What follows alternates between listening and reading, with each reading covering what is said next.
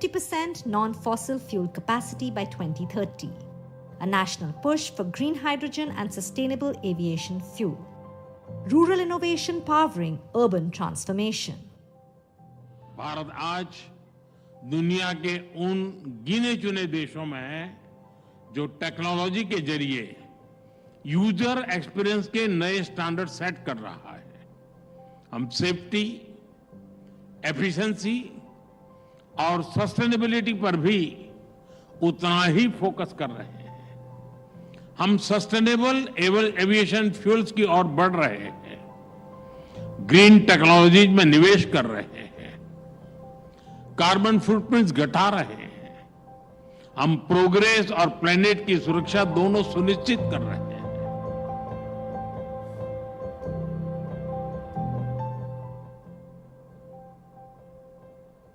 I must also reaffirm that sustainability is a value which is deeply embedded in Indian ethos. Today, more than 80 of our airports operate on 100% green energy, and by the end of the year, we are going to touch 100. And with over 750 million metric tons of available biomass, India has the capacity to become a global leader in SAF production. And we have set ambitious SAF targets also, 1% blending by 2027, 2% by 2028, and 5% by 2030, reflecting our commitment to a greener future. From ethanol and bio-CNG to green hydrogen, India's green energy mission is not just about decarbonizing transport. It's about empowering rural economies, securing energy independence, and protecting the future. Welcome to GreenRev 2025, where policymakers, innovators, and change makers come together to shape India's sustainable, net zero future. With leaders like Nitin, Gadkari, Ram Mohan Naidu, and Prahlad Joshi, we spotlight the fuel revolution that starts in our fields and transforms our future. It's time to power India sustainably, boldly, and together.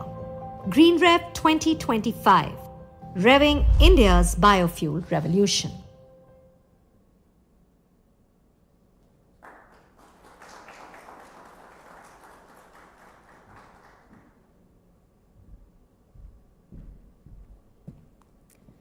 A very good morning, ladies and gentlemen, and a very warm welcome to GreenRev 2025, where we will be talking today about how biofuels are revving India's green economy transition.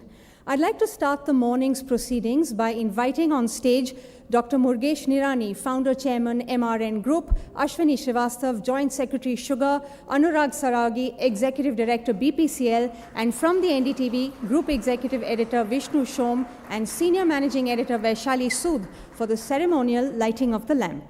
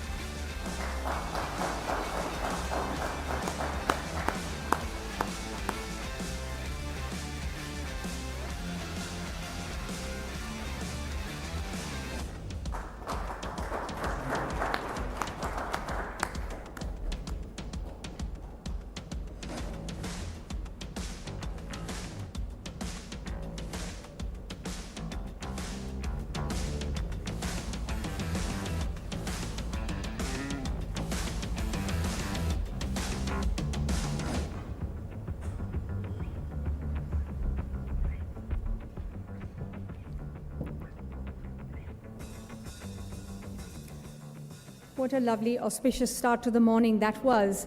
Now, as recently as 5 years ago, terms like biofuels, green diesel, ethanol, compressed biogas, and renewable feedstocks might have sounded like futuristic jargon, concepts straight from the pages of an H.G. Wells novel, actually.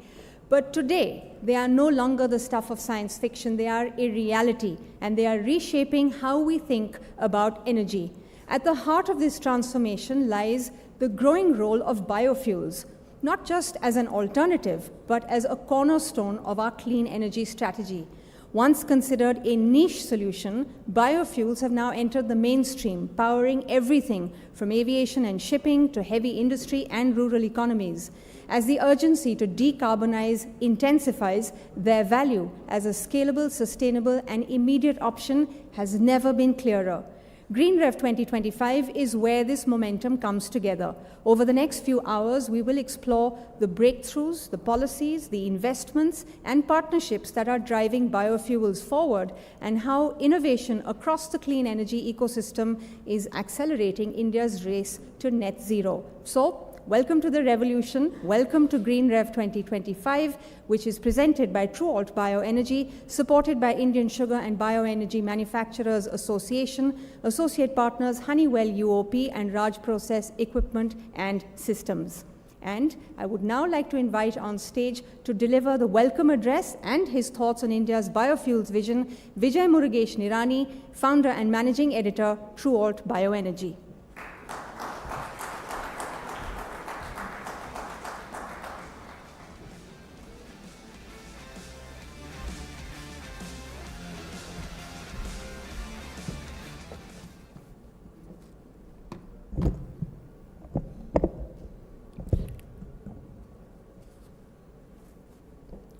Good morning, ladies and gentlemen, distinguished guests, partners from NDTV, fellow changemakers, friends.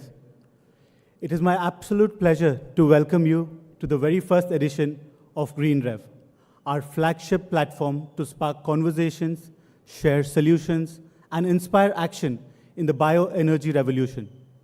They say the best time to plant a tree was 20 years ago, and the second best time is now.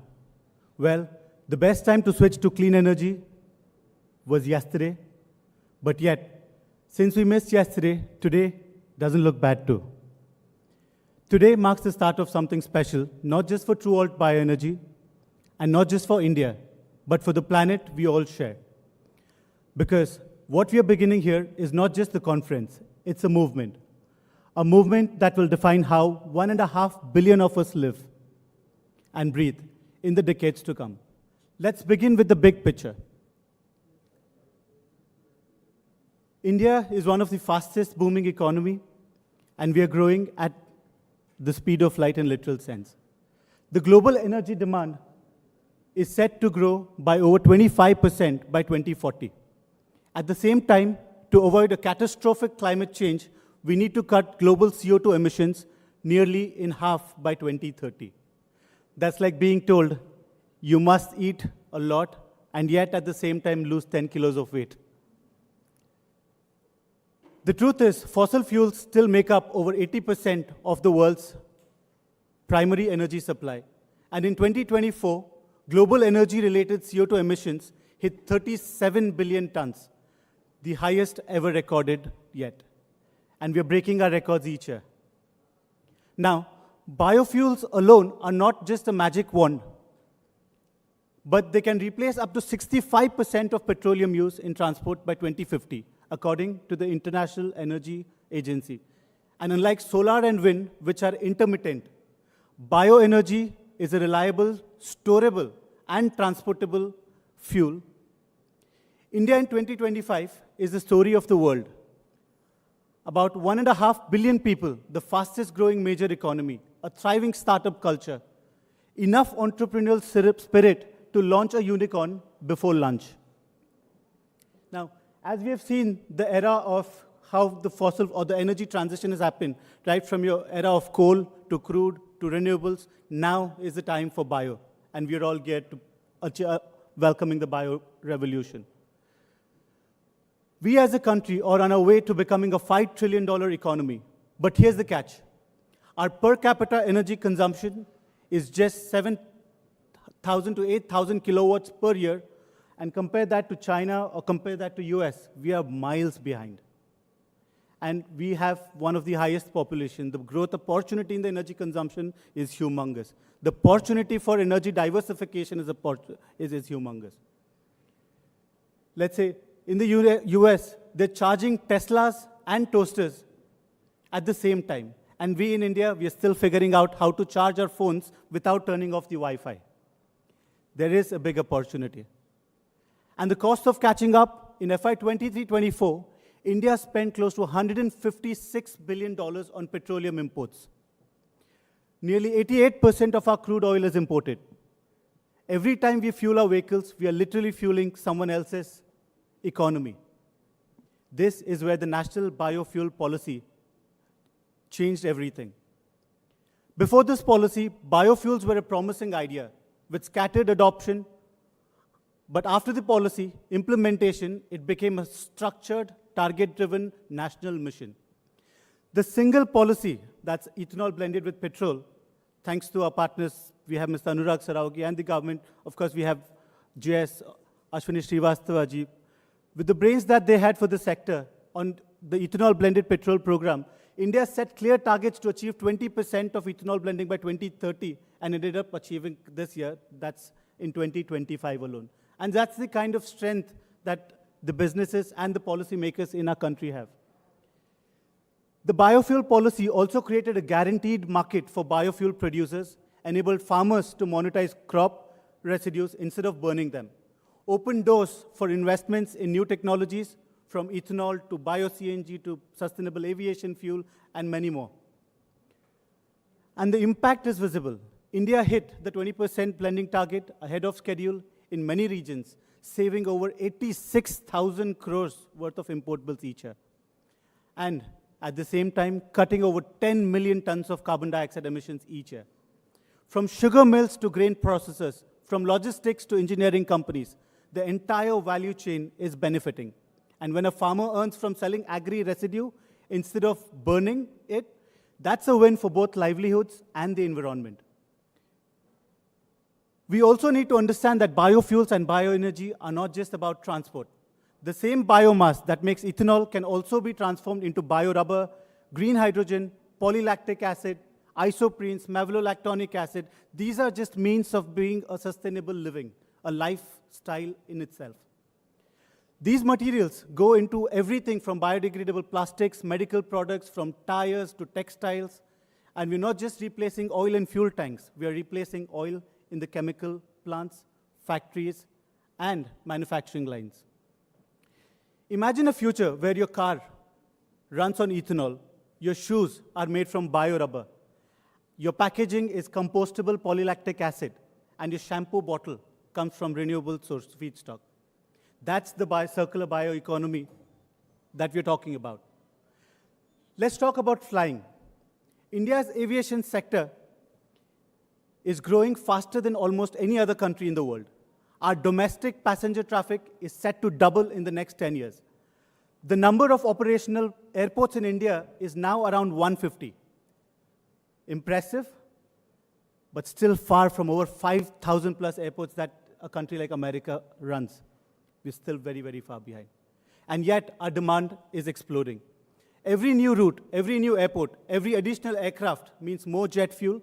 The challenge, jet fuel is one of the most carbon-intensive fuels there. The opportunity, sustainable aviation fuel.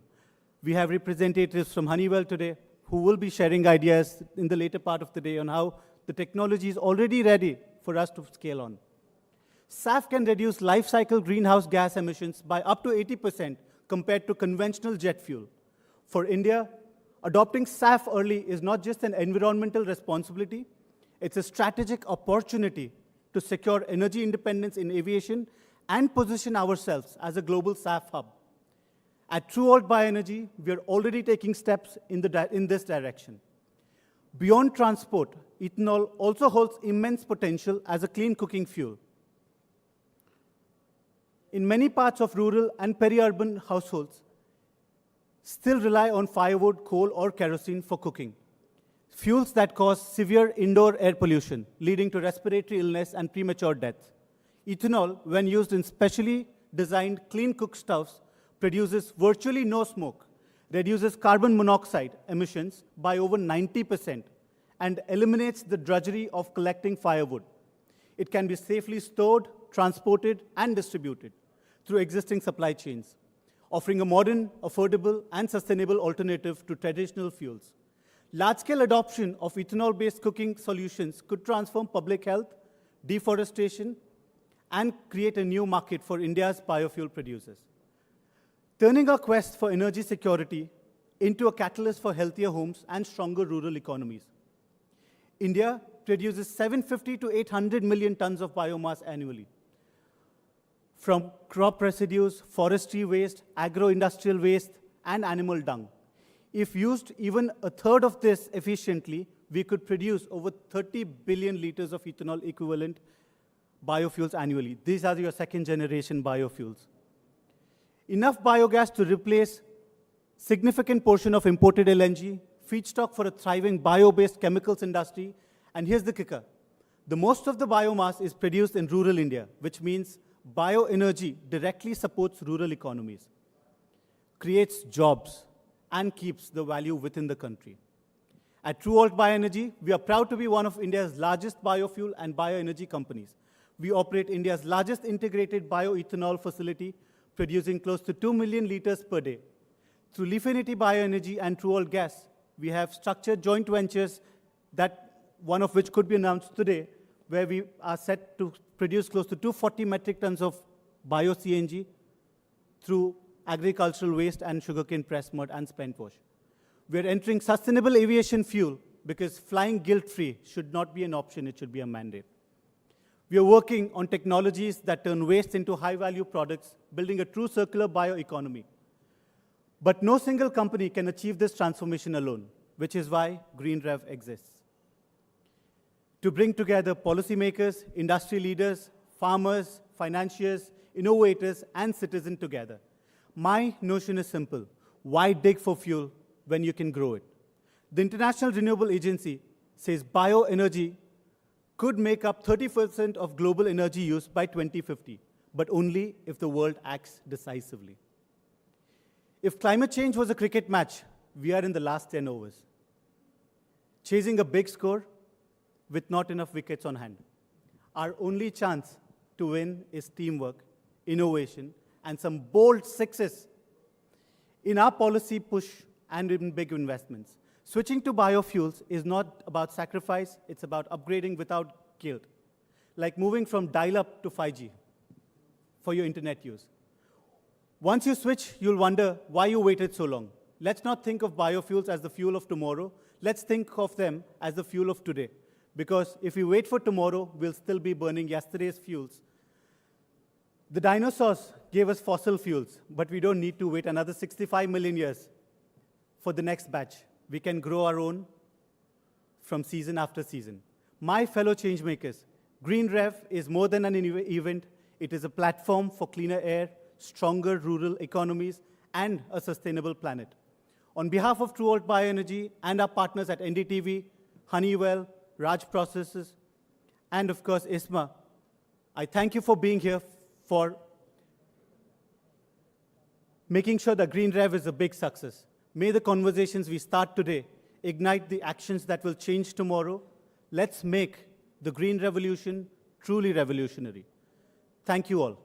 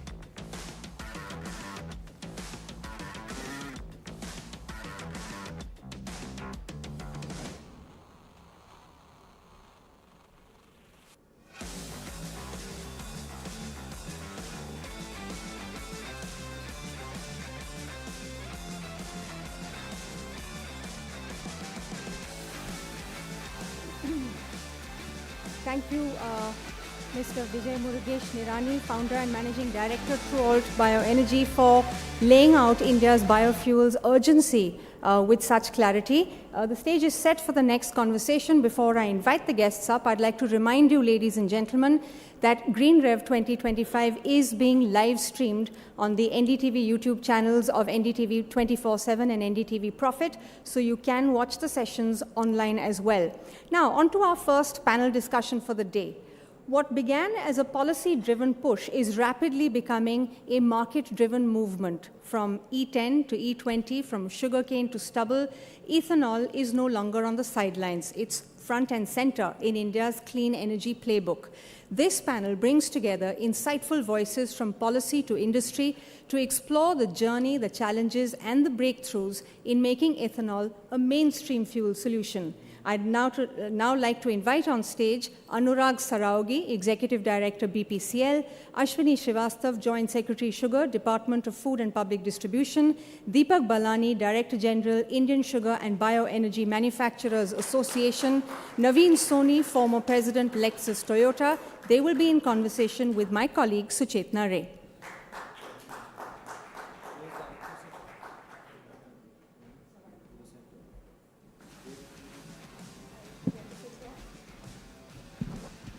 Thank you, Anasuya. Welcome to all my guests. In this panel on ethanol, from mandate to mainstream, that's our topic. We will focus on India's transition in ethanol blending from policy targets to now widespread reality. And in the process of our discussion, we'll focus on a few topics. For example, overcoming barriers in flex fuel vehicle adoption, incentives, retail infrastructure limitations of ethanol, and scaling production sustainably through crop diversification.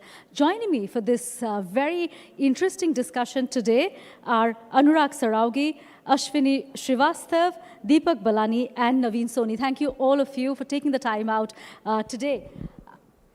I'd like to begin this conversation with a question to Mr. Srivastav. You know, this is the most important question perhaps for the day, which is that ethanol offers opportunity to reduce India's sugar surplus and also benefit farmers. So what efforts are underway to encourage sugarcane growing farmers to participate in ethanol-linked cropping strategies? Yeah, farmers has been and will be at the center of our policy formulation always. Sugarcane is one of the most valuable crop in India, and our sugarcane farmers are almost at par with sugarcane farmers of other countries in productivity. To encourage sugarcane farmers, government announces FRP every year on the recommendation of CSCP. The calculation of FRP is based on imputed cost of sugarcane, including input cost, family labor, then transportation cost, and also an upfront margin of, for this year it's around 81 rupees. Government has already announced FRP for coming sugar season, that is rupees 355 per quintal. Right. Then sugarcane farmers payment.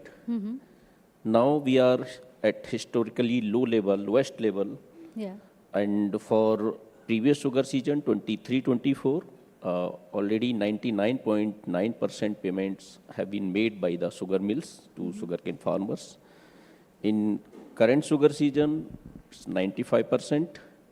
Out of 101 lakh crore rupees, 96,000 rupees have been paid by sugar mills to our sugarcane farmers during current sugar season. Then for sustainability, government is promoting per drop more crop scheme, that is for micro irrigation purpose. At present, coverage of micro irrigation in sugarcane cultivation states, basically Maharashtra, Karnataka and Tamil Nadu, it's about 30%. But in Telangana, it's 70%. So subsidies available under per drop more crop scheme, 55% subsidy for small and marginal farmers, and it's 45% for other farmers. Okay. So adoption of micro irrigation and mechanization use of AI, that is the key for sustainable sugarcane growth. Right. Thank you. There's clearly hectic policy action, executive action that's been taken on this front. I'll move to Mr. Saraugi with my next question. How is BPCL preparing its fuel retail infrastructure to handle E20 and beyond? If you could touch upon the main operational challenges that perhaps come in the process of scaling ethanol blended fuel across urban and rural India. So at the outset, let me thank Nirani ji and NDTV for giving this opportunity. Coming to the question, let this not be a reality for only BPCL. I think there are multiple stakeholders in the entire event and the fellow OMCs, both Indian Oil and HPCL. So whatever I would be talking is on behalf of the oil marketing companies. You are already saying E20 and beyond. Right. We are still to settle with E20 because it has just come in the current year. And let me take you back a little, 2-3 years back, when we were having only an availability of about 350 crore liters, Yes. which would not have done where we are today. And in that, the contribution of both, not really from the OMC side, we come a little later than the distillers. So I would like to compliment ISMA and the grain-based distilleries for making it happen. More than we are recipients of the ethanol that they produce. So we only did one good thing over then, that we signed a few long-term agreements to help the industry to develop. So sugar was already there and the grain pitched in with this kind of movement. Today, you will be surprised that in the current year, oil marketing companies, other than the private companies, have contracted 1,132 crore liters already. Right. And in the Niti Aayog report of 2020 to 2025, the figure which was desirable at that moment of time was 1016. Yes. So we have exceeded that number. I think that deserves a big compliment to the distillers who are sitting here and the producers. Of course. Not to undermine any capabilities of Department of Food and Public Distribution, JS sir, we fondly call them mother of all distilleries. So the mother has taken care of the children very, very well. Correct. So coming to the supply chain side of it, they provide ethanol as per the specs that we want, which is good for blending into petrol. There are other qualities also, the industrial alcohol side and the after 8 p.m. side. That is also there. Right. So what we get, we pre-blend it at the terminals. Yes. And then only it goes to the petrol pumps to deliver. So you require a little bit of change in this entire structure. Oil marketing companies, in order to handle the larger volumes of ethanol, have increased the storage capacity, have changed the ethanol pumps at the terminals. We have been handling lorry after lorry. There are a large number of lorries, you say, about, I don't know, these guys will tell better because they manage it. So many lorries to come in and to handle. Now, when we talk about going beyond, all this will have to be only improved a bit, in the sense that if for 20% you are handling X, for 30% you will handle 1.5X. So oil companies will have to do a little bit of more work, both at the terminals and the petrol pumps or the retail outlets, to handle the larger ethanol quantity and the larger, the bar. One thing which is going to be very critical in this arrangement would be the consumer side of it, which means when we think beyond E20, we should also think of vehicles which can be like flex fuel vehicles and all. So that would be my summation. Right. And we have become largely impatient because 30 the target has been achieved in 25. But let me only, let's take a pause and say that it will be about 2 years that we can go to the next level, because oil companies, distillers, vehicles and all will have to come. The entire ecosystem has to develop to take the next leap. Right. Thank you. Thank you. I mean, while we applaud all stakeholders here for helping India meet its deadlines and at times ahead of target, my next question is to Mr. Balani. Can India's sugar mills sustain ethanol production at E20 levels and beyond without impacting food security? Thank you. Thank you for having me in this program. In fact, congratulations to every stakeholder on the world's Biofuel Day. I think everyone has come together and achieved this E20 target way beyond its original target. So I think everyone, obviously backed by the government, the conducive policies. Having said that, the sugar industry itself has a capacity of producing 900 crore litre today. And with grain, it becomes almost 1,800 crore litre. And as Mr. Anurag just mentioned, for 20%, we have required almost 1150. So I believe the capacity isn't a problem. Even with 90 to 95% efficiency, sugar industry itself could provide ethanol of almost 750 crore litre, which is way beyond what is required today. In fact, we have requested, having seen, and ISMA has already come out with an estimate for the next year, and looking at the estimate, we expect the government to at least allocate us 600 crore litre from the sugar sector alone. Yeah. Because, and I believe even we go beyond E20, 22, 25, 27 with the flexi fuel vehicle, and we have estimated by how much is required by 2030. So I don't think the feedstock is a problem. And the second part of your question, whether we can sustain this, right, and whether we will be able to provide ethanol beyond our requirement of the food. Sugar sector, specifically for last 10 years, apart from 1 year in the between, we have been producing more sugar than what we consume. Sugar industry, specifically the consumption of sugar, is almost stagnated or maybe only increasing at a very smaller level. And with a lot of AI techniques, a lot of productivity, and also we are looking at a lot of ways how we can enhance the yield of the farmer. We are looking at an enhancement of the productivity, yield, and the production of sugarcane. And I think way beyond, we will be continuously growing more sugarcane than what we require. So I think we can perhaps, in a longer run, divert more for ethanol for petrol blending. Right. At this point, let's get in an automaker's view. Do you think Indian consumers are ready for ethanol-powered vehicles, and what role do you think OEMs can play in this, in educating the market? Sure. Thank you so much for inviting us. I think it's a joint responsibility of all stakeholders sitting here. It's a very well blended panel, I would say. You know, we have the OMC, we have the government, we have sugar makers, and I represent the automakers. If I were to borrow a phrase from what I've been reading Mr. Balani saying, it's a national imperative, I would like to say it's an irreversible national imperative.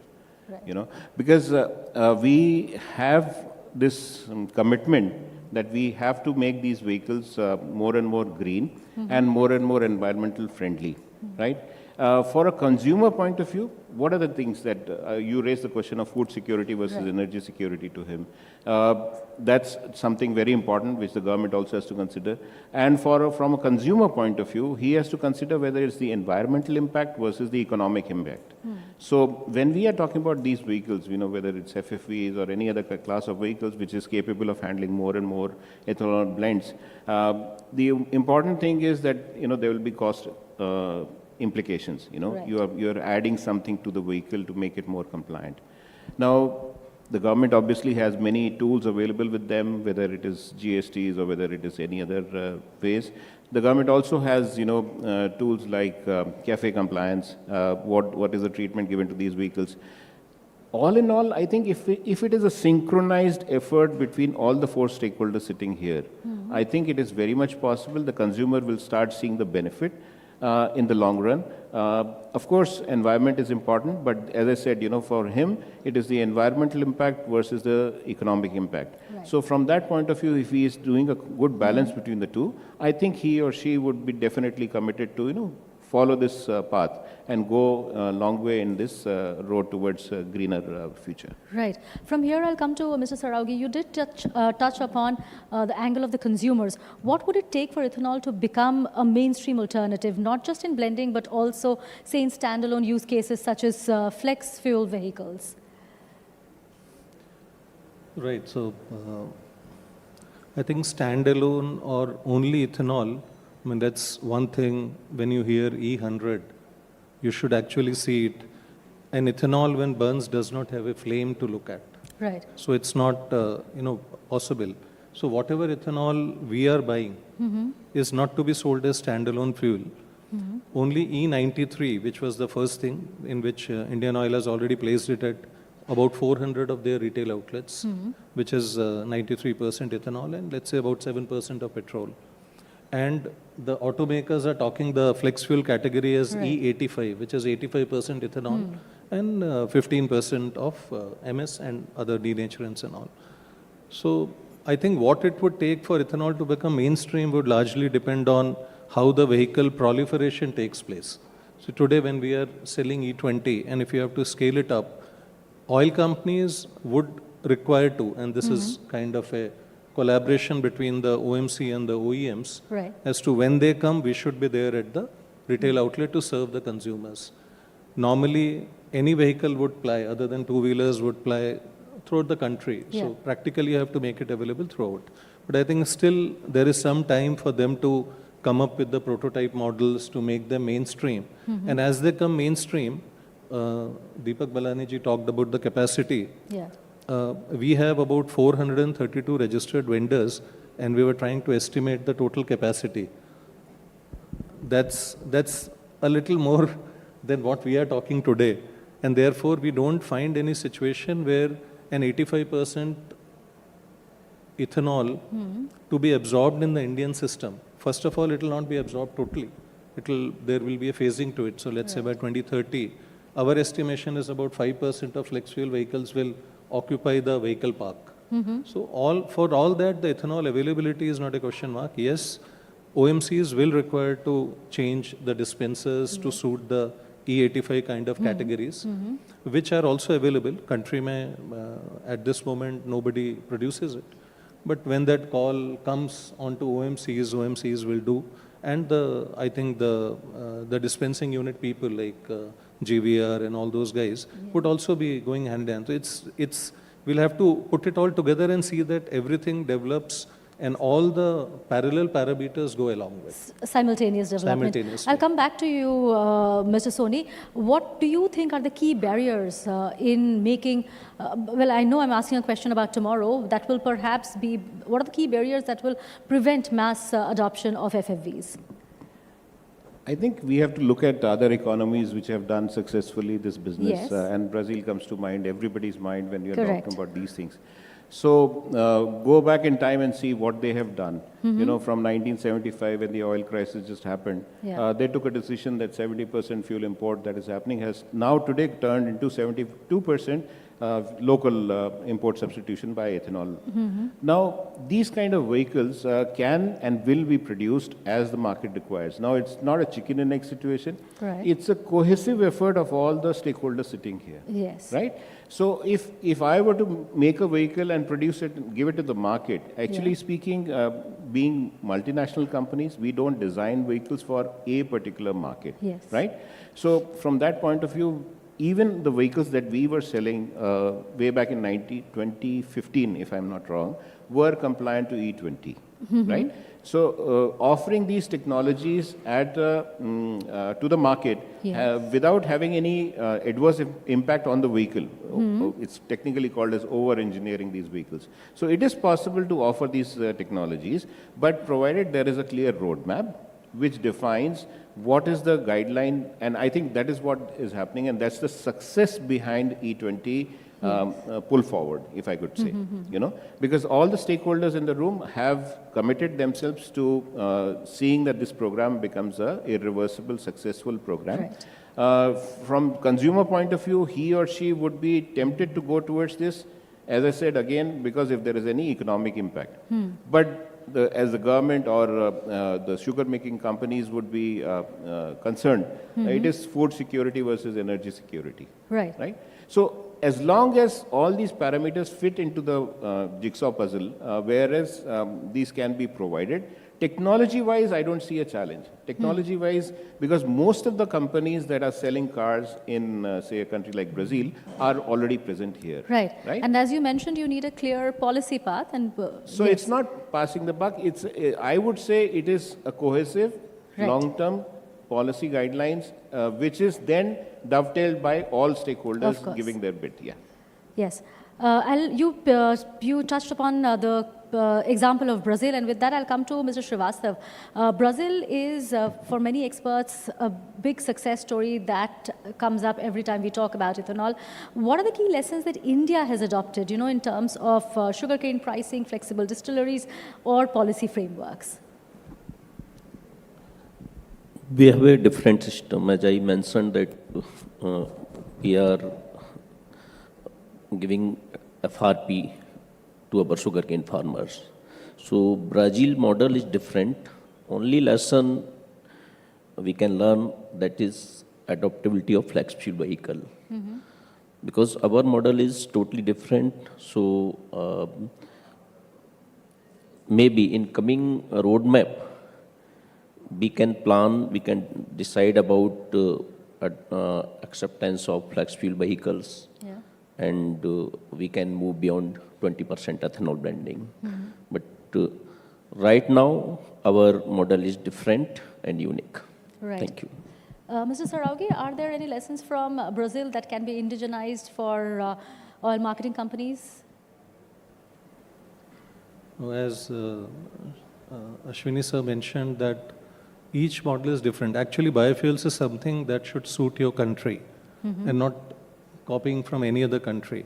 Brazil had or has a lot of sugarcane and therefore they went into sugarcane. Similarly, US lot of corn, so they went into corn. I think India is a good blend of sugarcane and maize and other crops. Not to undermine Brazil, I was recently preparing something, so I noticed that Brazil has a 600 crore liter distillation capacity for maize. That was a little bit of surprise. So even the countries are suiting themselves, and that brings you to the question, if sugarcane goes beyond a point, then almost switching over to the other crops. Right. So from the oil company perspective, if you say Brazil has adopted ethanol very, very well, in sense that ethanol today of the total gasoline pool should be about 48-49%. And that doesn't mean that they are blending E48, they are blending E27, and they are also selling hydrous ethanol. Right. Initially, it must be a surprise. It was a surprise to me that ethanol with water can get into the cars and still work. Yeah. So coming back to India, we need to take those steps. We have taken much faster steps. Need to pause a bit and see how the total ecosystem develops.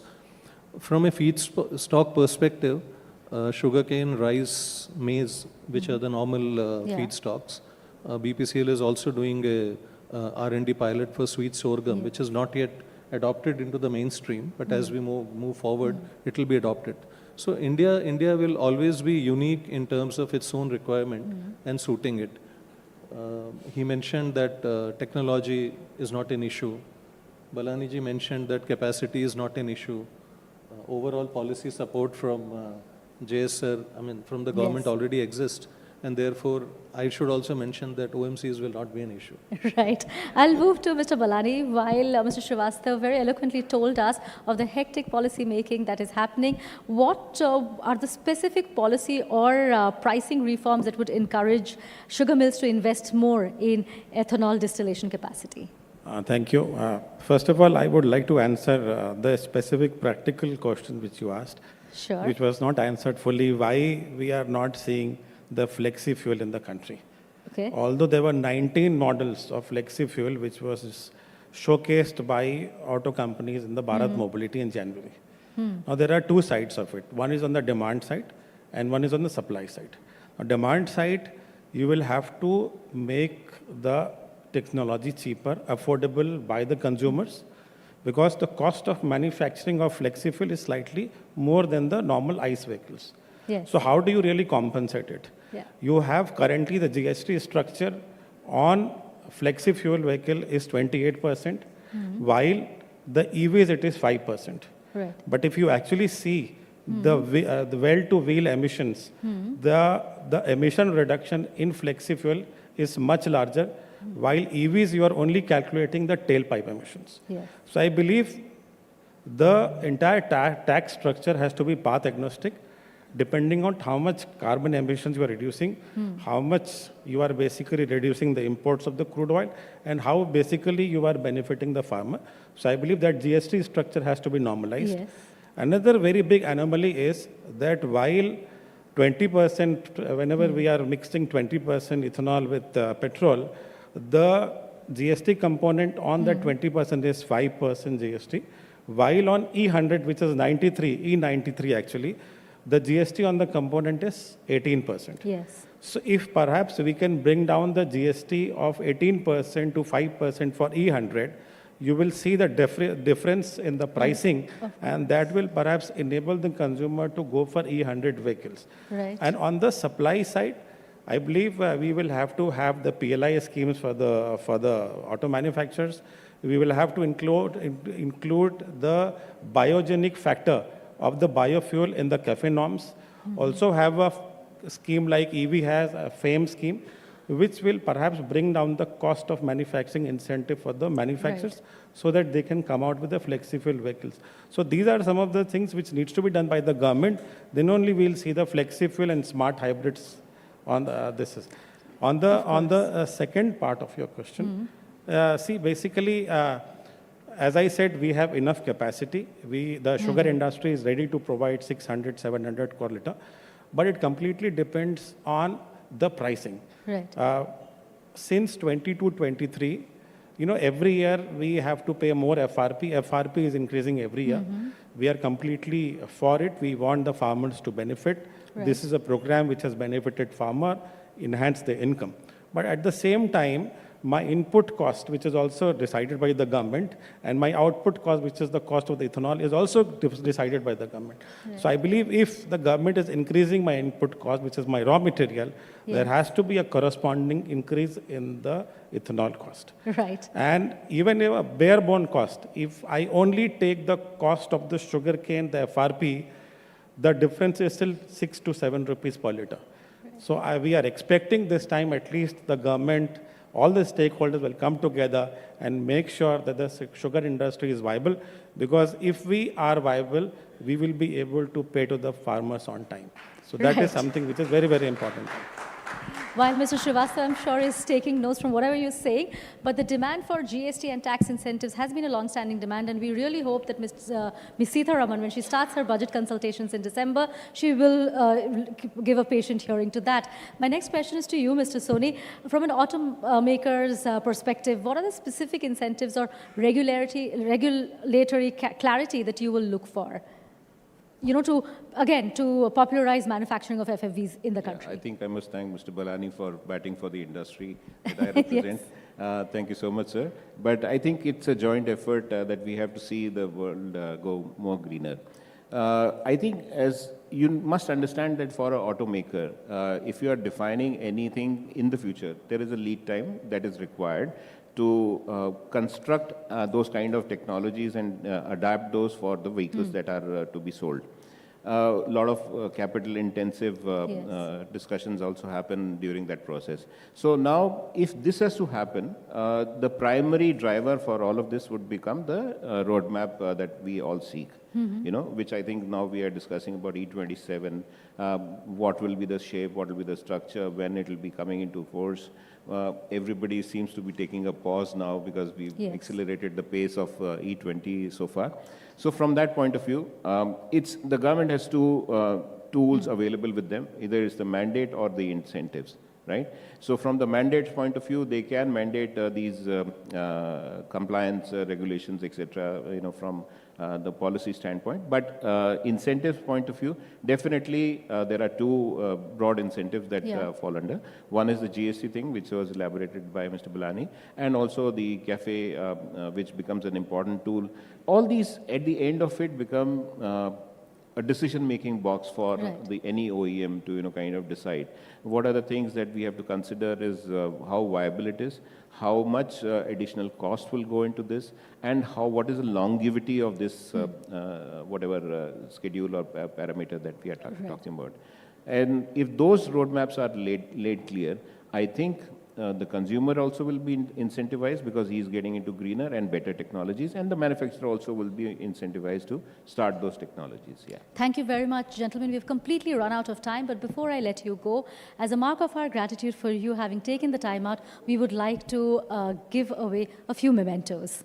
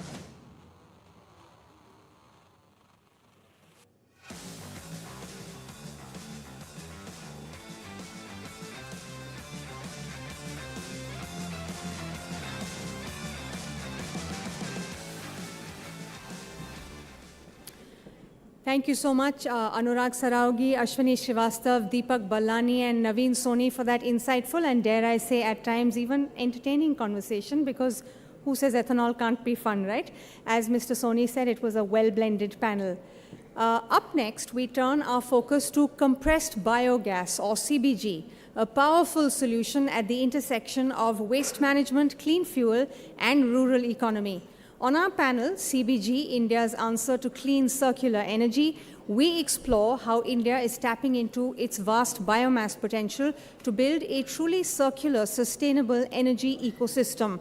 So without further ado, let's welcome our next set of speakers on the stage. I'd like to welcome Vishal Nirani, Director, True Alt Bioenergy, Abhilesh Gupta, Managing Director, AG&P Think Gas, Dr. Gaurav Mishra, Scientist, Ministry of New and Renewable Energy, and Mr. Namdeo Kadam, Chief of Biofuels and Renewable Gas, Raj Process. And to moderate the discussion, my colleague Mugdha Mishra. A big round of applause, please, for them.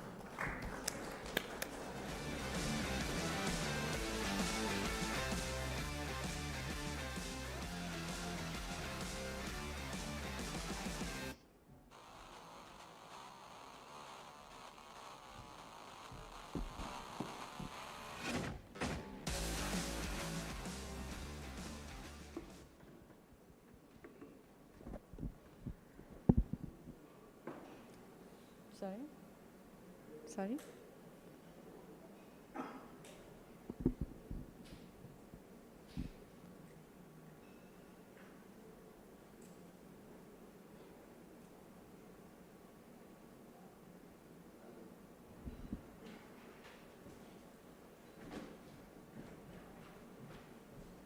Is it fixed?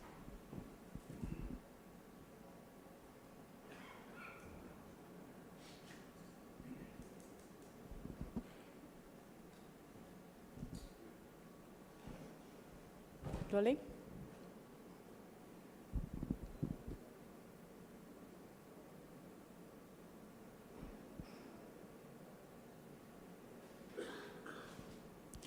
Ladies and gentlemen, CBG, compressed biogas, is a game changer that turns everyday waste into clean energy, fuels our vehicles, and creates new opportunities for rural India. In this session, we will talk about taking the SATAT, or Sustainable Alternative Towards Affordable Transportation Initiative, to the next level, building supply chains from farm and city waste and bringing in private investment to make CBG a nationwide success. We will also explore how it can create jobs, support circular economies, and drive inclusive growth.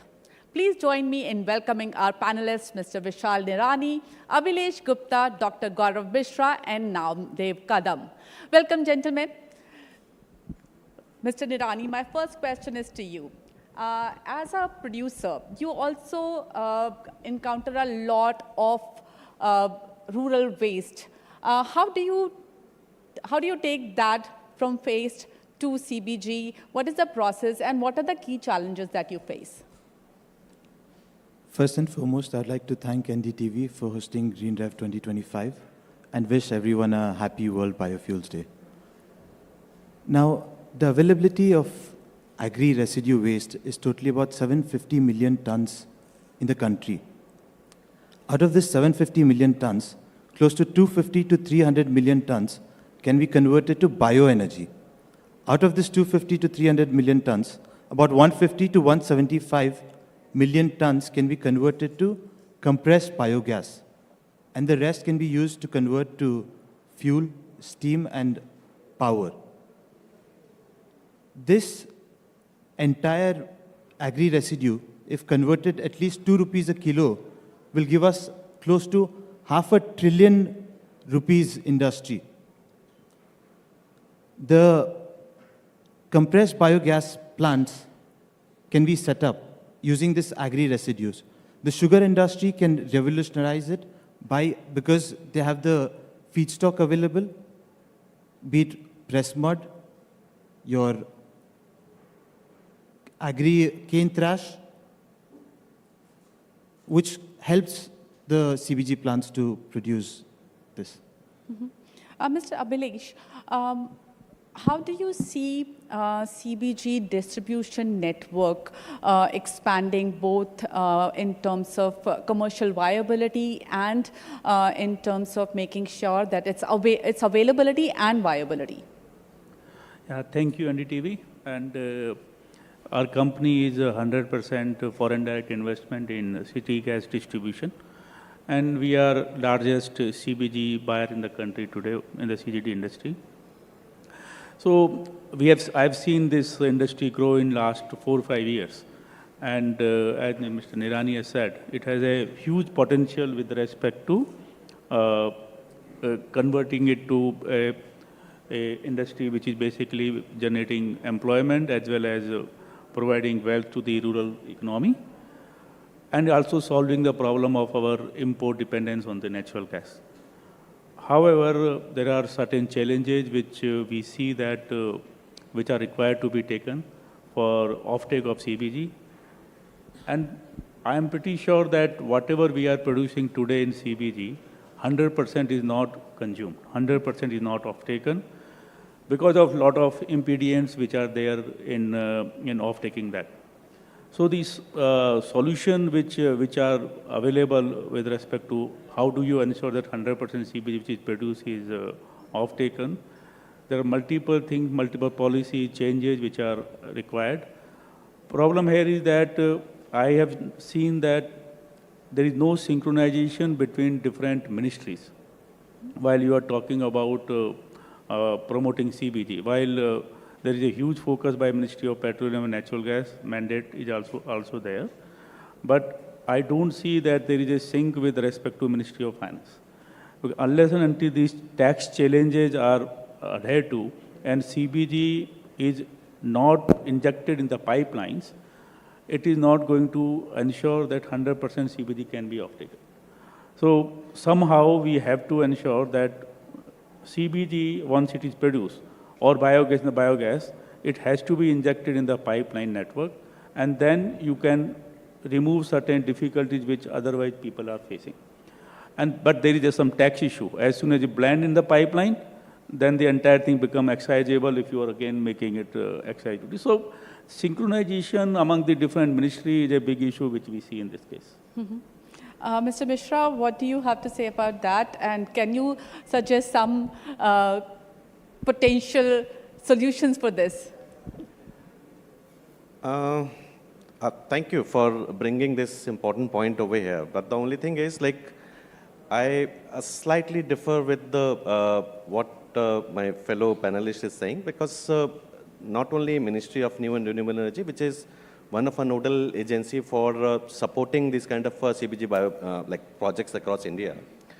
We are working very closely with the other departments and ministries, like MOPNG, who is one of the off-taker for the CBG, then Department of Fertilizer, who is taking care of the FOM and the LFM proportion and all. And even there are different schemes, like the government is actually pushing for bringing out the changes in, because as what Sir has mentioned, that there is an issue of off-take of the CBG. Yes, we do understand, because this being one of a sunrise sector in the country, so there will always be challenges for every sunrise sector. And there is where the role of a government comes into picture. So we understand the challenges, we are making whatever the policies which we have created, we are reforming it on a regular intervals and all. Like, for example, the National Bioenergy, the program which the ministry is running, the MNRE is running, we understood the challenges and the pain points of the developers on that side. So we have very recently revised the guidelines actually. We wanted to understand, we wanted to make the policy changes so that the developers and the sector improves further in that case. Mr. Namdev, as a technology provider, what are the challenges that you foresee that need immediate attention, and what technologies need to develop so that the CBG plant becomes more profitable and viable? Yes, actually. I am representing Raj Process Equipment and Systems Private Limited. If you ask me, I have been associated with the CBG business since 2009. India's first CBG plant started by a renowned sugar mill in South Maharashtra, that is Varna Sugar. goes to my credit. Erection and successful operation of that plant. But every one of us is putting a very lucrative picture of this CBG business. But as a shop floor man, because I have worked on shop floor also, I know what are the constraints. Though India's aim is to achieve nearly 60 billion metric tons of CBG per annum, but I ask you people whether it is possible.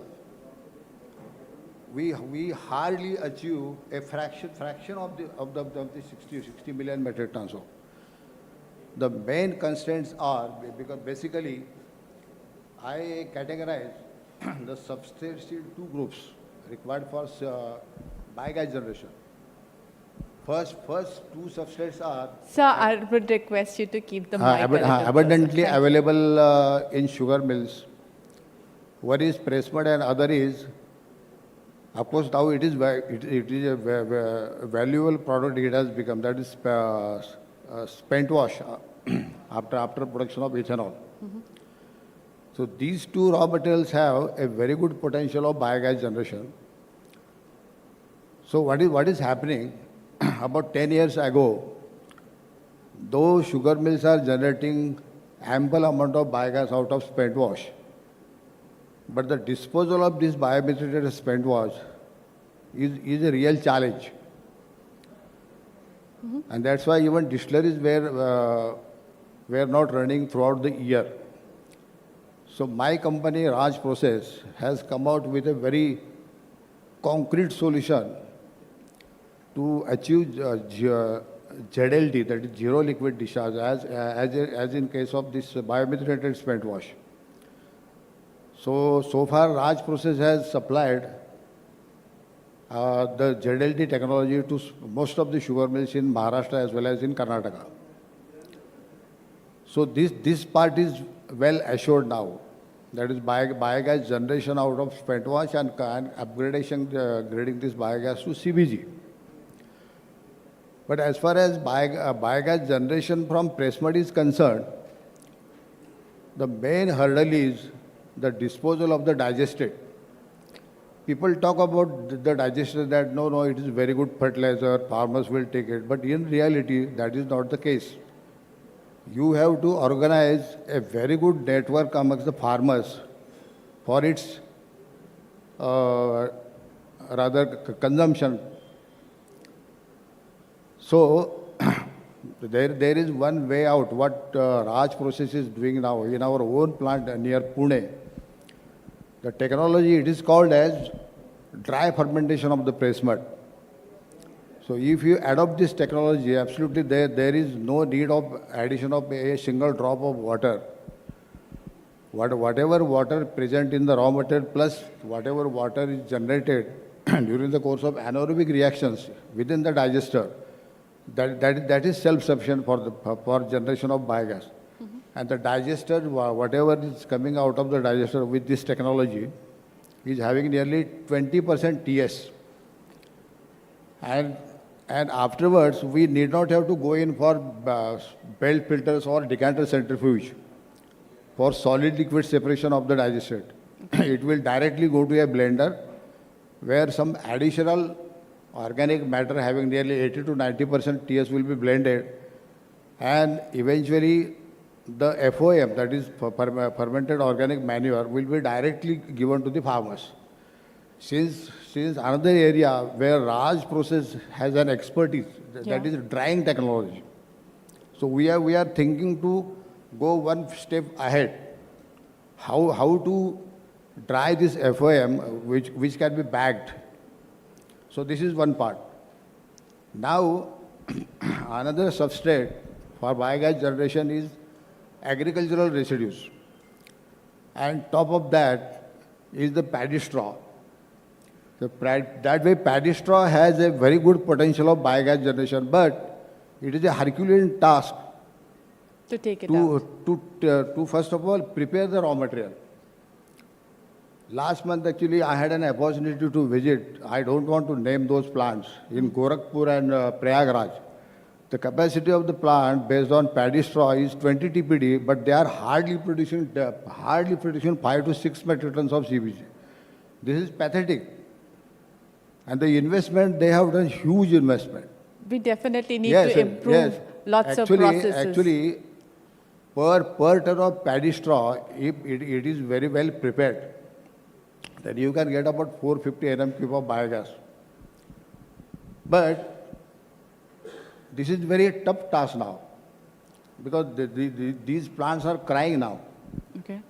So we at Raj Process I would like to bring in Mr. Hirani here.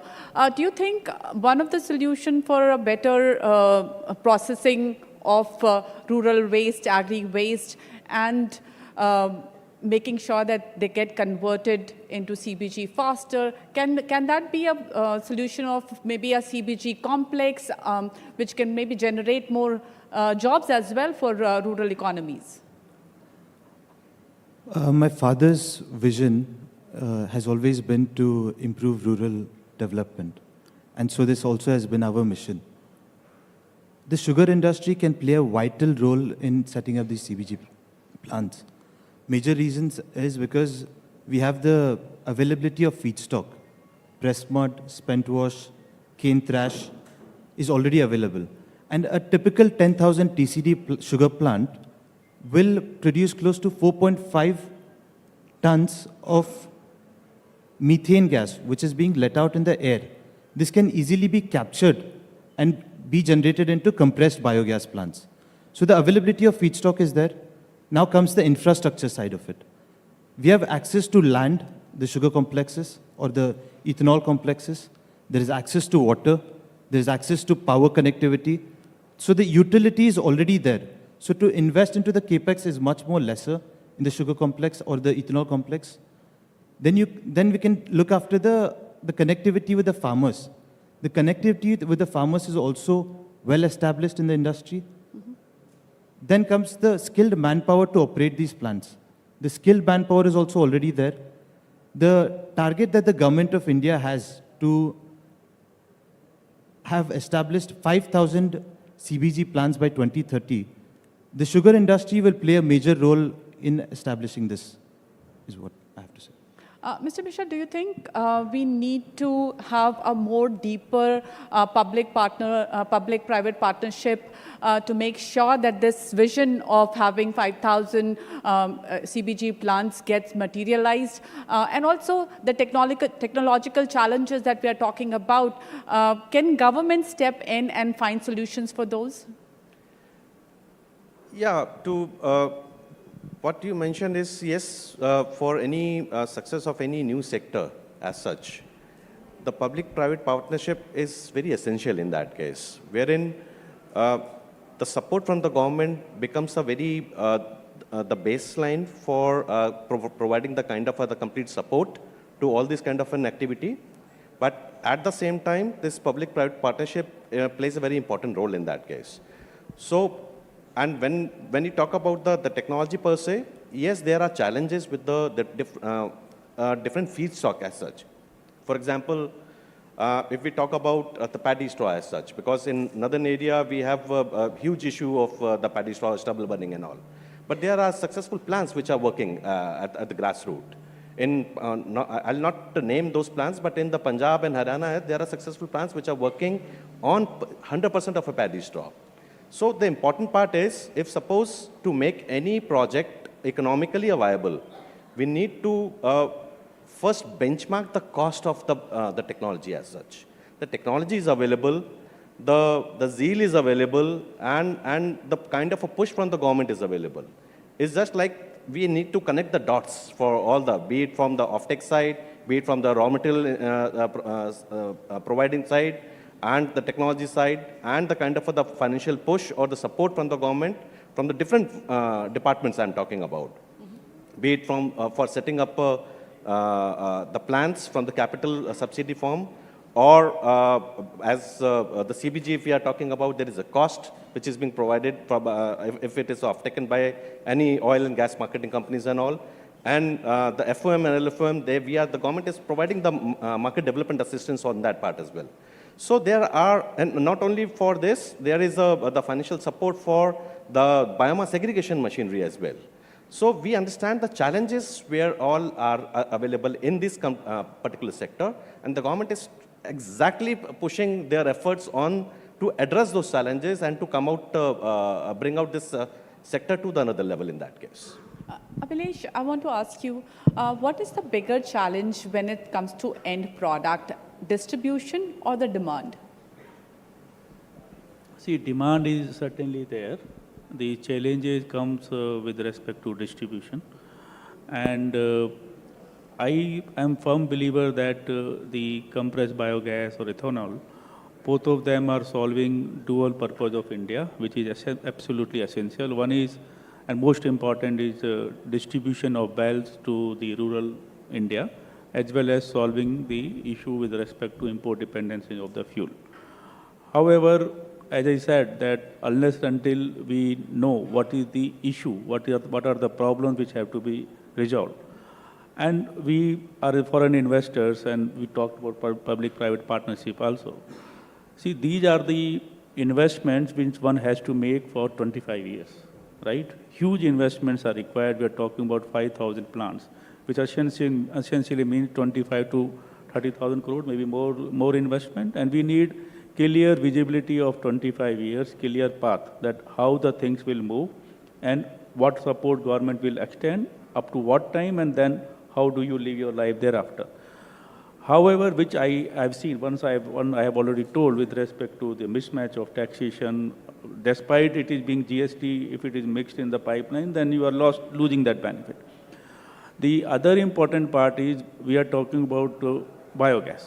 And biogas affordability today is largely in the automobile sector as a fuel, because industry, if you take it, it will be too expensive for them unless until you give a very clear path that this is the green certificate which is issued, or they are mandated to take those green certificates. But that's still certain distance away. Now we are talking about that it has to be consumed as a CBG in the automobile sector. Ethanol has to be consumed as a blended product in the automobile sector. But somewhere there is a huge push given to EVs, right? For these kind of ethanol and CBG, you have to invest in combustion engine. The combustion engine, if you are giving a very different and distinct feedback with respect to the people who matter, the different statement comes from different forums. Same people from different forums, they speak different language. So as a foreign investor, I get very, very nervous that where are we heading to? Where are we heading to really, that is the EV going to be the answer? If EV is going to be the answer, then why are you asking me to put a CBG plant? If you are asking me to put a CBG plant, then give me a clear path that going forward after 5 years, there is a green certificate which are available. Because I would require an assurance of return back of my investment. We don't have surplus money. I need not to make investment in India.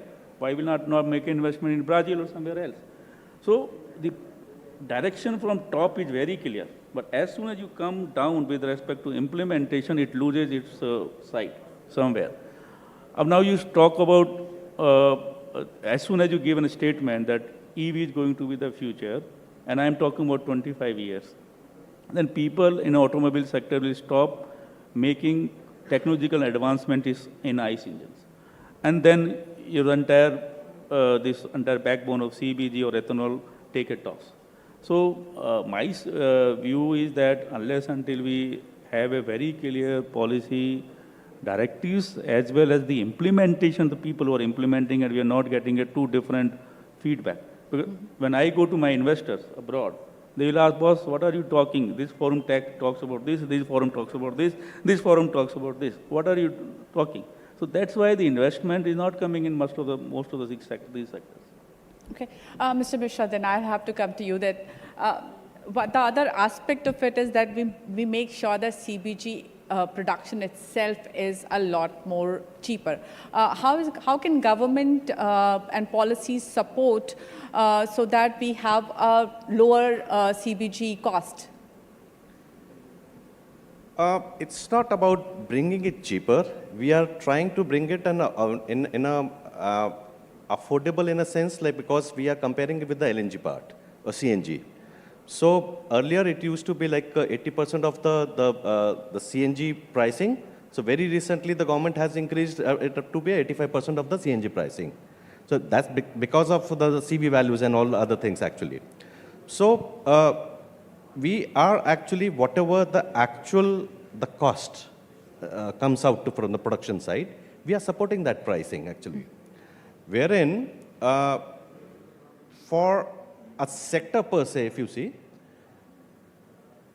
as of now in the National Bioenergy Program, which I was talking about, which the ministry is running, we have supported almost like more than 96 projects as of now. And more than like 518 or 20 tons of a CBG is being produced on a daily basis. And for your information, like in the next phase of this scheme, which we are talking about, the phase 2, so we have already received more than like 1,300 crores of the proposals. So which shows the overwhelming response of the CBG on the national level. So the pricing part, we trying to work out in a say, like wherein the actual, the profit, the margin goes back to the farmers as well. There has to be a methodology for that, because wherein we are actually getting the basic raw material out from here. So there are the industries which are working on back-to-back on that part. So we are not reducing the price, we are not talking about reducing, we are bringing it to the affordable in a sense, so no developer goes in the negative on that part. Also helps in making sure that farmers' incomes Absolutely. increase. So CBG talks about not only the meeting the transportation sector, the fuel, as well as it focuses also on the rural development part as well.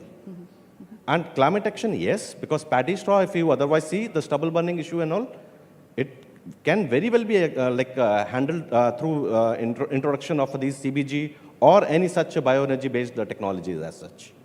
Mr. Namdev, how do you think modular plants can be an option for a wide-scale production of CBG, like smaller plants? Modular, smaller plants which can be built quickly, and that's something that we should think about? So you'll have to use the mic. In our facility near Pune, we are now setting up our own plant, which is capable of processing nearly 300 tons of press mud and other substrates also. So as I told you, there actually we are going to try this dry fermentation in one of the CSTRs. Plus, I forgot to tell you, as regards this paddy straw processing is concerned, we are now coming out with a very unique technique to boost the output, which is called a steam explosion of the raw material. So that is underway, under research at Raj process.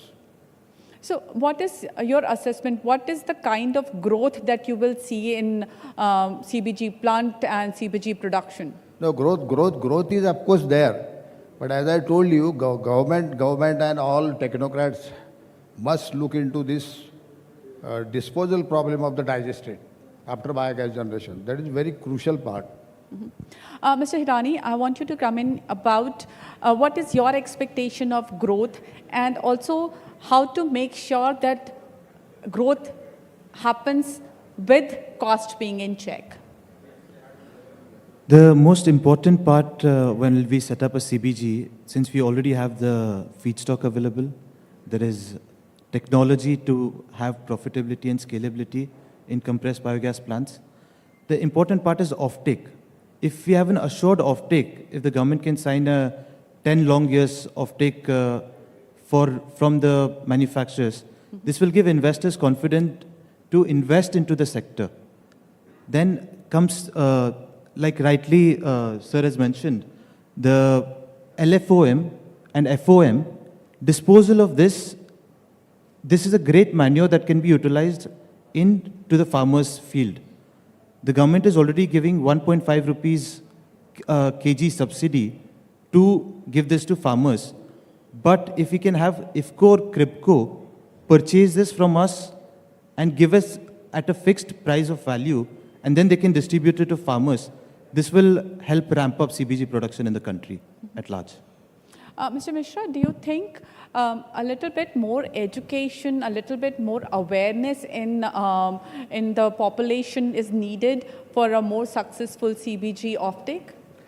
Yes, I do agree with this part, because for this, not only with the developer side, our ministry has actually initiated on a monthly meeting with all the developers, the stakeholders, in particular CBG sector as such. So we are addressing their all kind of challenges and taking it head on hand. If they are having any kind of issue, so we always request them to bring it on table so that we can address it and take it and can resolve it as soon as possible. This is with the stakeholder part. Wherein, yes, we are reaching out to, through different research organizations, through different, like we have state nodal agencies. So we are reaching out to different the parts of a country through state nodal agencies as well to address what is the benefits of the CBG, which can be passed on to the society, which is at the grassroots level. So for the ministry point of view, if you see, the actual growth is whether I have touched upon the lives of people, have made it some positive delta change in the lives of those society, that's one. Whether through CBG, whether we have addressed the climate action, the pollution level, that is the kind of a growth we are talking about. Of course, we see the success of the bioenergy and specifically on the CBG, yes, it is on the cards for sure. And the government, very clearly I can say, will not leave any stone unturned to make this happen for sure. All right, thank you so much, gentlemen, and I would request you to just stay on, because as a token of our gratitude, we would like to give you a little memento. Thank you so much for joining us today.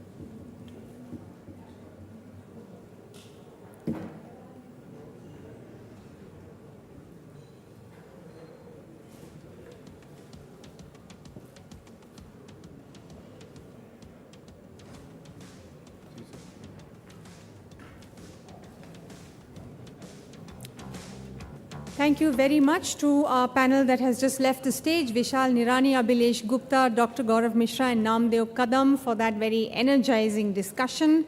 We now move to a conversation that now looks beyond fuels and into the broader potential of India's circular bioeconomy. From advanced biofuels to bio-based products, our next panel is going to dive into innovations that turn waste into wealth and build a more sustainable, self-reliant future. So please join me in welcoming our panelists for our next panel, Unlocking India's Circular Bioeconomy, Advanced Biofuels and Bio-based Products. Nikhil Moghe, Partner KPMG, Priyanka Dhingra, Lead SBI Mutual Fund, Vibha Dhawan, Director General Terry, Ravi Gupta, Executive Director Sri Renuka Sugars Limited, and Shishir Priyadarshi, President Chintan Research Foundation Adani. And to moderate the conversation, my colleague Suchetna Ray. Please put your hands together for all of them.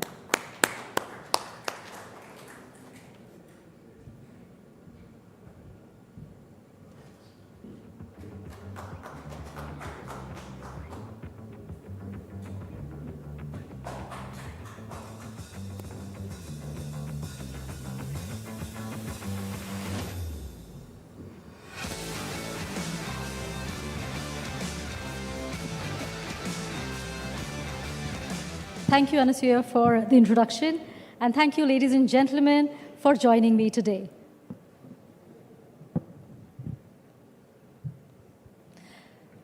India generates over 500 million tons of agricultural residue and municipal waste every year.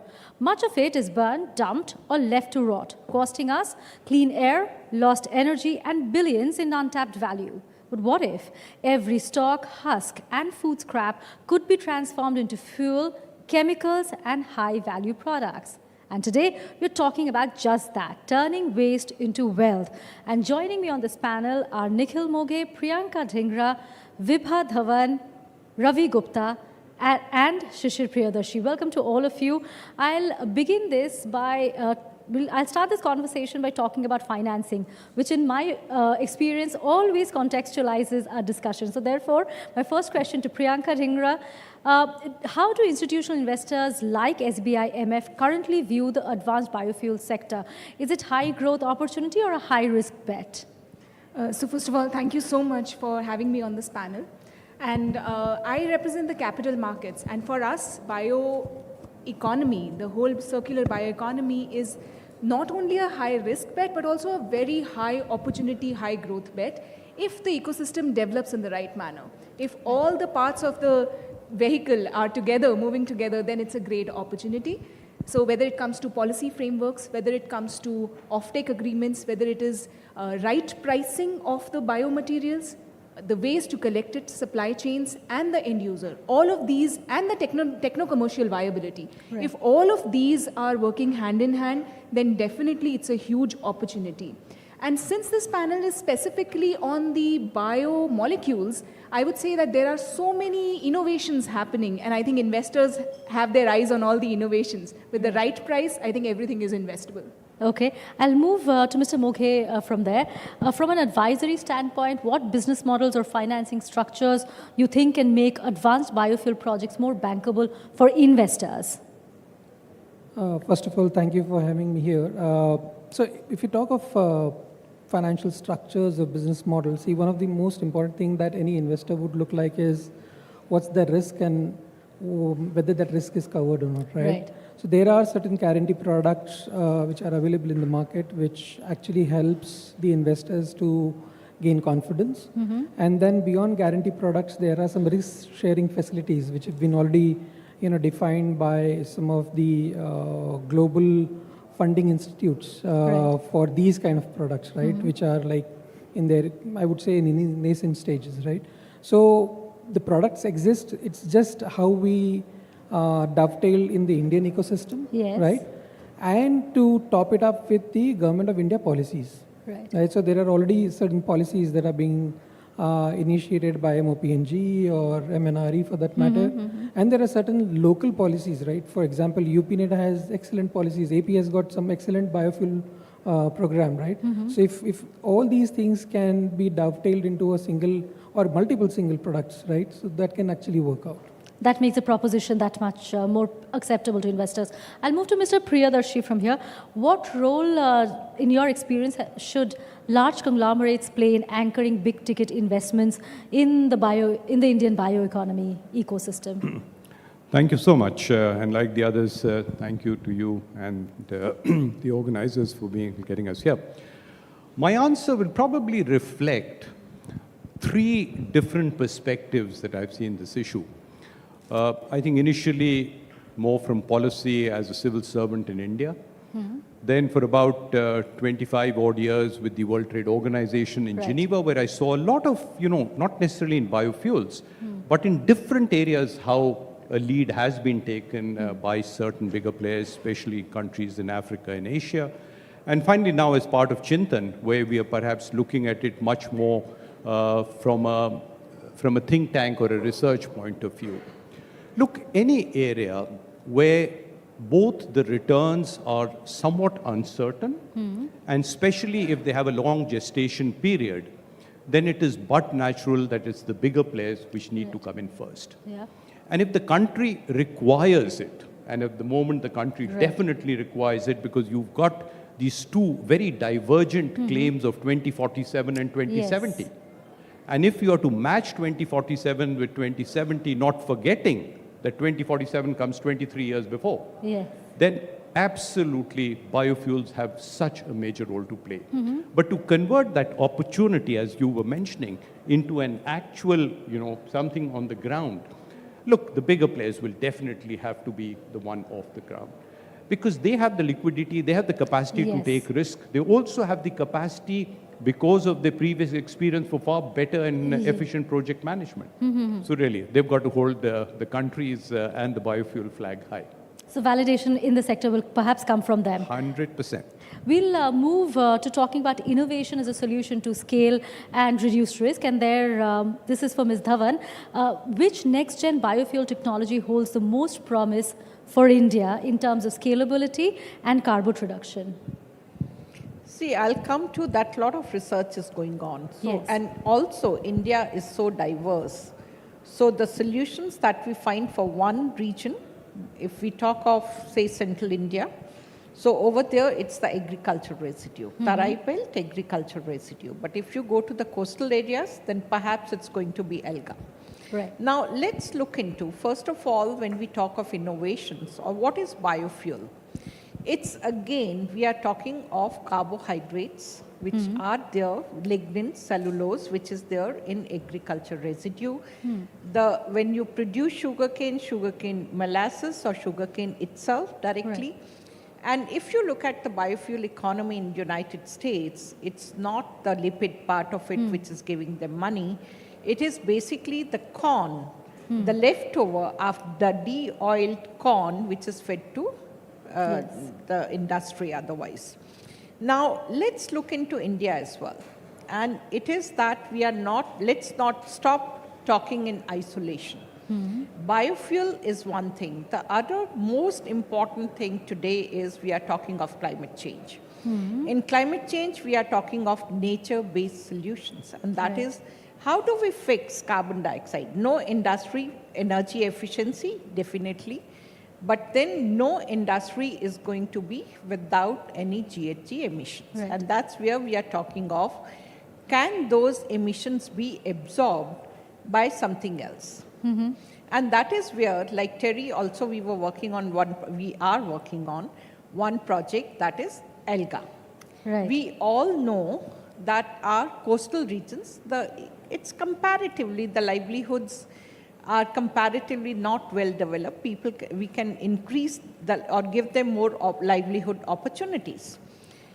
We talk about, in many cases, do we have that much of fresh water?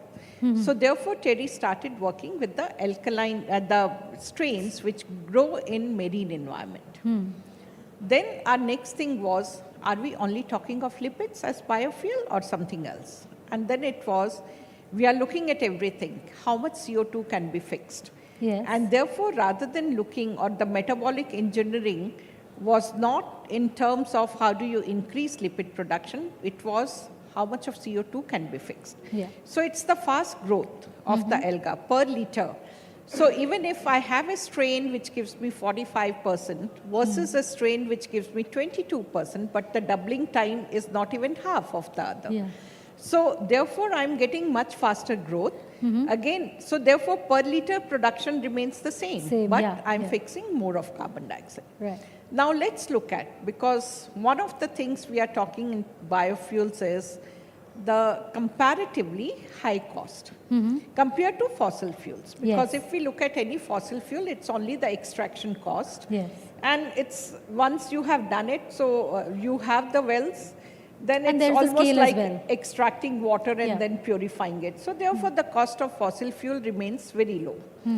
Now, in case of biofuels, if it is cellulosic or lignin-based material, you also need enzymes to break them into usable forms of sugar.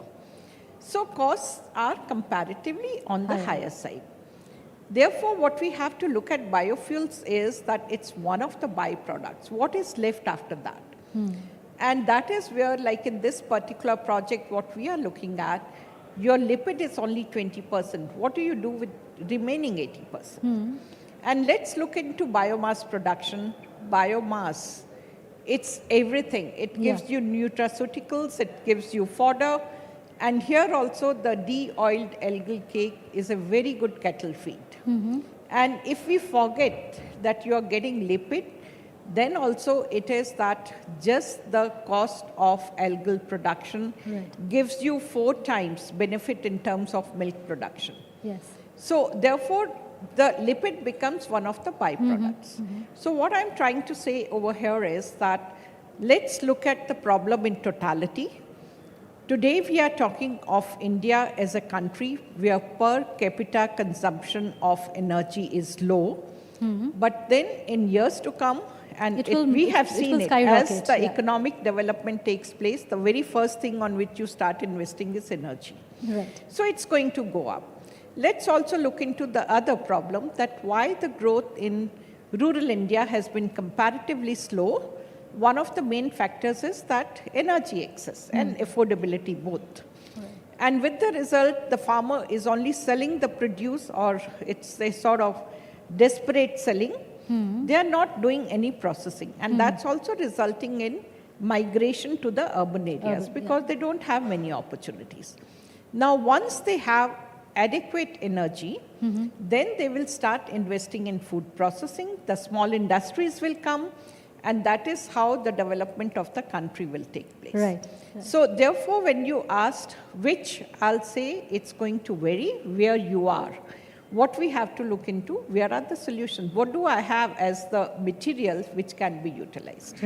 I'll move to the operational challenges that are faced by the industry. To you, Mr. Gupta, how is Sri Renuka approaching advanced biofuels beyond, conventional ethanol? What's your scale-up roadmap?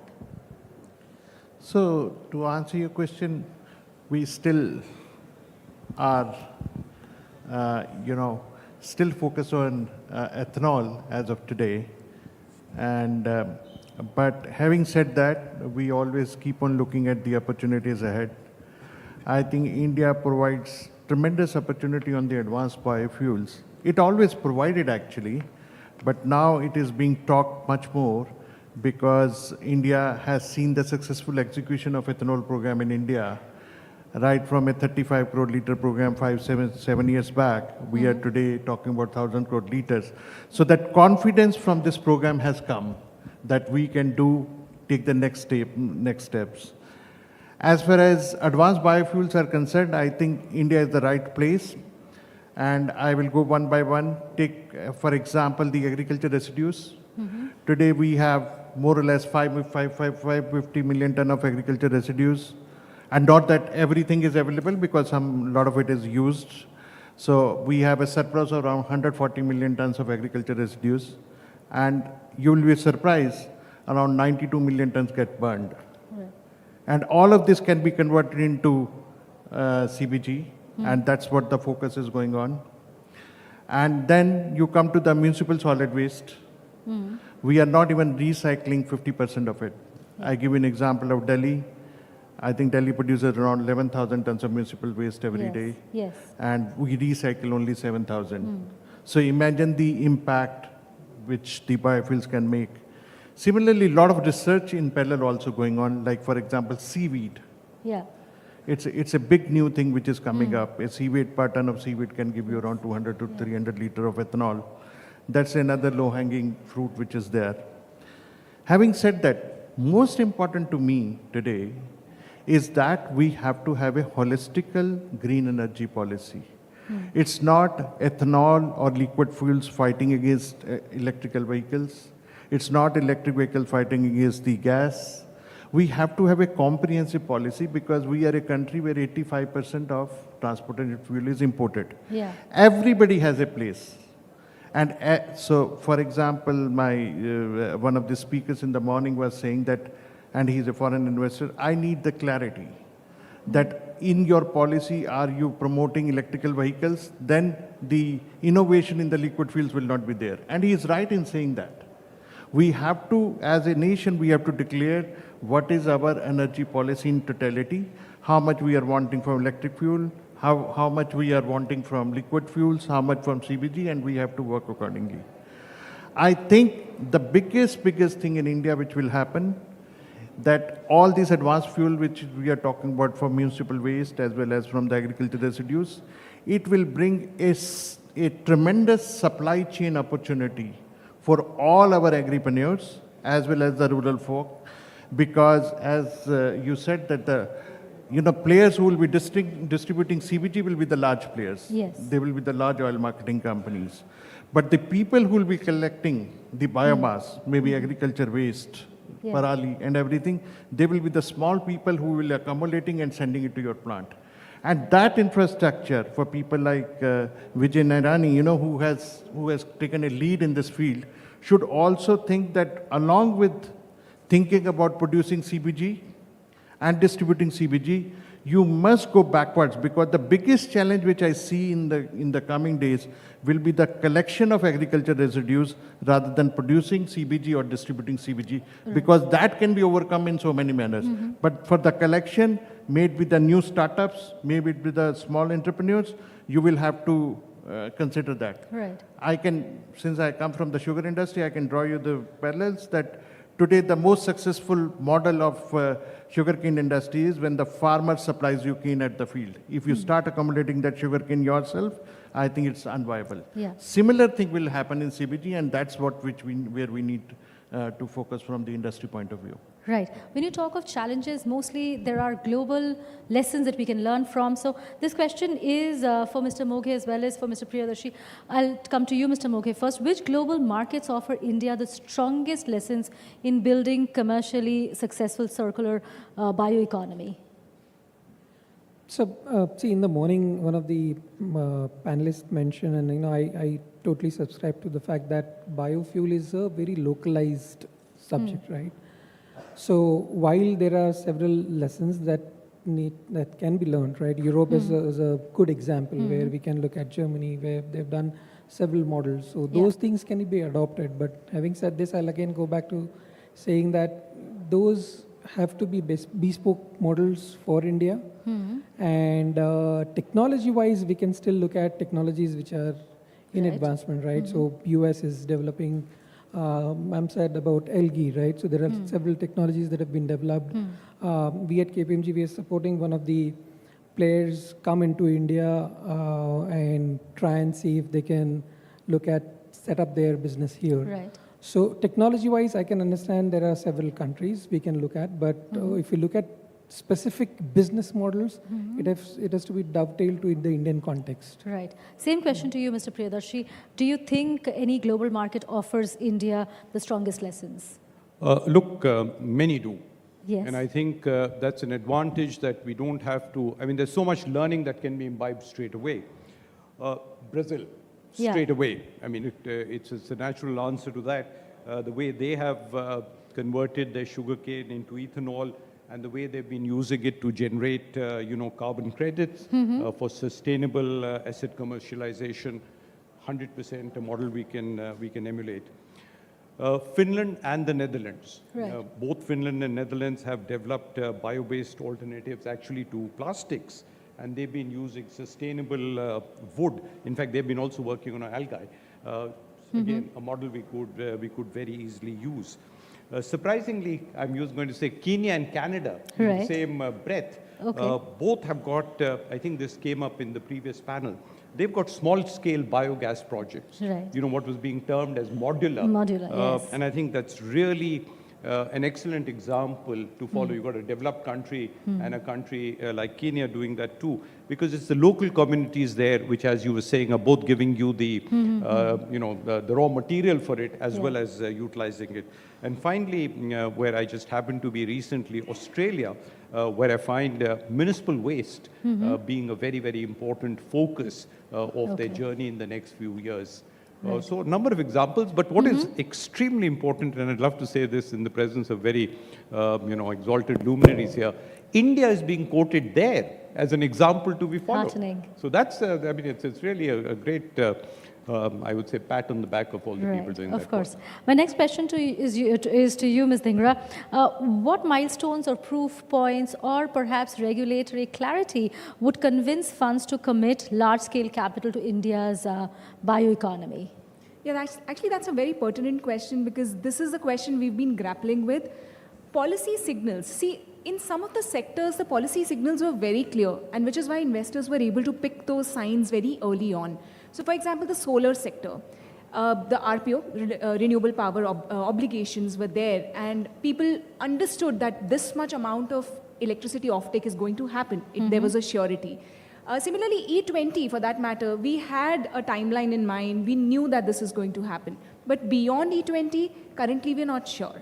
Similarly, the policy flip-flops are something that investors don't appreciate. So today, sugar, if there is an instance that sugar syrup cannot be converted to ethanol, investors see this as a big risk. So those kind of risks, so now industry has innovated and come up with multi-feed and dual-feed kind of channels, which is a great thing. Similarly, there has to be an option value as well. So today we have sugar companies in our country investing into, let's say, other products like PLA. So that's a good option value. We don't know what will happen, but then again, it's a good option value that companies can make money off that too. It becomes an investable idea. Similarly, we are hearing that we were talking to somebody in CRRI who talked about the possibility of developing biobitumen from CBG plants. Again, that's a huge option value. We are thinking of companies making tableware, compostable tableware from bagasse. Now, these are ideas where there are option value along with a product which you are investing in. It has to be supported with very strong mandates, timeline-wise mandates, 100% offtake guarantees, and supporting infrastructure which has to be economically viable. Whether you want to incentivize it in the beginning and slowly then remove the subsidies, or you bring in other systems to incentivize the whole ecosystem to develop. For example, CBG. Currently, one of the things that we've heard OMCs say is that, are there enough pipelines to take off that gas? So that should not become a problem. Or let's say DDGS production. How do you deal with that? That should not become a problem. So as an investor, I would want to see my supply chain in place. My policy regulatory movements should not be too much for me to take that risk on. And the products should have some kind of differentiation so that it is not totally mandated by government. Ethanol prices, sugar prices, everything is being decided by the government. So investors have to take a play on which company to pick. And I think that depends on regulatory certainty, committed offtakes, and innovation. And policy stability. Policy stability. Of course. I'll come to Mr. Gupta. What do you face challenges to secure year-round feedstock supply? If yes, what are the opportunities that arise out of it, or what are the solutions that you're looking out of it? So far, sugar industry being an old industry is quite structured in terms of our collection of sugarcane, which is our basic raw material. So in places like UP, we have a 15 kilometers of catchment area. From there, the sugarcane is collected. In other places, the zoning is not there, but there is a contours in which. So far, the collection has not been the problem for the sugar industry. But going forward, again, I'm repeating the same thing, that going forward, if sugar industry has to become big in CBG, for example, then the collection of agricultural residues will become a task for thing. My bigger goal is that sugar industry, or any industry for that matter, should not look at producing CBG only from press mud or the spent wash. They have to have multiple raw materials so that they can scale the production. And once you scale the production, that the delivery infrastructure can match with that. So going forward, the biggest challenge for the sugar industry will be to collect the agricultural residues to be converted to CBG. And for that, I think if we really need any significant success in this program, the government might have to come with a logistics policy for collection of raw material for the CBG. Right. And those raw material today, like what government did in terms of ethanol program, because the distillery were given an interest subvention of 6%, up to the 6%, we might have to fund this infrastructure, baler, tracker, and so forth, at a concessional rate of interest, so that there are more and more entrepreneurs who comes and for the collection. I will add one more thing for the previous question, take the liberty to adding. You see, there are successful implementation of CBG. Sweden, France, these countries have done it, and there is 100% recycling of municipal waste. But when you ask a question that which country India should look at for developing this, my answer will be none. The reason being, our geography, our agriculture is very different from the rest of the world. Today, Brazil will have farms which is 100 hectares, 200 hectares, 500 hectares. You cannot have the same way of collecting biomass as you will have in India, where the average size of farmers is 1 acre. Yeah. It needs a different thinking, different policy, and different aggregation model. Absolutely. Right. So, and India has proven it. For example, look at Brazil today for ethanol program. You know, they had sugarcane juice, and they had now corn also in one of the model. India was much more innovative. Yes. We had ethanol made from different feedstock at different prices. So we encourage sugarcane juice ethanol, we encourage B molasses ethanol, we encourage C molasses ethanol, and paid the prices accordingly, so that each of the raw material can be encouraged. And that's very, very innovative, nowhere in the world. Similarly, even for our advanced biofuels, CBG, we will have to think of these kind of models which are local for India, because our whole agriculture system is very different. You can't have the same model for a 1 acre average land holding with the 100 acre 100 It can't be a one-size-fits-all, that's of course. Something. I've completely run out of time, but before I let you go, I have one question, last question for Ms. Dhawan. From a sustainability science perspective, what safeguards should be built in to ensure feedstock use does not harm food security or biodiversity? Well, that's a long debate, food versus fuel. Yes. But you know, that's what we have to look into. Are we using our agriculture fields adequately? Because see, if we even go back to Green Revolution, we basically, because there was no mechanization, so we wanted draft varieties of wheat, rice, so that we can harvest them with hand. Now what we are looking at, and as the time is changing, can we have a variety which gives me a lot of fuel from the agriculture residue without compromising on the feed? The other is, because look, we are talking of sustainability in agriculture as well. There are emissions coming from agriculture as well. It's 16% of GHG emissions are from there. Agriculture. Yeah. So what we are looking at, can we increase our productivity more without increasing emissions? And one such innovation which has been made is nano fertilizers, nano pesticides, which are becoming more and more common. So what one is doing is that you are putting the fertilizer on the expanded leaves. So it's 100% absorption by the leaf, nothing goes to the air, no nitrous oxide, it's not polluting your underground aquifers either. Now let's also look into what else do we have. Precision agriculture. You're not giving a lot of water wasting, because almost 80% of your fresh water is going in agriculture. Now, can we do precision agriculture? So you only give in the root zone that much of water that is required by the plant. So sustainability in that also becomes extremely important. So, and there are large areas of so-called wasted lands. It's not wastelands. You can still cultivate there if you do properly. And again, it's a complete cycle. When you're talking of biogas production, the biogas slurry is one of the best soil conditioners. Yeah. So therefore, but then it shouldn't be very unreliable kind of resource because depending on which agriculture residue has been used, its quality is going to vary. So somewhere you have to control that, okay, whatever it's lacking, we'll add that so it meets minimum standards. In any case, it will increase soil carbon as well. And we can also use other symbiotic organisms like mycorrhizae, so which is again going to increase soil carbon. So with that, there is ample scope to increase crop productivity. So there'll be enough to produce for food as well as fuel for the future. Thank you so much. On that note, we will end this panel. Thank you very much, ladies and gentlemen, for making the time. Before we let you go, as a mark of our appreciation, there are mementos that we'd like to give away.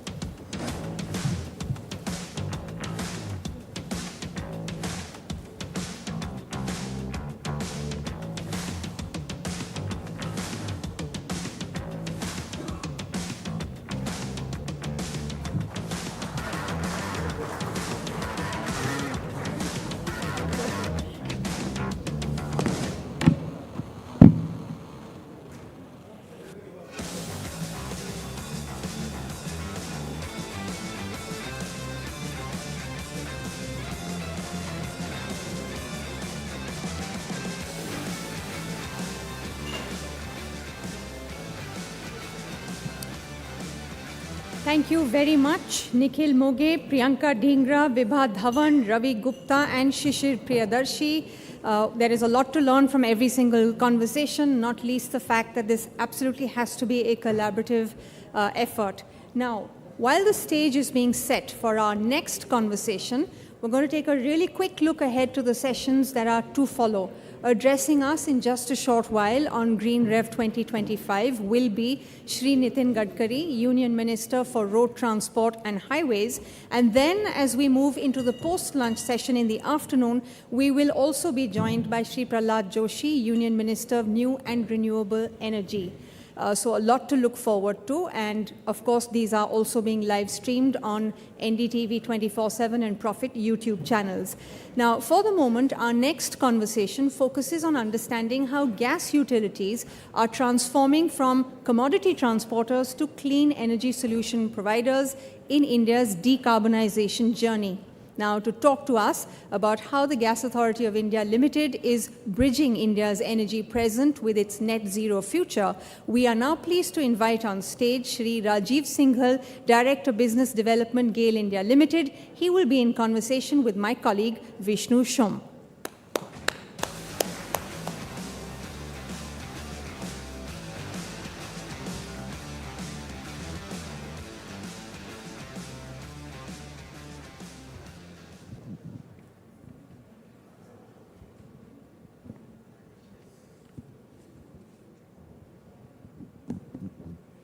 Good afternoon, everyone. Thank you very much for being with us today. This entire session, and indeed this entire conclave has been in the works for several months, and it's great that to see it really coming together today.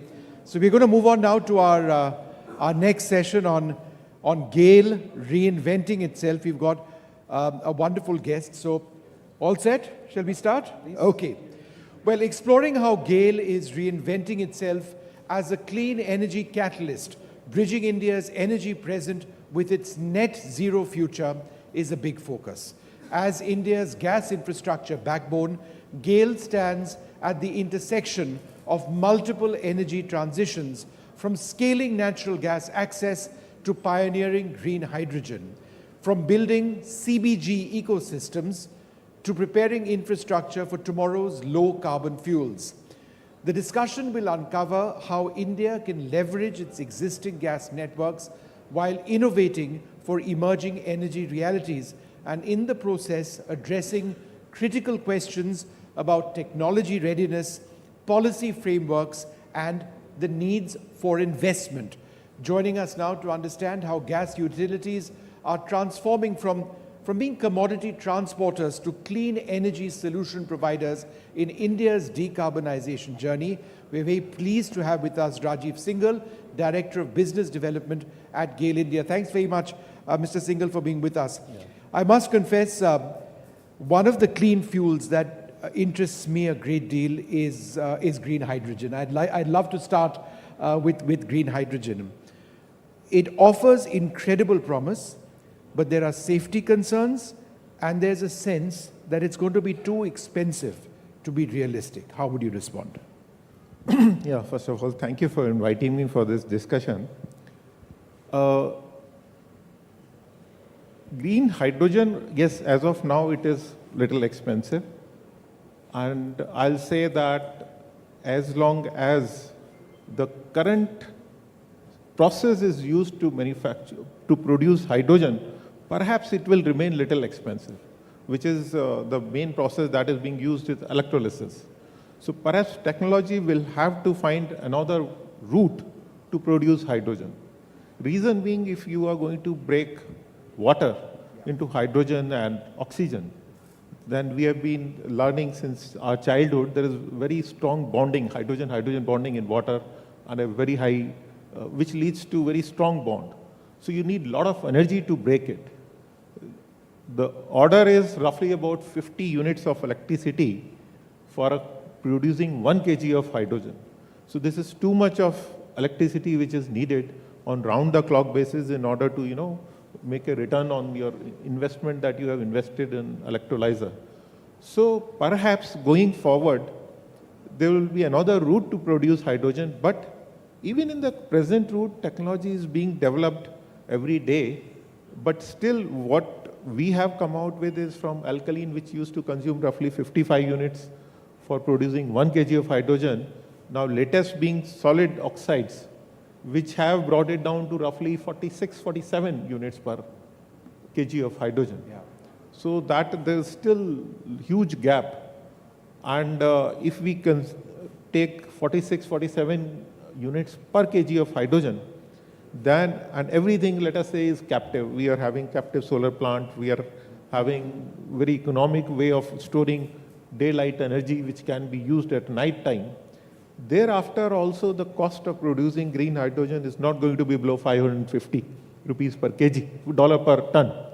Whereas, if you look at the gray hydrogen cost, I was telling you $550 per ton is in form of green ammonia.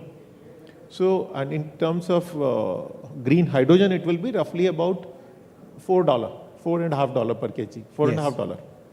So, but if you look at the gray ammonia, that is being sold at $295 per ton.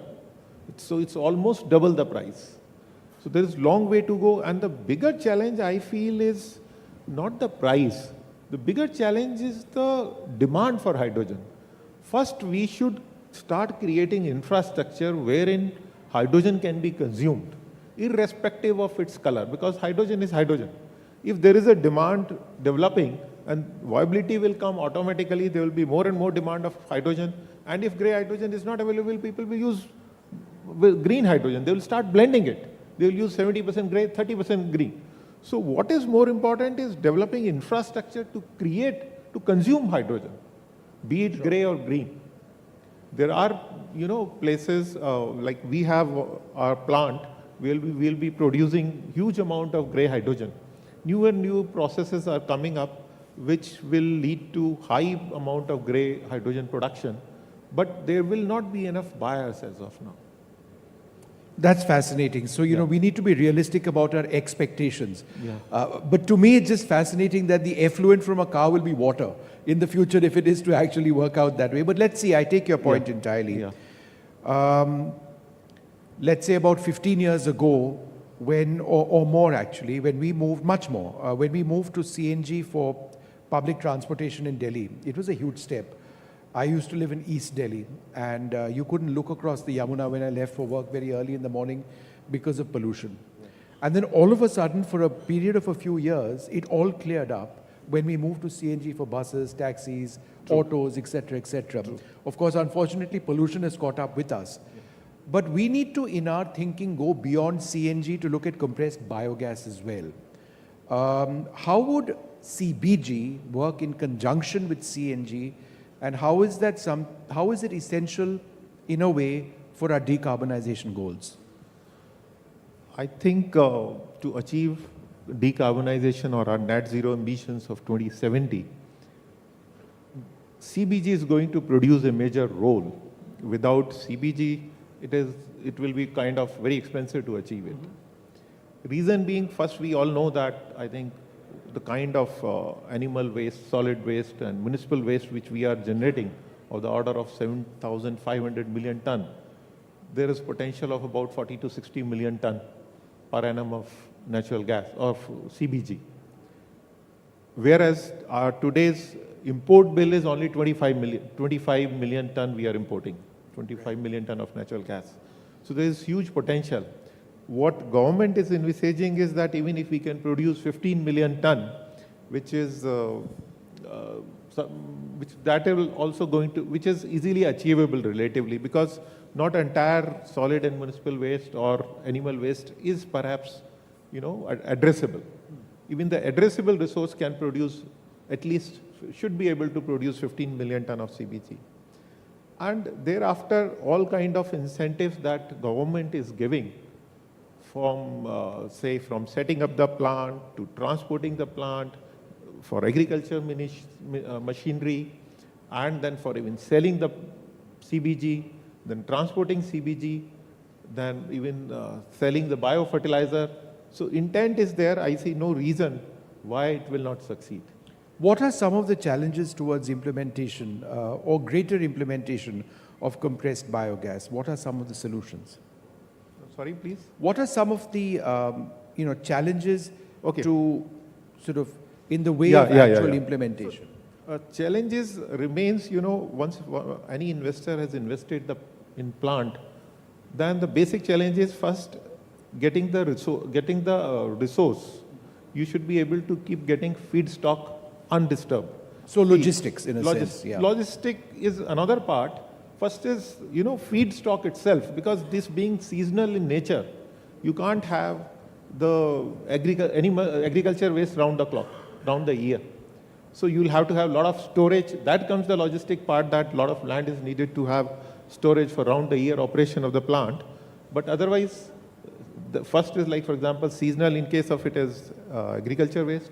If you are going for animal waste or a municipal solid waste, then the collection system is extremely poor in the country. We are mixing all kind of waste in the organic waste, which is leading to big problem. For example, we have set up a 300 ton per day plant in Ranchi based on municipal solid waste, but what we are receiving is only 30 ton per day.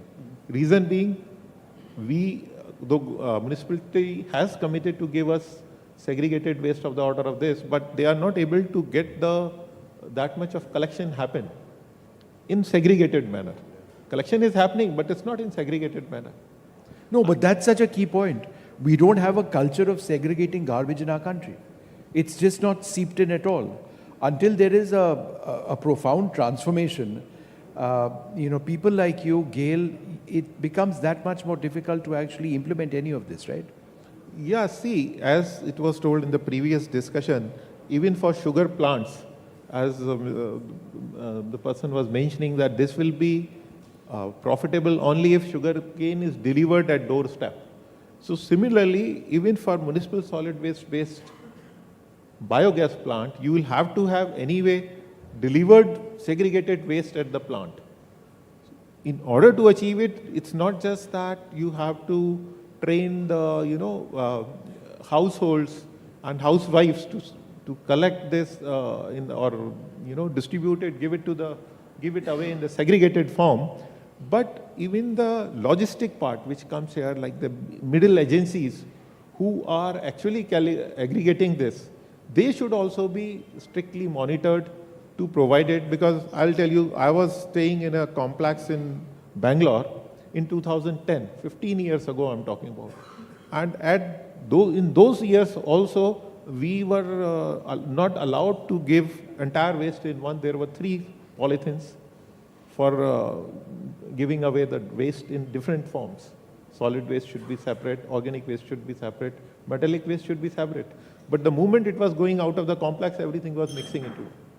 So the idea is people still get educated, but the agencies, the middleman, which is used to functioning in a particular manner, changing that entire model, because they are perhaps having that kind of economic model.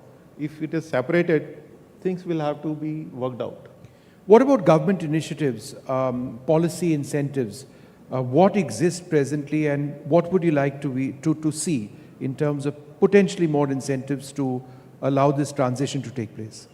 No, I think government has never ever given so many incentives to any other industry as has been given. As I was mentioning, I'll just mention, see, in order to, if you are setting up a plant, then MNRE is providing you a subsidy based on, I think it's about 4 crore rupees for every 5-ton plant.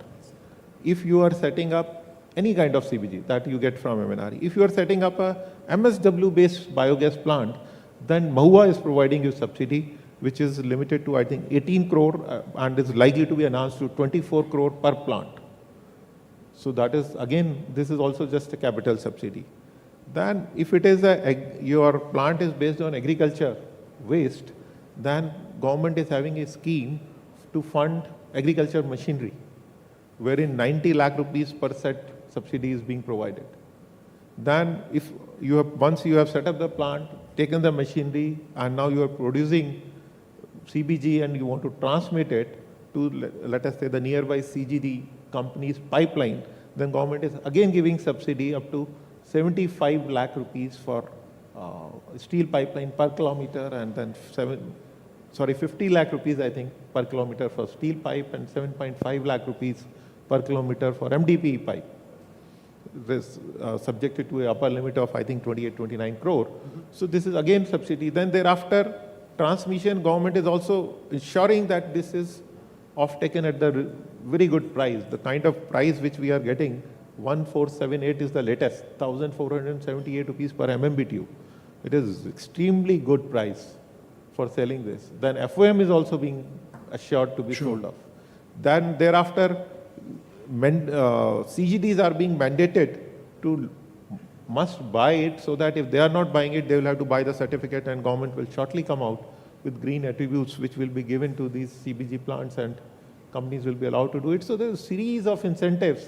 There can't be more. And then, as if it's not enough, we are even coming out with another scheme wherein, because the country's geography is such that, and the quantum of gas is such that every plant, if tries to connect it to the nearby CGD area, and if it is in rural, then there may not be any CGD functioning properly or having that kind of infrastructure. So they are going to come out with a cluster scheme wherein CBG plants in the nearby areas will be connected with pipelines, and that pipeline will have a gathering station. And in fact, that was my next question to you. Gail's network of pipelines across India is awesome. It must be looked at as an incredible opportunity, but at one level, an incredible headache to maintain it. How do you see the integration of the CBG sector and the flow of CBG into your existing network of pipelines? Could you explain that process? Does that represent any new challenges? No, I see the only way we can this can be done is by laying more and more pipelines, right? So, and for laying pipelines to connect these plants, you will need permissions. This cannot be laid, these kind of pipelines cannot be laid in, through the fields. some of these, because then you will be end up, occupying a lot of right of way, a lot of land will be wasted. So effort should be to lay these pipelines along the road corridors, and these will be very low pressure pipelines, MTP pipelines. Only after the gathering station, there will have to be a steel pipe, but otherwise most of it is going to be MTP pipelines. So that permission process from local administration, from state governments, that has to be simplified and expedited so that this network can be created fast. That is the major thing. All right, the speed of creating that network. But what a wonderful opportunity going forward, towards our decarbonization goals. And it's a huge challenge for you also. Plus, the entire pricing business will evolve over a period of time. Mr. Singhal, great speaking to you. Thank you so much for telling us a little bit about Gail and your look ahead at this sector. Thank you so much indeed. Thank you. Thank you. Thank you. Thank you.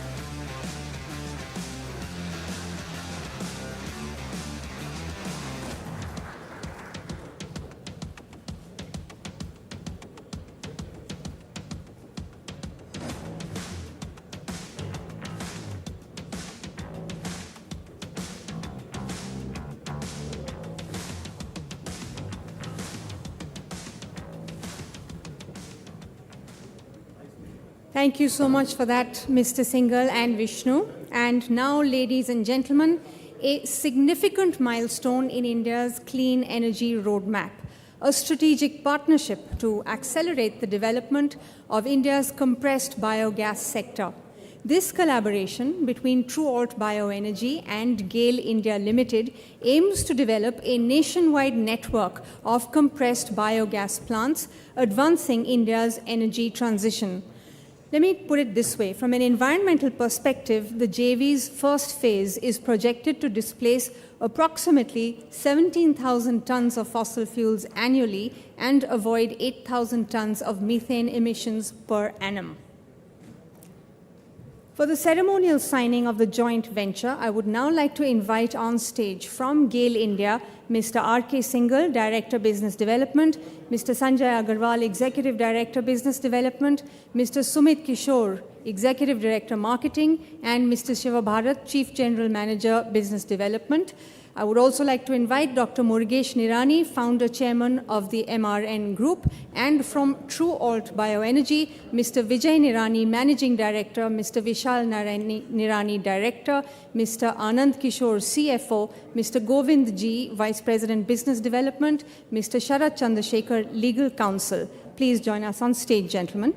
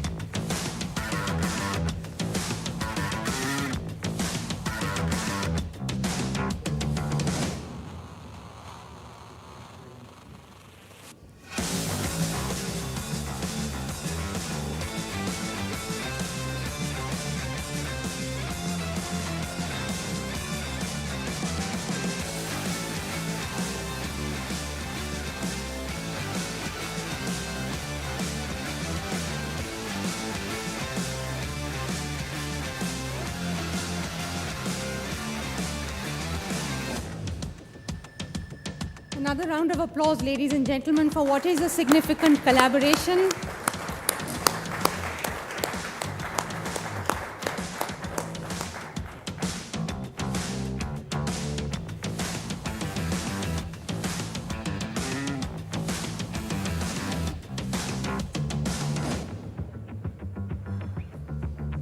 And when people ask you where you were when history was being made, you can say you were right there at GreenRev 2025. Okay, now ladies and gentlemen, we are expecting to be joined by Shri Nitin Gadkari in just a short while. Our team is with his office in Nagpur, which is where he will be joining us from. We're waiting for the minister to arrive at the location. So do allow us a very brief pause of about 5 to 10 minutes. It will take that long for Shri Gadkari to join the setup. But don't go anywhere because this promises to be a really interesting address.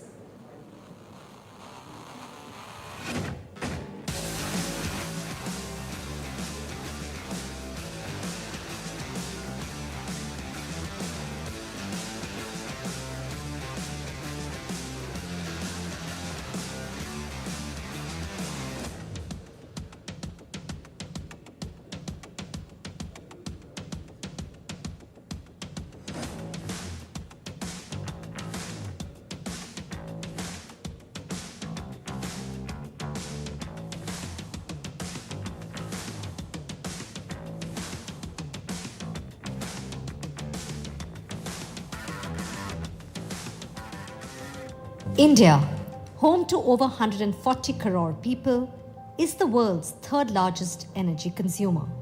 Our growing needs are still largely powered by fossil fuels, and the result? Choking cities, strained ecosystems, a climate on the brink. Sustainable fuels are no longer optional. They are essential for our health, our economy, and our planet. India is turning crisis into opportunity with biofuels and green hydrogen leading the charge.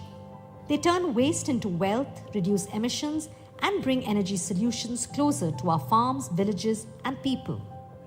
This is energy for the people and by the people. This year, India has already met its target of 20% ethanol blending, ahead of schedule. Now we are accelerating towards even bigger goals. 50% non-fossil fuel capacity by 2030, a national push for green hydrogen and sustainable aviation fuel, rural innovation powering urban transformation. Bharat आज दुनिया के उन गिने चुने देशों में है जो टेक्नोलॉजी के जरिए यूजर एक्सपीरियंस के नए स्टैंडर्ड सेट कर रहा है। हम सेफ्टी, एफिशिएंसी और सस्टेनेबिलिटी पर भी उतना ही फोकस कर रहे हैं। हम सस्टेनेबल एविएशन फ्यूल्स की ओर बढ़ रहे हैं, ग्रीन टेक्नोलॉजीज में निवेश कर रहे हैं, कार्बन फुटप्रिंट्स घटा रहे हैं, हम प्रोग्रेस और प्लेनेट की सुरक्षा दोनों सुनिश्चित कर रहे हैं।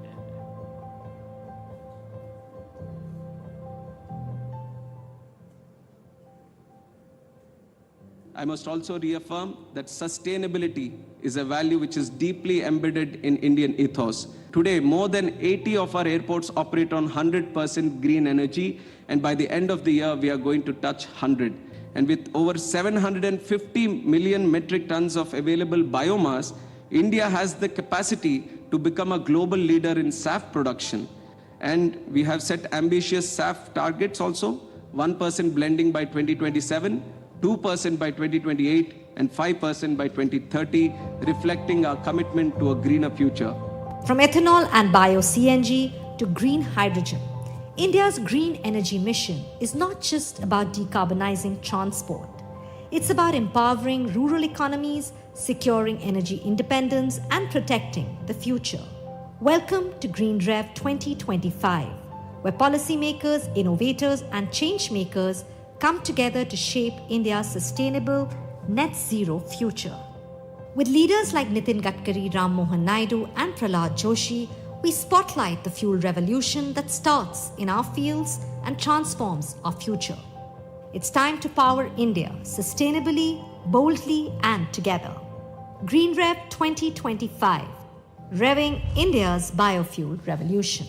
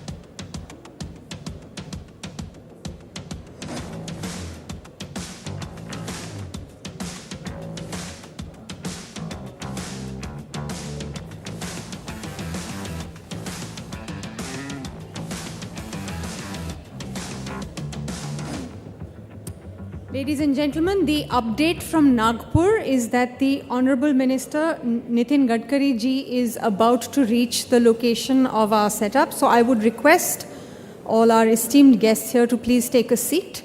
The Minister will be joining us in exactly 2 minutes and will be ready to get the show back on the road in about 5 minutes' time. I would like your cooperation in everyone being seated, please, so that we're completely ready when Gadkari ji joins us. Thank you so much.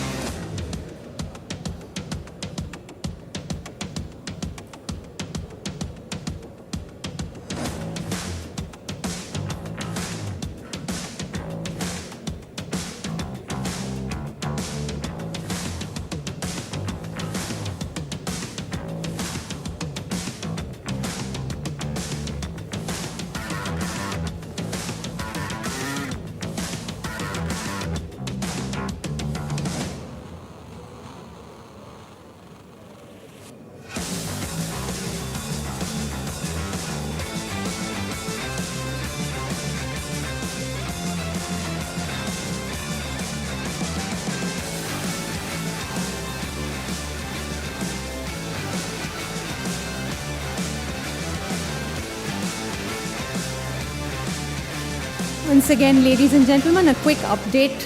We hope you've enjoyed tea and coffee and perhaps some snacks and are ready to go for our next session.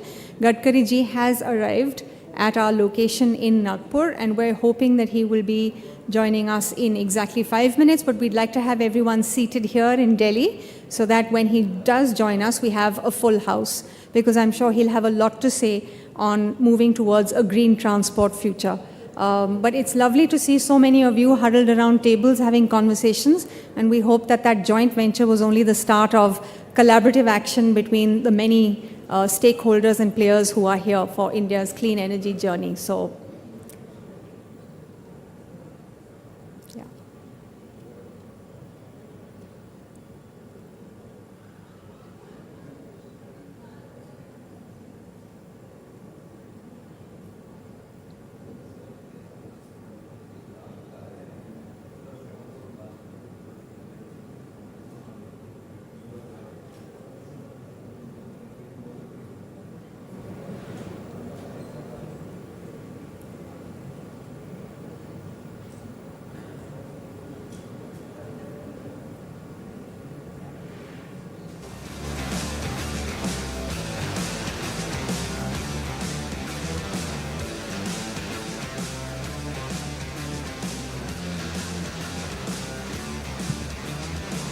Okay, once again, ladies and gentlemen, Gadkari ji has arrived. He is now being mic'd up and so on. And so I would request all of you to please take your seats ahead of the address by Shri Nitin Gadkari, Union Minister for Road Transport and Highways.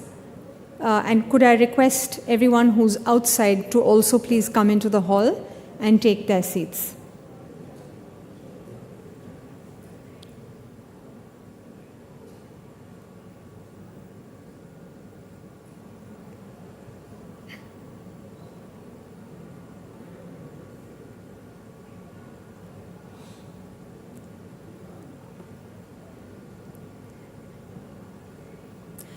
And now, ladies and gentlemen, we are very honored to be joined virtually by someone who has always been a firm believer in the benefits of using green fuel and who has often been quoted as saying that alternative fuel is the future. Ladies and gentlemen, please put your hands together for Shri Nitin Gadkari, the Honorable Union Minister for Road Transport and Highways, who will now address us on moving towards a green transport future. Shri Nitin Gadkari.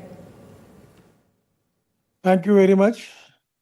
Sri Vijay Nirani, MD, True Alt Bioenergy. Vishal Nirani, Director, True Alt Bioenergy.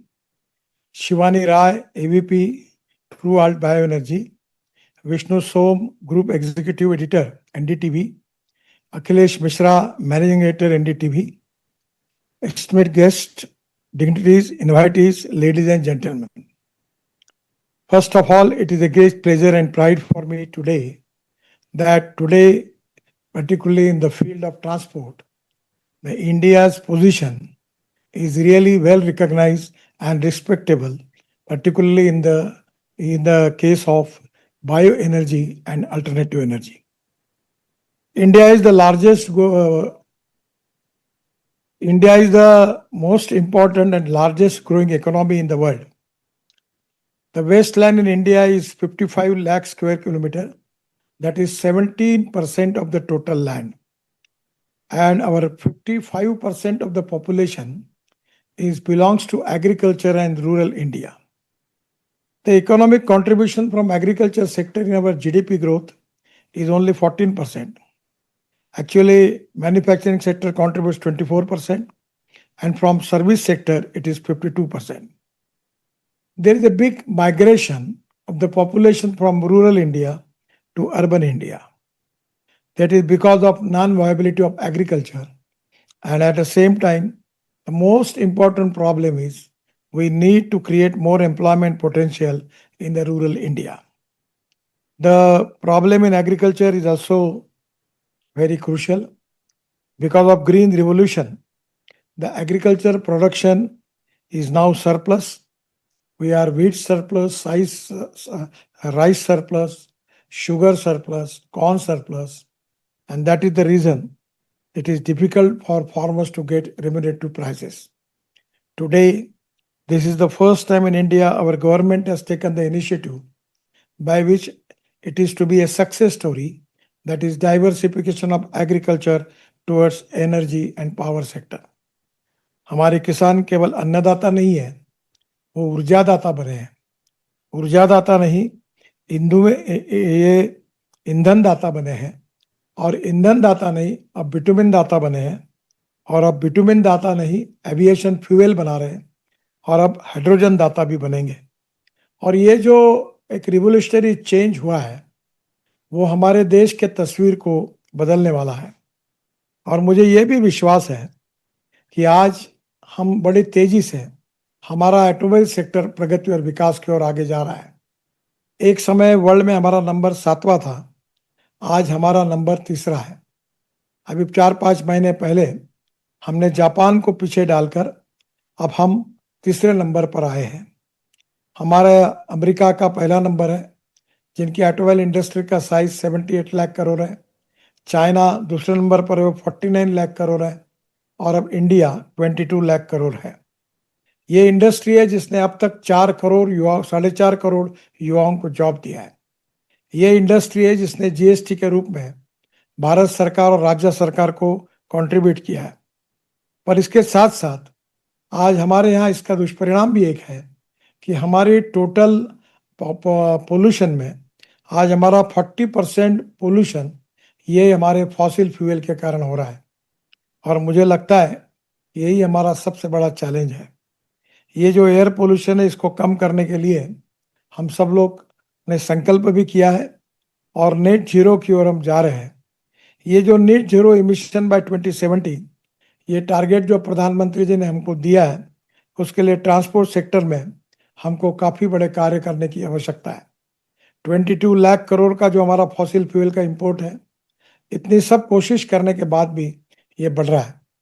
और हमारी policy यही है कि import substitute, cost effective, pollution free और indigenous. मुझे खुशी है कि अल्टरनेटिव फ्यूल और बायोफ्यूल पर हमारे देश में बहुत तेजी से काम हो रहा है. Electric, ethanol, methanol, biodiesel, LNG, CNG और ग्रीन हाइड्रोजन, इन सब बातों में जोरों पे काम हो रहा है. मुझे लगता है कि आने वाले समय में जो भी पर्याय उपलब्ध है, उन पर्यायों का उपयोग करके ये 22 लाख करोड़ के फॉसिल फ्यूल का इंपोर्ट हमको कम करना है और प्रदूषण को भी कम करना है. मुझे इस बात की खुशी है कि आज हम आत्मनिर्भर भारत बनने की कोशिश कर रहे हैं. हमारे किसानों ने इथेनॉल की शुरुआत की शुगर केन जूस, मोलाइसिस से. फिर कॉर्न से इथेनॉल बन रहा है, स्पोकन राइस से बन रहा है, बाम्बू से बन रहा है और परली से भी बन रहा है। आने वाले समय में निश्चित रूप से फ्लेक्स इंजन की ओर हम जा रहे हैं, जिसमें हमारी बड़ी बड़ी ऑटोमोबाइल कंपनियां अब फ्लेक्स इंजन लॉन्च कर रहे हैं, जिसके कारण हम 100% बायो इथेनॉल का उपयोग करेंगे। दूसरी ओर पेट्रोल में भी 20% तक इथेनॉल अभी तक आया है। अभी ट्रायल चल रही है, क्योंकि ब्राजील में 27% इथेनॉल जो है वो डाला जाता है, और यही हमारे यहाँ जो ऑटोमोबाइल ब्रांड्स हैं वही ब्राजील में उपलब्ध है। हमारे देश में ये ट्रायल चल रही है ARAI में। उनके बाद ये ट्रायल सक्सेस होने के बाद वो पेट्रोलियम मिनिस्ट्री को रिकमेंड करेंगे, इसके स्टैंडर्ड्स भी निश्चित होंगे और उसके बाद भी उसका निर्णय भारत सरकार करेगी। पर मुझे इस बारे में खुशी है कि आज 20% इथेनॉल जो डाला जा रहा है, इसके बारे में जानबूझकर कोई लॉबीज है जो पॉलिटिकली और पेट्रोलियम लॉबी को सपोर्ट करने के लिए दुष्प्रचार करती है। यह कहा गया कि इथेनॉल के कारण व्हीकल में प्रॉब्लम आ रहा है, जबकि इसकी एक भी कंप्लेंट कोई आई नहीं है। आज हमारे इथेनॉल यूज करने के बाद ऐसी कोई कंप्लेंट नहीं, उल्टा उससे पोल्यूशन भी कम हुआ है। इसके साथ साथ मुझे इस बात की खुशी है कि इसमें काफी संशोधन चल रहा है। आने वाले समय में आइसोब्यूटेनॉल के क्षेत्र में भी संशोधन चल रहा है, उसकी ट्रायल होगी, और अगर वो डीजल में भी डाल सके वो हमारे लिए बहुत बड़ी कामयाबी होगी। हम आइसोब्यूटेनॉल बेस्ड इंजन भी तैयार करने की कोशिश कर रहे हैं। आज मैं पूना में जाने वाला हूँ। वहाँ पूना में किर्लोस्कर के जनरेटर सेट को, जो 100% इथेनॉल पर चलता है, उसको मैं लॉन्च करने वाला हूँ। मुझे लगता है कि आने वाले समय में आत्मनिर्भर भारत बनने के लिए हमको इंपोर्ट को कम करना पड़ेगा, प्रदूषण को कम करना पड़ेगा, किसानों को एक प्रकार से समृद्ध और संपन्न करना होगा, और दूसरी ओर देश की इकोनॉमी के इंपोर्ट को कम करके हमारे देश में नए रोजगार का निर्माण करना होगा। यही आत्मनिर्भर भारत के लिए हमारे लिए सबसे बड़ी साख है। मुझे बहुत खुशी है कि आने वाले समय में राइस स्ट्रॉ, उसके साथ साथ Napier grass, press mud, bamboo, इसका उपयोग करके बायो CNG के भी प्लांट देश में शुरू हो रहे हैं। करीब 90 प्लांट शुरू हो रहे हैं और 350 प्लांट प्रोसेस में है। और मैं अक्सर लोगों को ये सुझाता हूँ कि जो 17% हमारी वेस्टलैंड है, उसका उपयोग अगर हम बाम्बू लगाएंगे तो निश्चित रूप से 1 एकड़ में कम से कम 50 टन बाम्बू निकलेगा। और गन्ने के भाव से अगर बाम्बू हम खरीदी करते हैं तो बाम्बू से इथेनॉल भी बन सकता है, CNG भी बन सकता है, और बाम्बू से अनेक प्रोडक्ट तैयार होते हैं। मुझे लगता है कि इससे जो बाम्बू का पेड़ बड़ा होगा, उसके कारण CO2 का एमिशन भी होगा, और ये गांव में एक नए रोजगार का निर्माण भी होगा। मैं आने वाले समय में ये जो नए बायोफ्यूल के लिए, बायो एनर्जी के लिए जो हमारी अलग अलग प्रकार के जो इंसेंटिव्स हैं, वो इंसेंटिव्स हमको लोगों तक पहुंचाना होगा। मैं और आपको एक बात कहना चाहूँगा कि बायो एनर्जी 1.6 लाख करोड़ की इकोनॉमी बन गई है, 10 लाख लोगों को जॉब मिला है, और 50% से ज़्यादा इंडिया फॉसिल फ्यूल का भी कंजम्पशन है। तो भी हमको बहुत दूर जाना है और बड़े प्रमाण पर इसका उपयोग करना है, और ये करने के लिए ऑटोमोबाइल सेक्टर भी आगे आया है। अभी हाइड्रोजन भी हमारा भविष्य है, और हाइड्रोजन में फ्यूचरिस्टिक टेक्नोलॉजी और फ्यूचरिस्टिक विजन के साथ हमको हाइड्रोजन का भी विचार करना होगा। हमारा ग्रीन हाइड्रोजन, ये हमारा मिशन है। मुझे खुशी है कि हमारे डिपार्टमेंट ने पहली बार वर्ल्ड का first large scale hydrogen truck trial हमने शुरू की है, along with 3 hydrogen powered vehicles जो टाटा मोटर्स के थे, उसको लॉन्च करने का सौभाग्य मुझे मिला। इसमें से 2 हाइड्रोजन फ्यूल सेल पर है, 1 हाइड्रोजन फ्यूल सेल पर है, और 2 ऐसे व्हीकल हैं जो IC इंजन है, जिसको हम हाइड्रोजन दे सकते हैं। हमारे बजट में 500 करोड़ हमने अलॉट किए हैं, और करीब इसमें 37 व्हीकल्स 10 रूट पर चलने वाले हैं।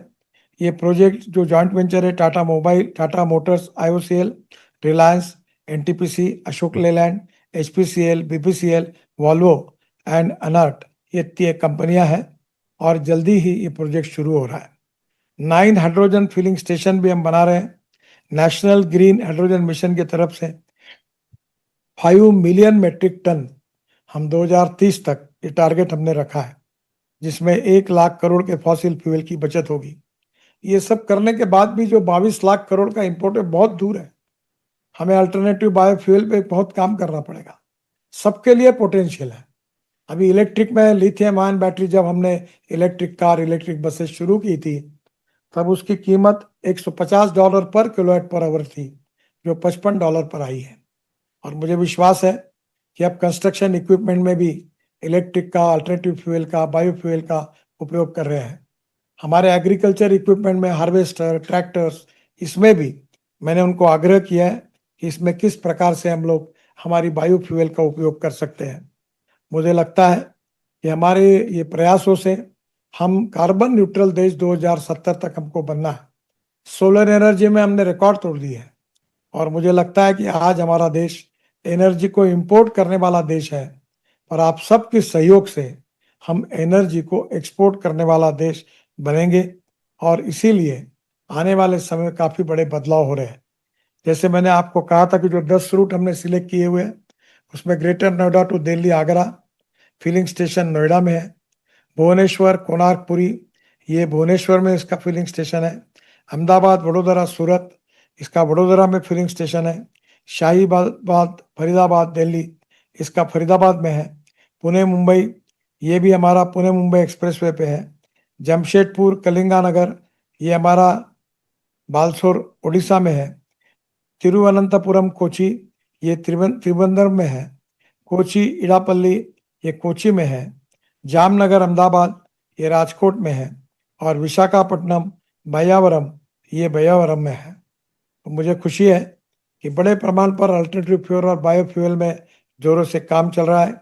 एक तरफ इथेनॉल का भी विकास हो रहा है और दूसरी तरफ ग्रीन हाइड्रोजन की निर्माण करने की प्रक्रिया भी तेजी से चल रही है। इसके साथ साथ हमारे किसान हमारे बायोमास से बायो सीएनजी का भी उत्पादन कर रहे हैं। और मुझे लगता है ये सब प्रयास जो है अभी पर्याप्त नहीं है, और बड़े प्रमाण पर इससे 10 गुना हमको काम करने की आवश्यकता है। सब प्रकार की अल्टरनेटिव और बायोफ्यूल को हम निर्माण करेंगे, देश के इंपोर्ट को कम करेंगे और एनर्जी को इंपोर्ट करने वाले नहीं तो एनर्जी को निर्यात करने वाला हम देश बने, यही हम सबका उद्देश्य है। मुझे लगता है ये कठिन है पर असंभव नहीं है। आप जिस प्रकार से सब लोग काम कर रहे हैं और जिस प्रकार का प्रयास कर रहे हैं और भारत सरकार भी जिस प्रकार का काम कर रही है, एक दिन हम होंगे कामयाब। इसी प्रकार से हमारा उद्देश्य निश्चित रूप से पूरा होगा। मैं विशेष रूप से आज के इस कार्यक्रम में बायोफ्यूल का ये हमारा महत्वपूर्ण दिन है और इसमें मैं आप सबको हृदय से बहुत बहुत शुभकामनाएं, शुभेच्छाएं देता हूं। आज मुझे नागपुर आना पड़ा, इसलिए मैं व्यक्तिगत रूप से वहाँ फिजिकली उपस्थित नहीं रह सका, पर मैं फिर से एक बार आप सबके उपक्रमों में, आप सबके प्रयासों में, आप सबके दिक्कतों में मैं आपके साथ हूँ। भारत सरकार, हमारे पेट्रोलियम मंत्री, हमारे प्रहलाद जोशी जी और इसके साथ साथ आदरणीय मोदी जी के नेतृत्व में हमारी सरकार इस मिशन को आगे लेकर जाएगी और निश्चित रूप से हम सब लोग यशस्वी होंगे। इसी विश्वास के साथ मैं आप सबको बहुत बहुत बधाई और शुभकामनाएं देता हूं। बहुत बहुत धन्यवाद। नमस्कार।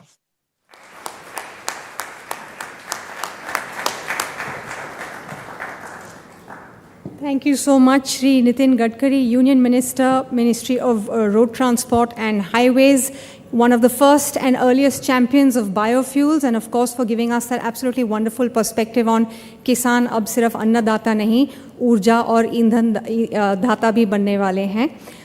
So another round of applause for the Minister, for Shri Nitin Gadkari ji. Right. So this has been a morning of absolutely riveting conversations, and we've been listening to how the future is taking shape when it comes to energy. The best of machines need energy to function, and that is true for all of us as well. So ladies and gentlemen, do join us for lunch as we break to refuel for what promises to be an equally riveting afternoon session of GreenRev 2025. Please do join us.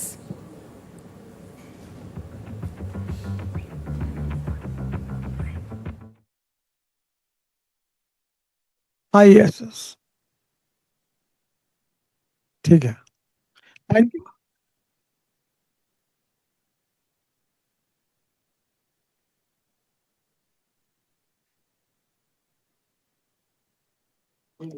Sir अब बाद में आप मिलेंगे तो मैं आपसे चर्चा करूंगा. आप अभी मुझे भी एक कार्यक्रम में जाना है. Next time I will give the time sir. Thank you. Thank you.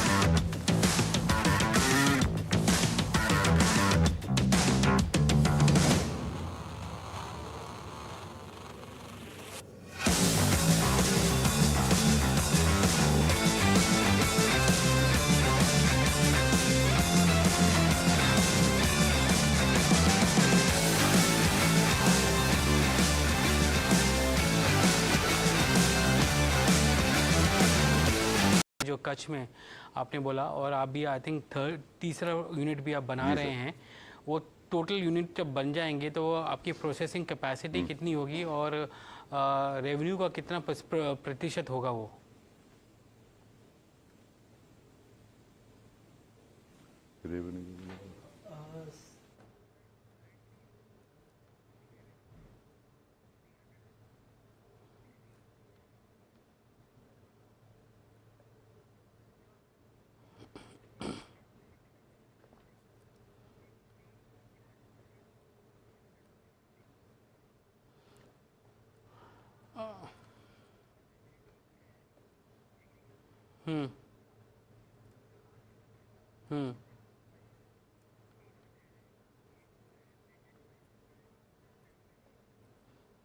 And इसमें प्राइवेट लेबल्स के थ्रू आप जो बेचते हैं वो तो प्राइवेट लेबल का कंट्रीब्यूशन कितना है आपके पूरे सेल्स में? सर रिटेल सेल्स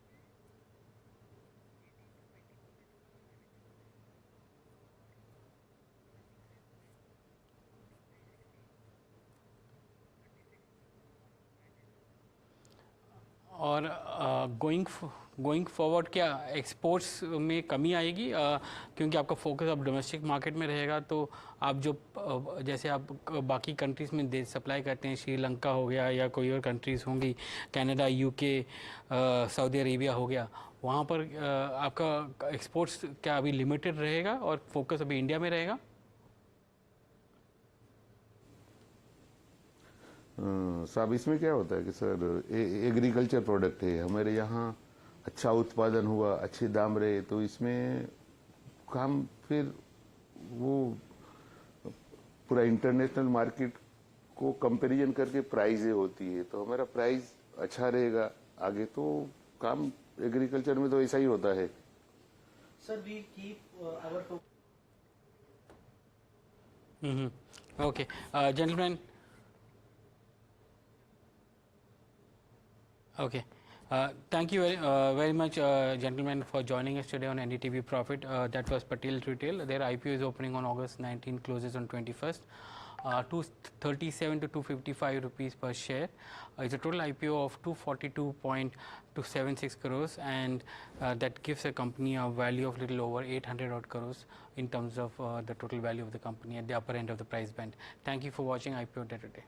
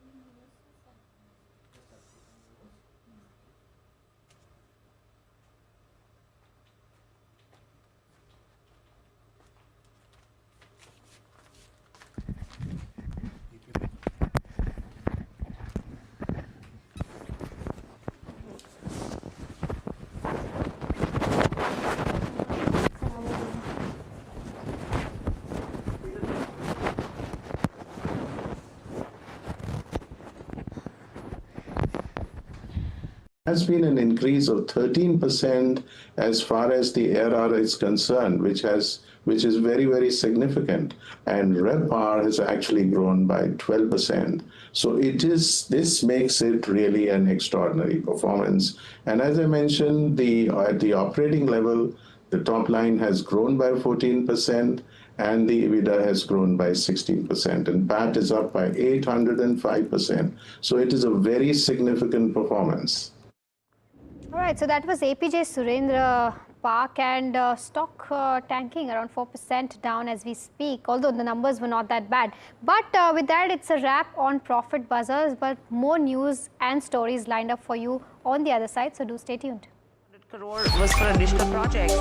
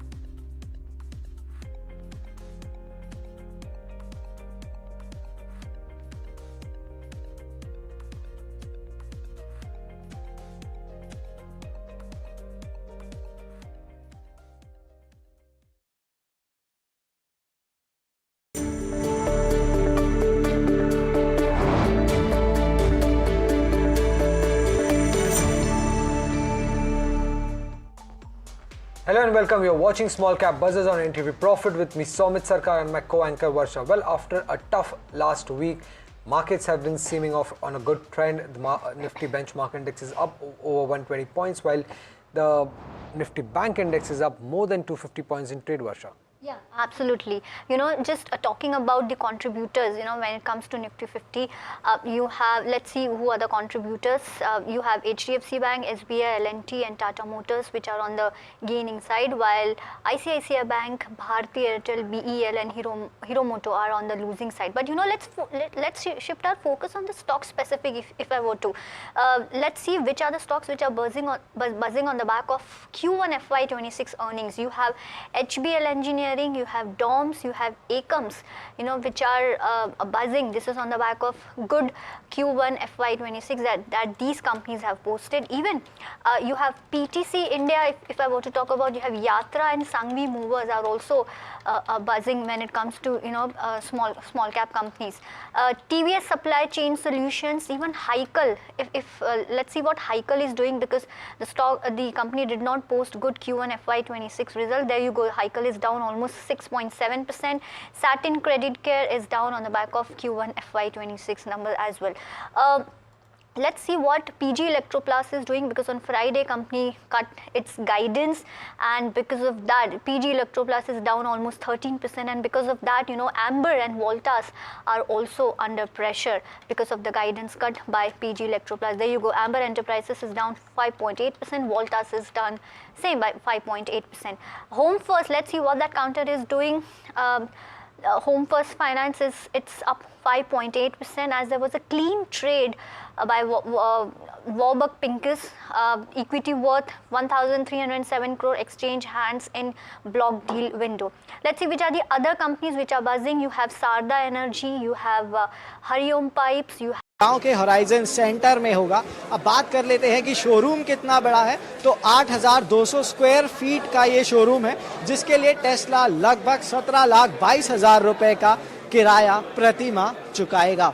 वहीं सर्विस सेंटर की बात करी जाए तो आपको लगभग 33,000 स्क्वायर फीट का स्पेस वहां मिलेगा सर्विस सेंटर के लिए, जिसका लगभग 40 लाख रुपए मासिक किराया बताया जा रहा है, और उसको हर साल 4.75% के तहत बढ़ाया भी जाएगा।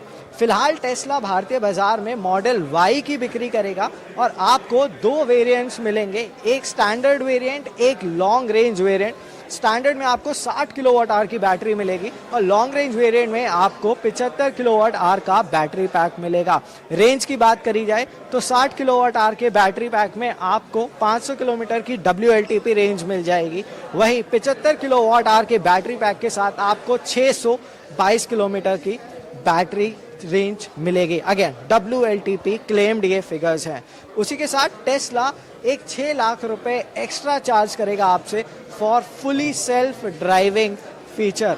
अगर बात करी जाए कि इस गाड़ी की डिलीवरीज की, तो सितंबर से डिलीवरी शुरू हो जाएंगी, लेकिन भारत के किसी भी कोने से आप Tesla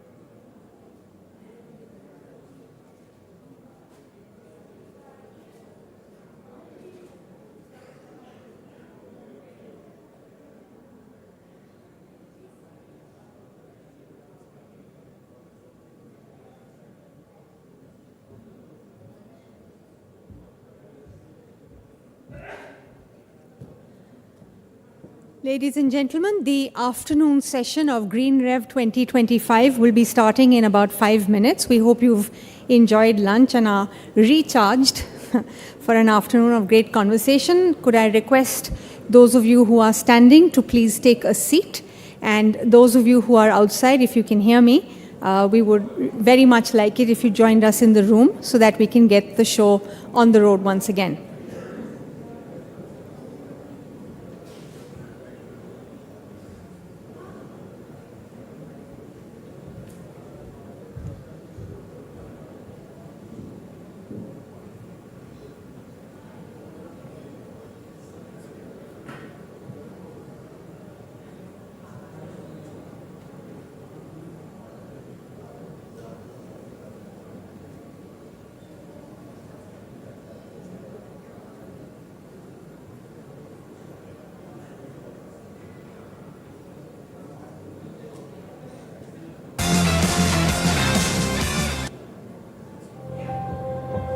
India, home to over 140 crore people, is the world's third largest energy consumer. Our growing needs are still largely powered by fossil fuels, and the result? Choking cities, strained ecosystems, a climate on the brink. Sustainable fuels are no longer optional. They are essential for our health, our economy, and our planet. India is turning crisis into opportunity with biofuels and green hydrogen leading the charge. They turn waste into wealth, reduce emissions, and bring energy solutions closer to our farms, villages, and people. This is energy for the people and by the people. This year, India has already met its target of 20% ethanol blending, ahead of schedule. Now we are accelerating towards even bigger goals. 50% non-fossil fuel capacity by 2030. A national push for green hydrogen and sustainable aviation fuel. Rural innovation powering urban transformation. Bharat आज दुनिया के उन गिने चुने देशों में है जो टेक्नोलॉजी के जरिए यूजर एक्सपीरियंस के नए स्टैंडर्ड सेट कर रहा है। हम सेफ्टी, एफिशिएंसी और सस्टेनेबिलिटी पर भी उतना ही फोकस कर रहे हैं। हम सस्टेनेबल एविएशन फ्यूल्स की ओर बढ़ रहे हैं, ग्रीन टेक्नोलॉजीज में निवेश कर रहे हैं, कार्बन फुटप्रिंट्स घटा रहे हैं, हम प्रोग्रेस और प्लेनेट की सुरक्षा दोनों सुनिश्चित कर रहे हैं।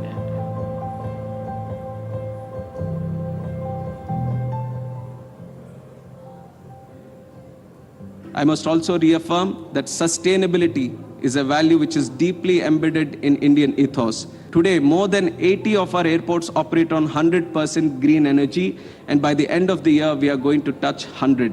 And with over 750 million metric tons of available biomass, India has the capacity to become a global leader in SAF production. And we have set ambitious SAF targets also, 1% blending by 2027, 2% by 2028, and 5% by 2030, reflecting our commitment to a greener future. From ethanol and bio-CNG to green hydrogen, India's green energy mission is not just about decarbonizing transport. It's about empowering rural economies, securing energy independence, and protecting the future. Welcome to GreenRev 2025, where policymakers, innovators, and changemakers come together to shape India's sustainable, net zero future. With leaders like Nitin, Gadkari, Ram Mohan Naidu, and Prahlad Joshi, we spotlight the fuel revolution that starts in our fields and transforms our future. It's time to power India sustainably, boldly, and together. GreenRev 2025, revving India's biofuel revolution.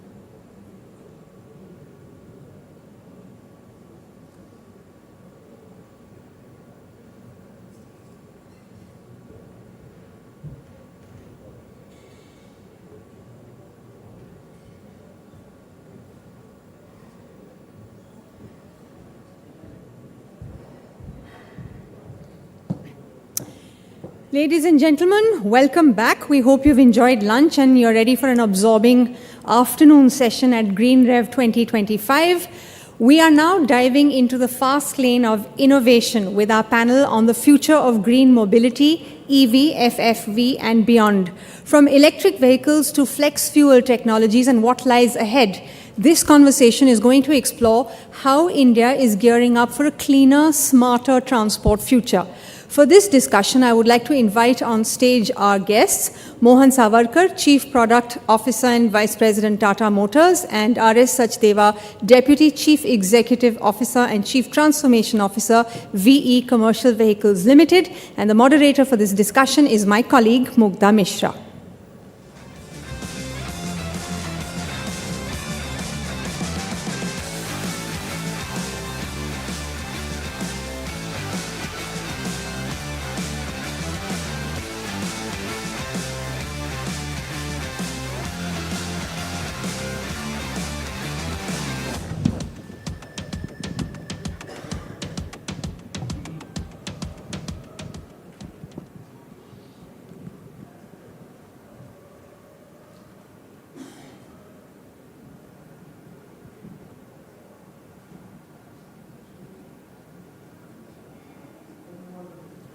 I'll just request you, when you speak, you have to take the mic and speak.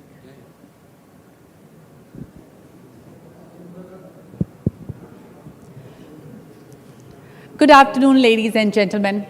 India's journey towards green mobility is at an inflection point. While EVs are at the center stage of the conversation, the road to sustainability is not a single lane. It's a multi-lane highway that includes flex fuel vehicles, hybrids, hydrogen, and other clean technologies. Today's discussion goes beyond the EV narrative, looking at how FFVs can complement our energy strategy, strengthen the ethanol economy, and open opportunities for rural growth and energy independence. We will explore the auto industry's readiness, the policy and regulatory levers needed, and what it takes to build an integrated fuel and mobility ecosystem that works for both consumers and the planet. To dive into this, we have with us Mr. Mohan Savarkar, Chief Product Officer and VP Tata Motors, bringing deep expertise in product strategy and the company's vision for sustainable mobility. We are also joined by Mr. R.S. Sachdeva, Deputy CEO and Chief Transformation Officer, VECV, with a strong focus on future-ready commercial vehicle solutions and transforming fleets for cleaner, more efficient operations. Welcome, Mr. Sachdeva, and welcome, Mr. Savarkar. Mr. Sachdeva, first question to you is, in this day and age when there are so many technologies being talked about, there is EV, there is FFVs, there is hydrogen, there is hybrid. How are you finding the balance in making sure that these technologies, you get the best technology that is ready for the future?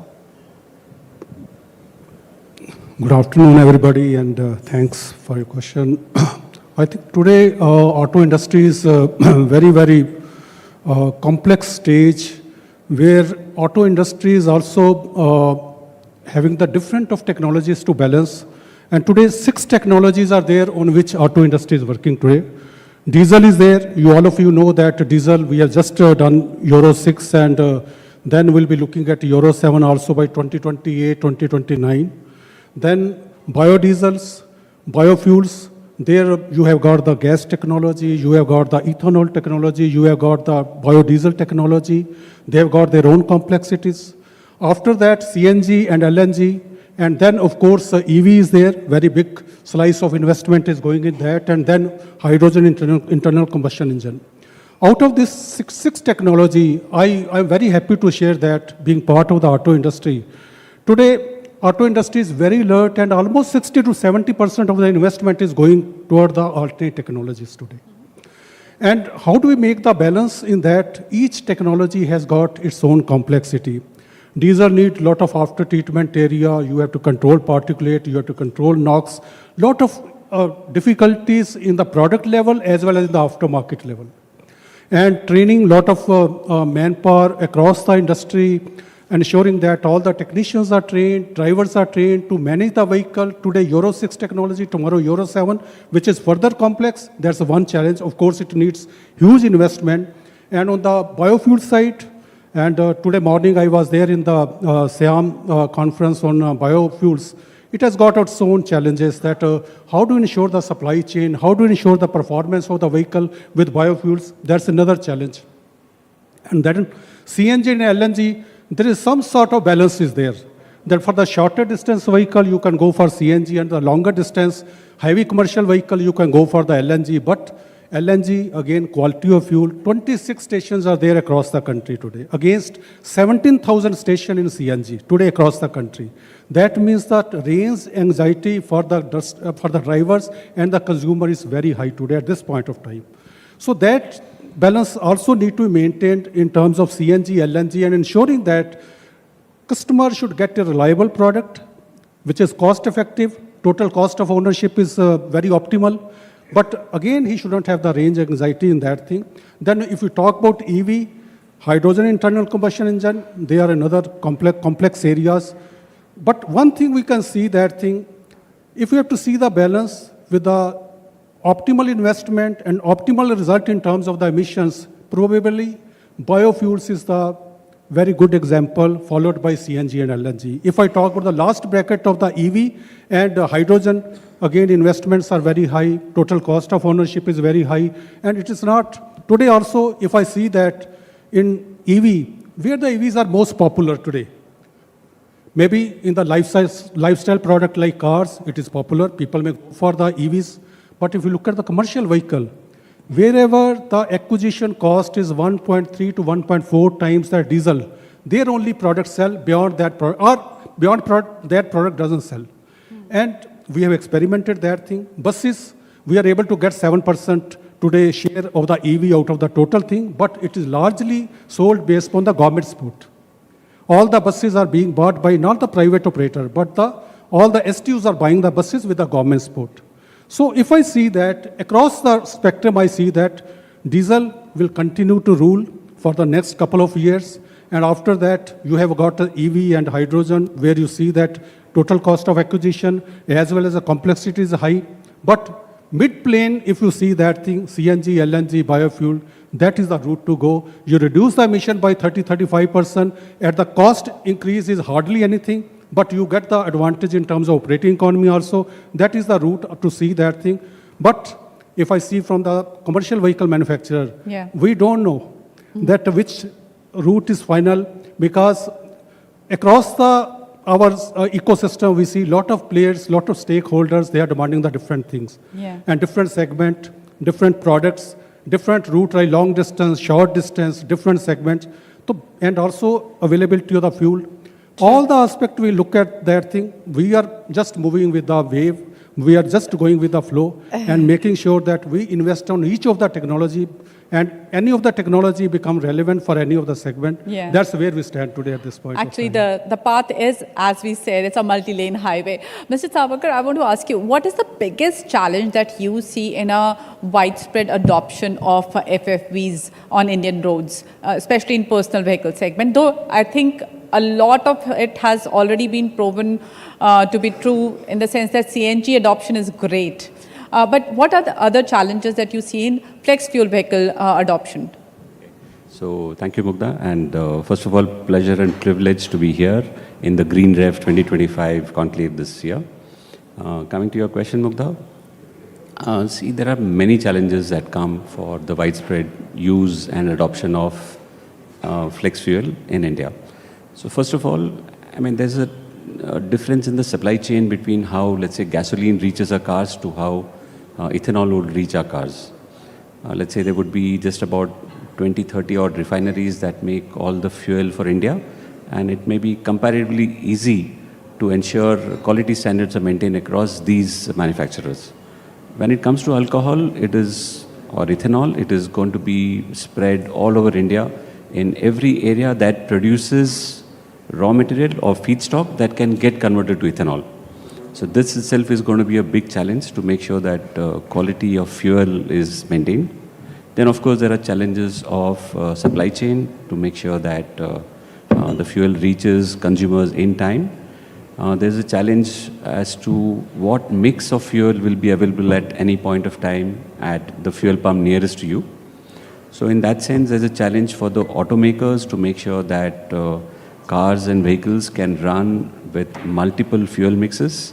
So there needs to be a way for the car to adjust to whatever fuel is available at that point of time, right from maybe E20 to E93, which is under discussion. And this has a lot of challenges for the technology that is used in cars. One of the things that matters is that the vapor pressure of ethanol is much less than gasoline. So what it means is that it doesn't catch fire so easily. So in many places, we may have to go in for heated fuel rails just to ensure that fuel reaches inside the cylinders at the right temperature for it to burn efficiently. Then ethanol by nature is corrosive for aluminum and for all the plastic and rubber parts.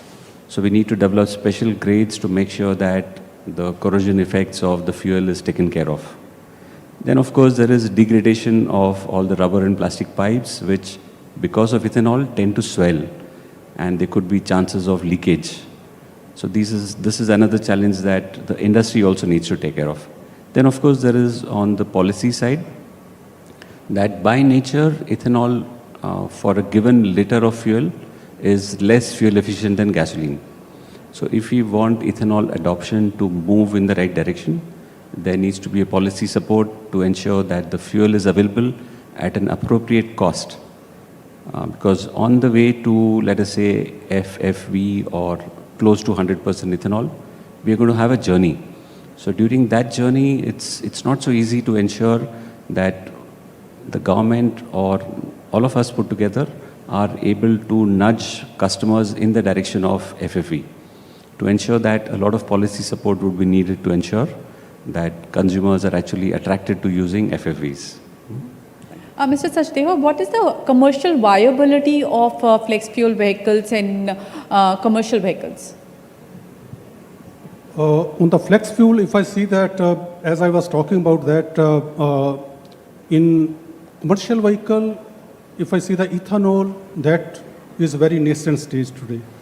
Ethanol today is being mixed with gasoline, what E20, which has been cleared by Government of India, and that fuel is getting available. That is gasoline for the cars and the two-wheeler, it is there.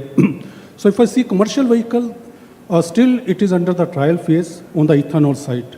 But if you see the other fuel, if I see that, it's a biodiesel, that how you mix that biodiesel, biofuel with the diesel, and there we see that there's a huge viability in terms of commercial vehicle. You see that today trials are being done by B5 and B10, mean 10 up to 10% of fuel, it is trials are being done. And there we have seen that vehicle performance is good enough. And all our engine, I can talk about the VCV, V commercial vehicle. Today, all our engines are certified by 10% of the biofuels. And only, again, issue what we are hearing from him also, that the supply chain is one challenge we see that thing. That fuel availability across the channel, across the route of the customer, that is what is the challenge is there. But in terms commercially, if I see that thing, definitely operating economy wise, it is a good proposition, and we have examples in front of us in terms of biodiesel for commercial vehicle. If we see the Indonesia, today they have reached B30 level. That 30% of the biofuel is mixed with the diesel and still working, and we are supplying the engine, some of the engine, because we are exporting to Indonesia today. And B40 also we are developing that thing. So if I look at from that side, I see that biodiesel have a very good viability in terms of performance. There's not much performance deterioration what we see in the ethanol. Normally 5 to 6%, because calorific value is low for the ethanol, performance get diluted by that time. And that's why there's a resistance coming also from the customers that in ethanol, that they want that the price of the ethanol mixed fuel should be reduced, so that the whatever he is losing on the fuel efficiency, that he can gain out of the cost. Overall TCO remains same. But in biodiesel, similar challenges are not there and things are better. If I look at the third fuel, CBG, compressed biogas, if I look at that mixing with the CNG, there also it is very nascent stage. 1% mix has just been now mandated, and 5% of the compressed biogas will be mixed by CNG. That's what the target. And Indraprasth gas, they were talking today morning that they are going to take this target to 10%. So that gas will be available, but it's the early days. But in terms of performance, in terms of the efficiency, in terms of the TCO, those challenges are not there. But in terms of the availability on the supply chain, that's one challenge. Across fuels will be there. That's what has to be overcome. So I see that overall, if I have to see that for the flex fuel, I see that potentially they can be very useful. And well-to-wheel, there's almost 35% emission reduction is there. And if we can manage this small teething trouble, what we are getting initially, if we can manage that thing, it's a very good way to go about and good for the country and us also for the consumers. Mr. Savarkar, we have seen that CNG distribution has now become quite widespread. Do you foresee that such a situation will also happen with the CBG? And also, do you think government will have to intervene to allay some of the fears of general population where they are skeptical about losing their mileage? The question is specific for CBG or flex in general? General, both, Okay. yeah. So for flex, see, I think the problem will be simpler than for CNG. Because for CNG, you need to lay down specific pipelines. And CNG can be carried only those for long distances. Of course, you can carry by trucks for short distances. But compared to that, flex fuel is slightly easier. In the sense, India has already managed E20. And in many ways, all that one has to do is scale from E20 to E85 in terms of supply chain. And it should not be such a big problem. The problem will be more on the supply side for, let us say, people like refineries who would have to source ethanol in good quantity and quality for blending. Because as we go forward, the blend will slowly increase from E20 to number of steps in between before we go to E85. They'll have to manage seasonality because ethanol by nature is not available through the year. It's available by and large linked to crop cycles. So there'll be times when you have had a crop recently and therefore ethanol is much better available, and there'll be times when it is not. So there'll be supply chain challenges in terms of do you want to store or do you want to let go of the ambition of E85 through the year and manage it only seasonally. In which case, once again, the cars or the engines that the cars have would need to be capable of managing multiple percentages of ethanol in the fuel that's available. But in my mind, at least, the problem is simpler than in CNG because the distribution network will be same as today. It is more on the input side that one needs to worry about. And do you think, my second question, do you think government needs to intervene maybe on the cost side to make sure that the consumer does not suffer the repercussions of addition of E20? So there are very many challenges on the input side or the feedstock side. See, generally what happens is a farmer, once he produces, let's say, sugarcane, can get X number of sugar and from the remaining material, a certain amount of alcohol. But then let's say there is a pricing equation that works in a given country.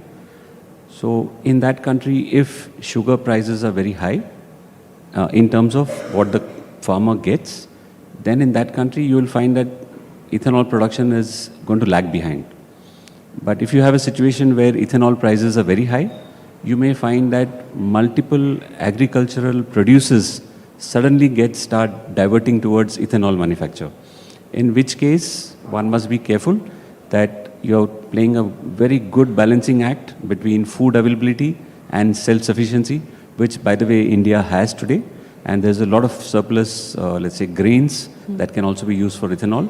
But this is quite a trick that one has to play on a very dynamic basis to ensure that overall we don't end up in either agricultural produce, let's say, shortages or ethanol shortages. The other way to look at this is maybe we can have crops that are specific for manufacture of ethanol, which can be done with much less water. Yeah, so that's one more problem. That sugarcane, by the way, is very water intensive. Yeah. So as it is, we in India have started seeing the water table depleting.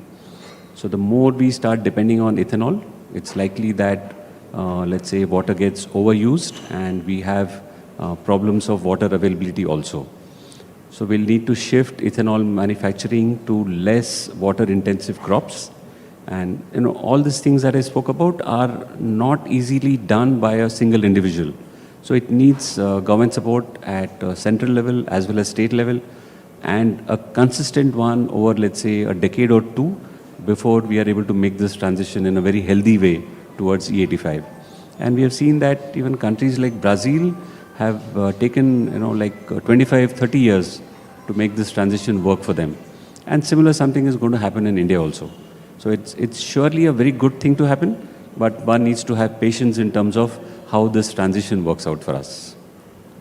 Mr. Sachdeva, in our journey towards greener mobility, do you think FFVs offer a solution which can result in a more greener environment and also a viable environment, a profitable environment for commercial fleet operators and all the participants? As I earlier mentioned that, yes, FFV, it's make sense for the overall economy as well as the consumers. It makes sense. And if I see the balance, like reducing 35% of well-to-wheel emissions and also ensuring that performance, there should not be any deterioration.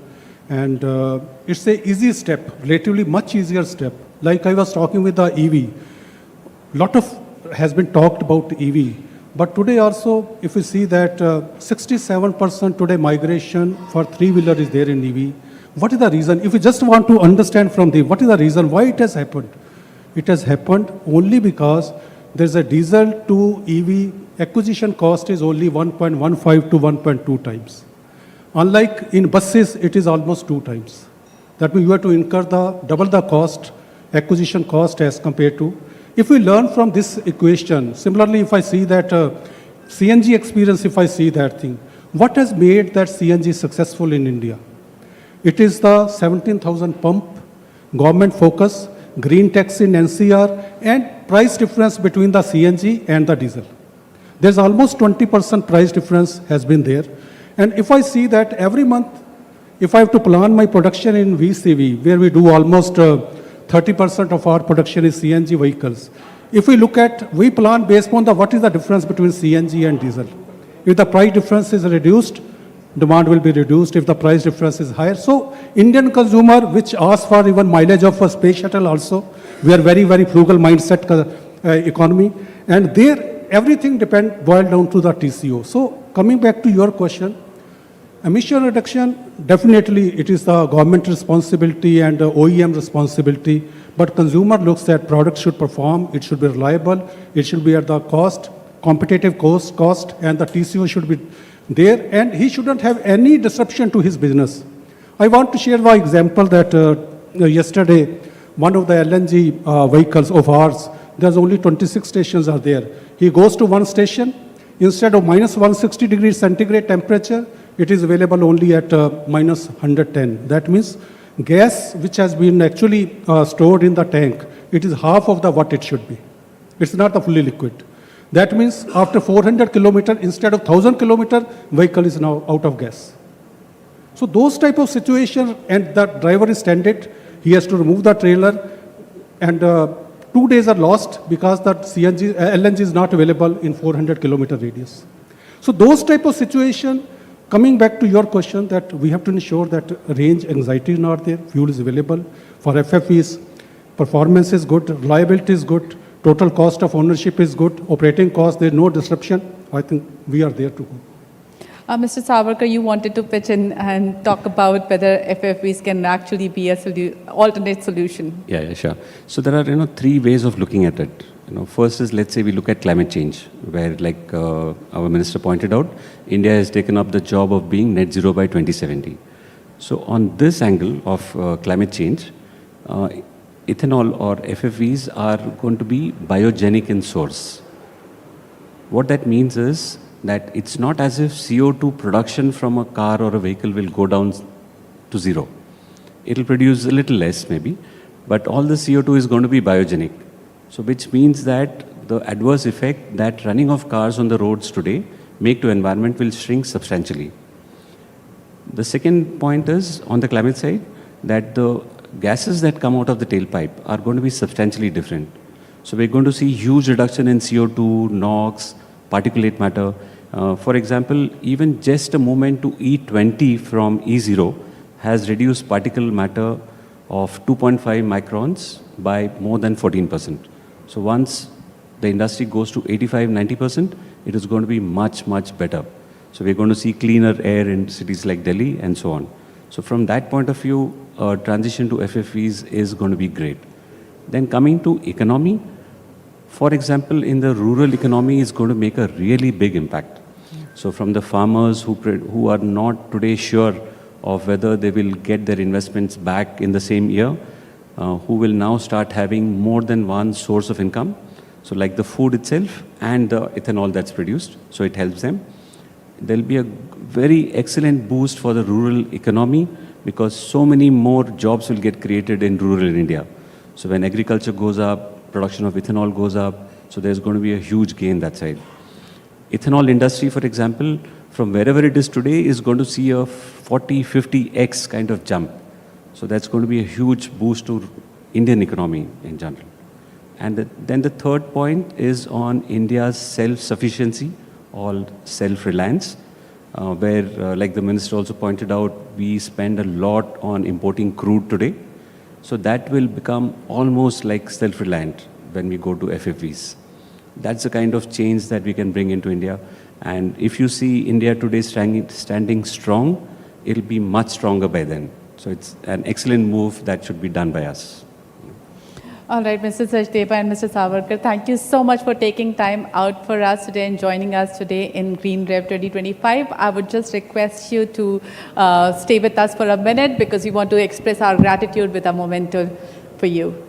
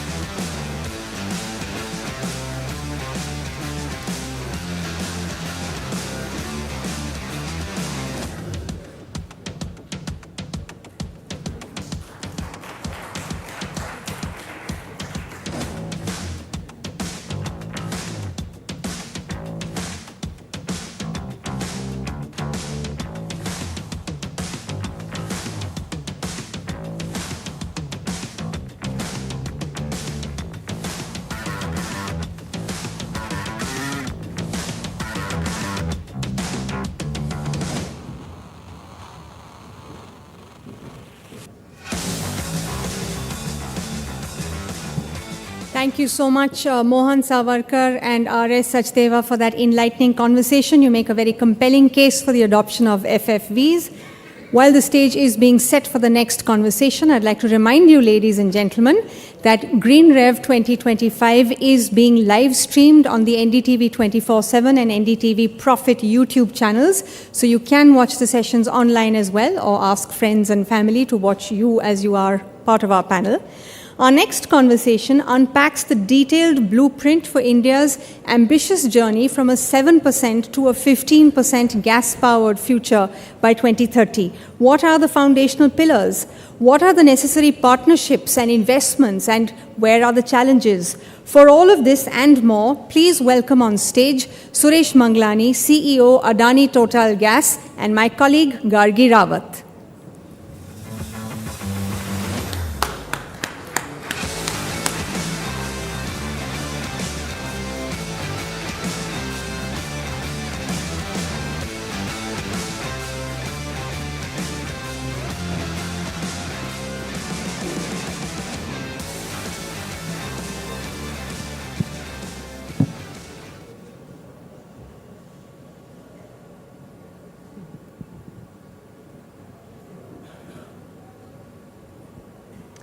India is charting an ambitious course to move beyond 7% or perhaps 6% towards a 15% gas-powered energy mix by 2030. This transformation hinges on expanding city gas distribution networks to deliver cleaner CNG and PNG across urban hubs.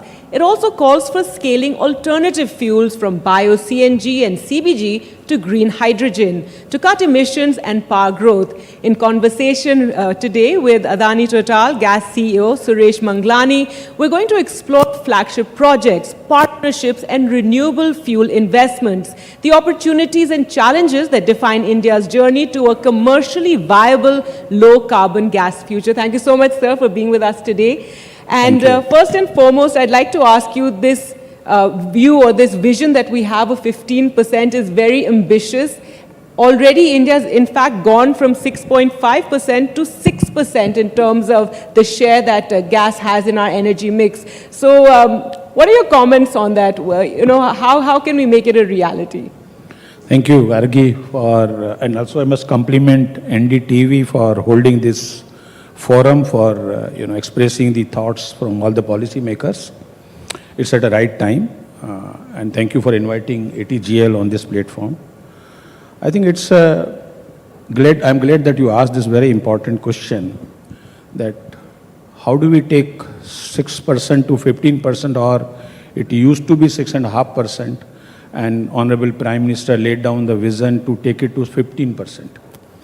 So while in the percentage terms it has come down maybe around 6.5, similar percent it has remained.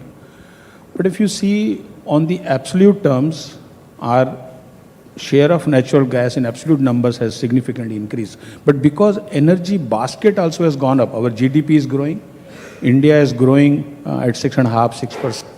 So naturally, energy basket is growing, and in that, natural gas has increased, but percentage-wise it has come down. Now, whether it can go further, absolutely it will go further. There are several policy initiatives which government has already taken across value chain, whether it is upstream for enhancing domestic gas production, or midstream, building up the national gas grid across the country, or building the RLNG terminals at various strategic locations. And the last, on the downstream side, again, if you see, barring one or two islands, maybe Lakshadweep or something, for entire India, regulator has now already given the authorizations. So at the moment when I'm speaking to you, large number of CGDs companies are building city gas distribution network across pan-India basis. Similarly, national gas grid is expanding, almost becoming double. RNG terminals are getting constructed or commissioned. So I think we are on a right path to move from a 6.5% to 15% by 2030. Right, sir. Now, NDTV has, very strongly campaigned for cleaner air, and especially when it comes to our cities, when it comes to our national capital. So to explain this to, people who are watching who may not understand our energy needs as, as much as, what we're explaining, as detailed as it is, what this means for cleaner emissions and, air quality in our cities, in our industrial areas.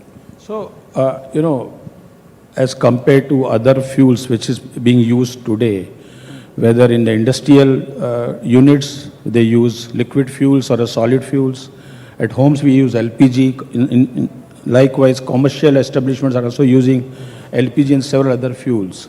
So as compared to those fuels, natural gas is far cleaner. Almost 30 to 40% you save on carbon dioxide. Then similarly, you save on sulfur dioxide and many other NOx levels. So naturally, natural gas is far cleaner, and it is the government policy. The government has been promoting usage of natural gas. And you have seen in NCR itself, when there was a lot of pollution was happening, this Honorable Supreme Court itself took the PIL and they started promoting CNG as a fuel even for a transport. So it is an undisputed fact that adoption of a natural gas will bring relief for the all the cities, urban areas, and also the rural areas for breathing the fresh air and clean air. Absolutely. So let's hope this adoption happens, as fast as it can. Sir, so you spoke about, this ambitious target that we have. And what role do you think each of the stakeholders in this, if we talk about the policy makers, industry, financial institutions, consumers, what role can they play in achieving this target? So that's the question, everybody asks that. Once we came down from 6.5 to 6%, how do we take it to 15%, and who all could play the role? So while, it is an admitted fact that government has been taking several initiatives, and the good part in India is that we have a listening government, listening regulator, listening authorities. They are continuously engaging with industries, whether it is upstream, midstream or downstream, and regular basis their policies are being evolved around it so that it facilitate larger investment, it facilitate acceleration of the project execution. Now, as I said in the beginning, that several initiatives have been taken, including giving license for pan-India city gas distribution development. Couple of things which, in our view, if it could be further pushed, we would be moving on the right direction. So, for example, if I give you few initiatives, Har Ghar PNG is one initiative which Honorable Prime Minister has stated even from, Red Fort during Independence speech that he would like to see that like a water, he wants to see PNG also coming on the tap in every home. So if you are able to push Har Ghar PNG, today we have around 33 crore homes having LPG connection, and only 1.5 crore homes has PNG connections. So there is a significant scope now to move from LPG towards the PNG as a choice of a fuel. So if you are able to push, like there is an Ujjwala in the LPG side, if you are able to push Prajwala or some sort of a scheme where similar level playing field comes, that customer also can take a PNG and there is a direct benefit transfer happening for connection cost, so that CGD's companies are able to continuously accelerate provision of the PNG connection. So that is one Har Ghar PNG.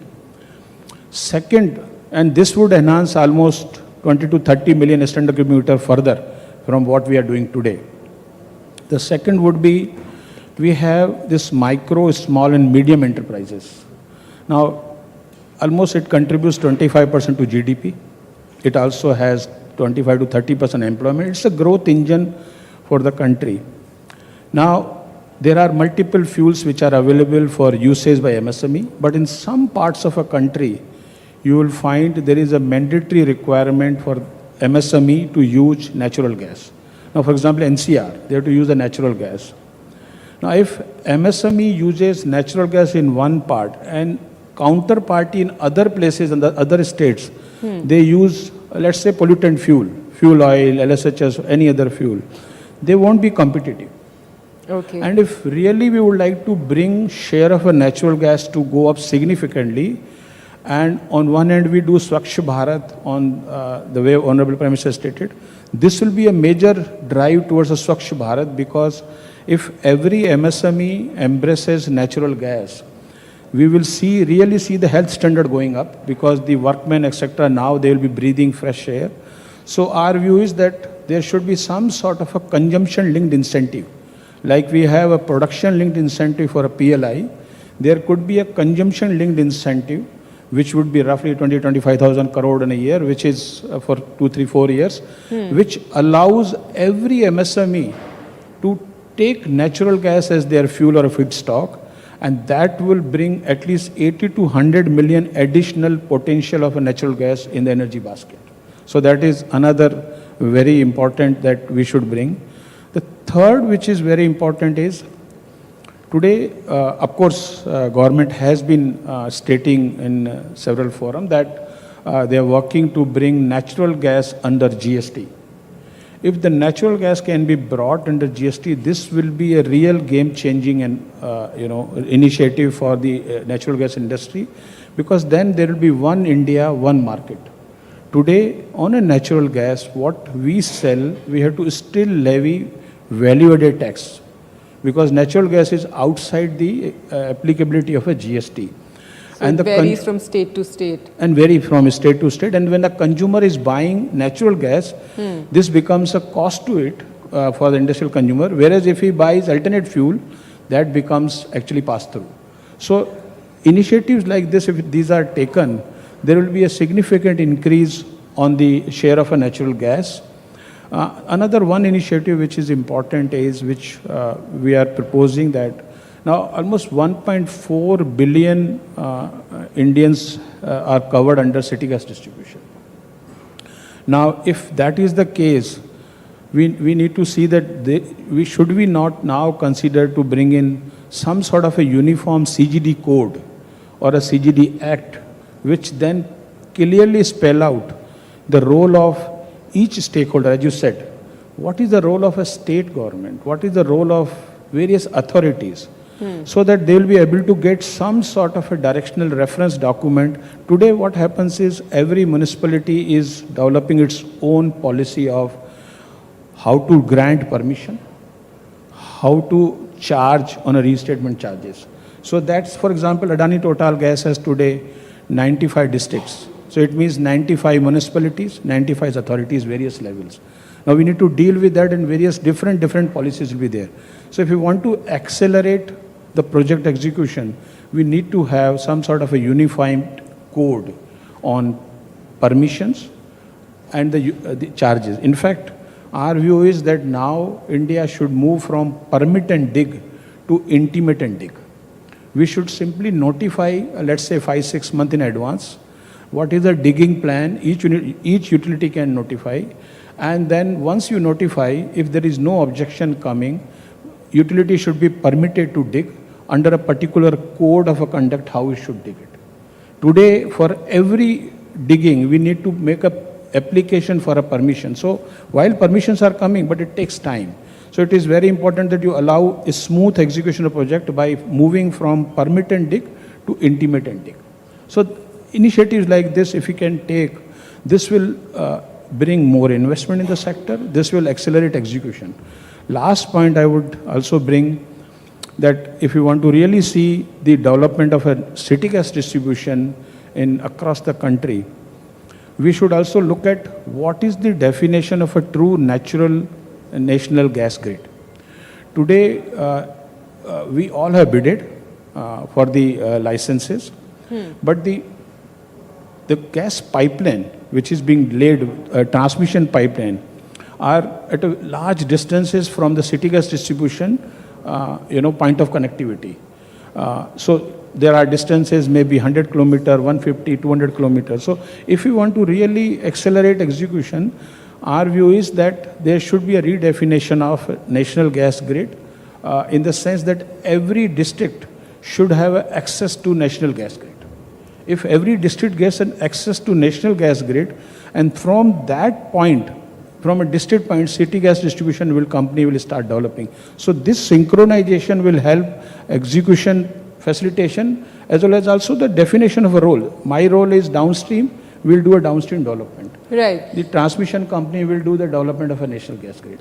In fact, that leads into my next question, which was in fact just about this, that what sort of challenges are being faced by the industry when it comes to the kind of infrastructure that you require so that we promote natural gas.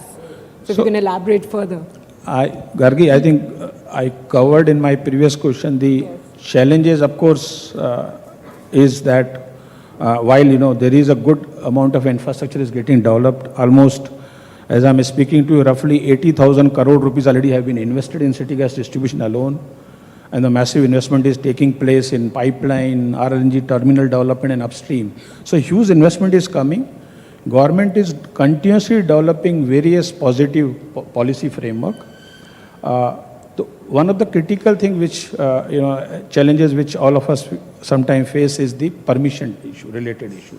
So as I said, if we have one unified policy where we know if we are able to either move from permit to dig, to intimate to dig, or there is a time-bound permission.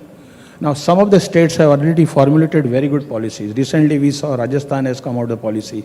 Karnataka has come out with a good policy. Assam has come out with very good policy, where they say if you don't get permission in 30 days' time, it will be deemed to have been permitted.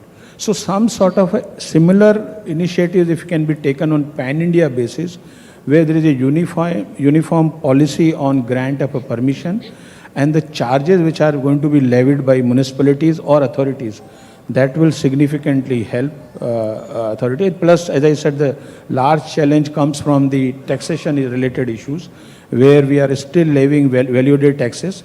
if the gas could come under the GST, that will really help industry to have a smooth transactions on the natural gas.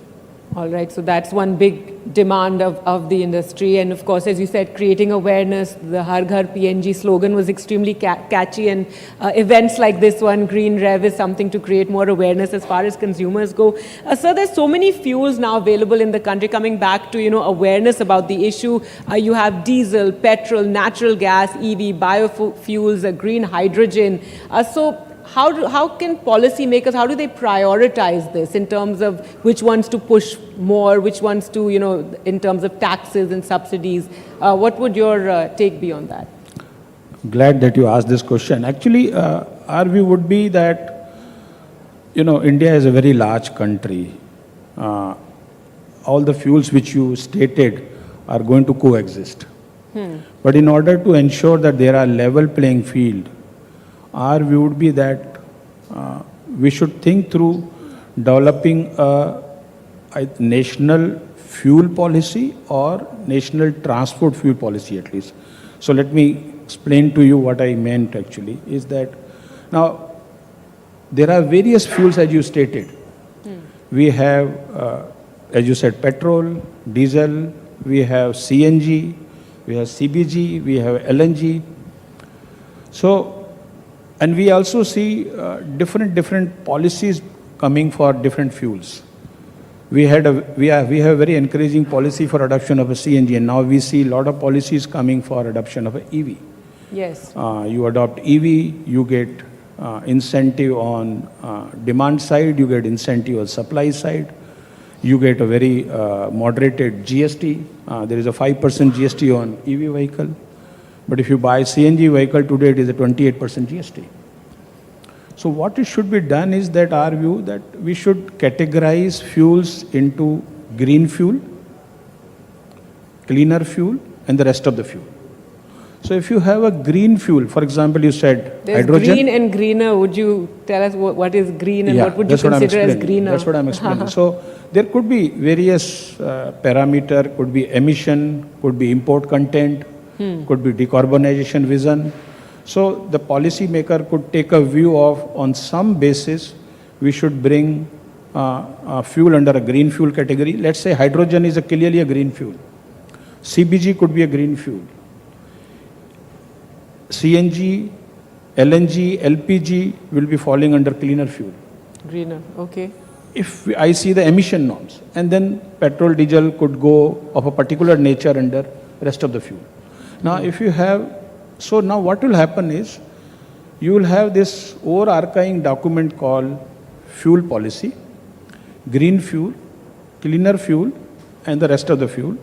Now, depending upon where the fuel lies, all the taxation, incentives, or otherwise, whatever policies are there, are all similar to that. Let's say if tomorrow we are developing cleaner fuel, CNG, LNG, then we know that whosoever is investing, they get same GST, similar type of incentive. And if somebody is now selling hydrogen, hydrogen will get much better taxation. It's absolutely fine, because then there is a clarity on the investor, there is a clarity for a consumer. Similarly, if somebody is buying a vehicle which is of the rest of the fuel, that he knows this is going to be the taxation system, so the total cost of ownership, TCO, will be known to the investor, also will be known to the consumer. So our view is, one way could be you develop a policy for each fuel, what you should do for EV, what you should do for CNG. Other way could be that you develop a policy on larger policy framework and categorize the fuel, greener fuel, cleaner fuel, and the rest of the fuel. In fact, it could go further that the retailing outlets which are selling could also be having color strips of, let's say, greener fuel will have green strip on the canopy, cleaner fuel could have blue strip on the canopy, and the rest of the fuel could have orange or another red fuel. So that there is a consciousness of a citizenry also coming up, that I should contribute to the cleaner fuel, I'll buy green fuel. You go to the some western part of the world, people are actually choosing greener fuel or cleaner fuel by paying premium. They come and press the button that it's a 20% expensive. The CBG is 20% higher than the CNG. People still want to buy CBG because they feel, I want to contribute.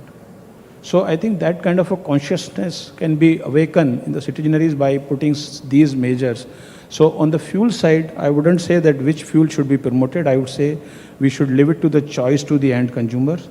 Also leave the choice to the investor where to invest by categorizing them under green fuel, clean fuel, and rest of the fuel. Or similar type of, this is not the end of the policy, but similar kind of a thought process should be developed in my view.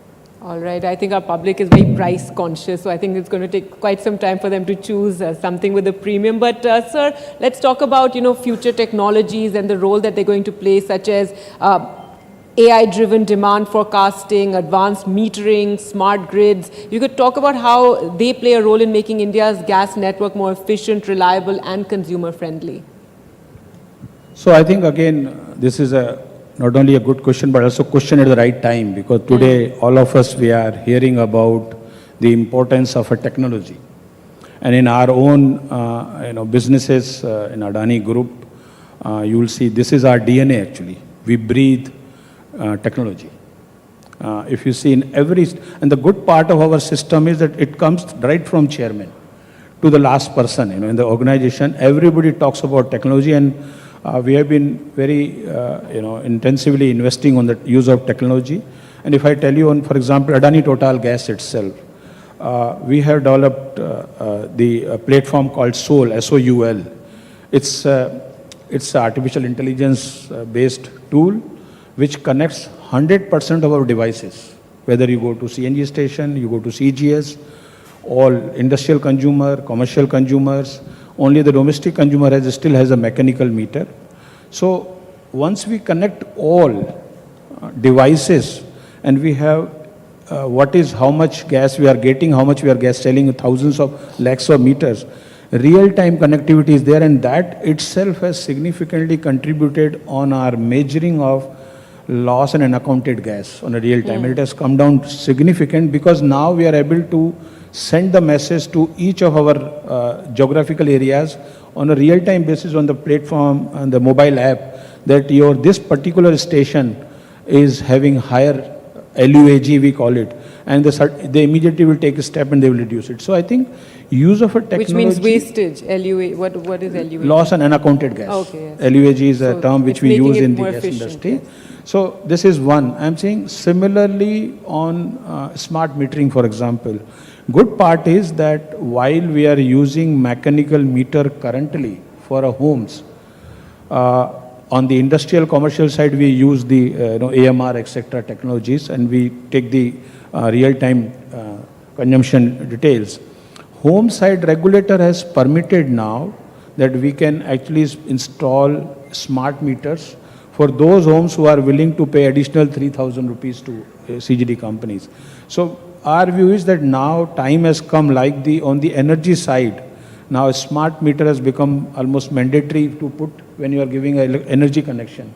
Similarly, our view is that now time has come that policymakers should start looking at to mandate a mandatory installation of a smart meter for homes so that we move from a physical India to digital India. Because we see one other thing where India is far ahead is the digitalization or technological usage. And our Honorable Prime Minister himself has so much passion on pursuing the technology across every aspect of a life.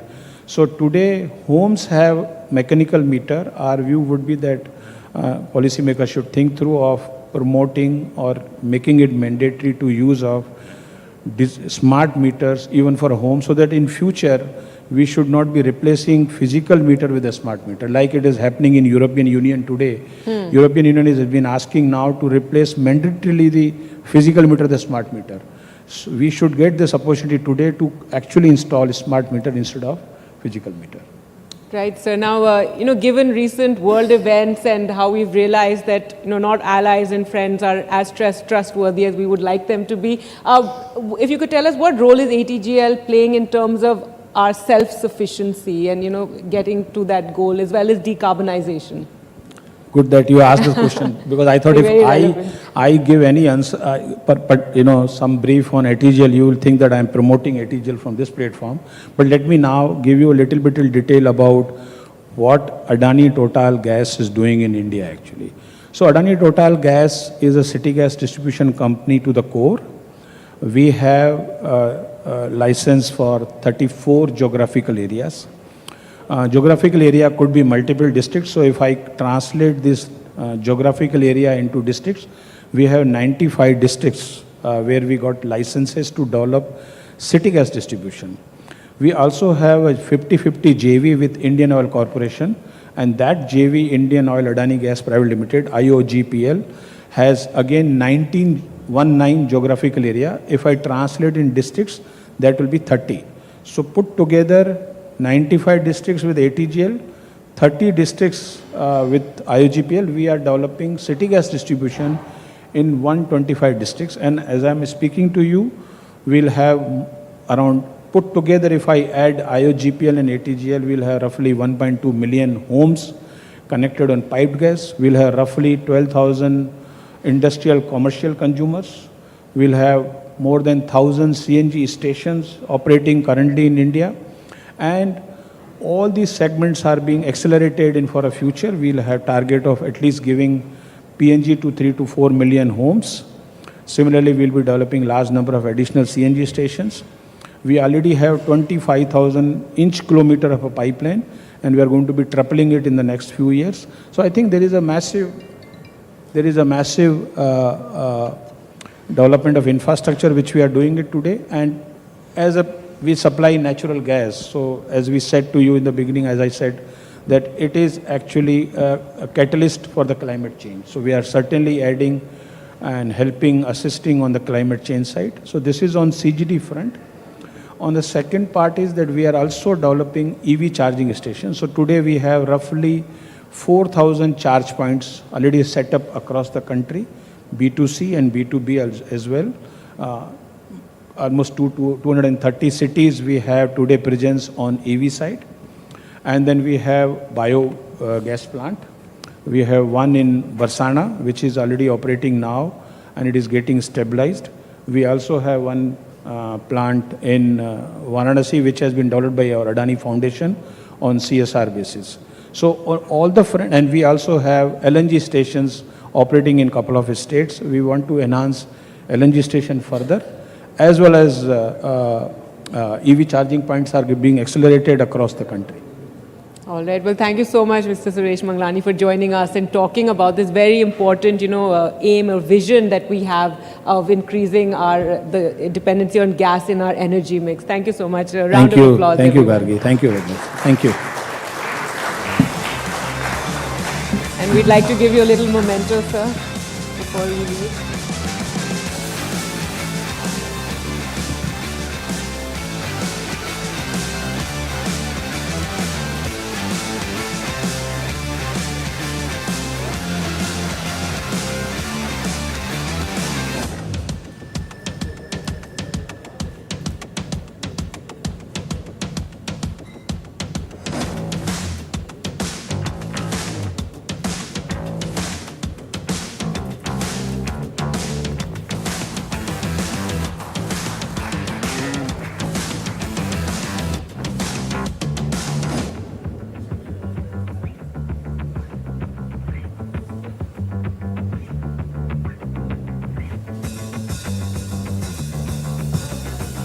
Thank you so much for that.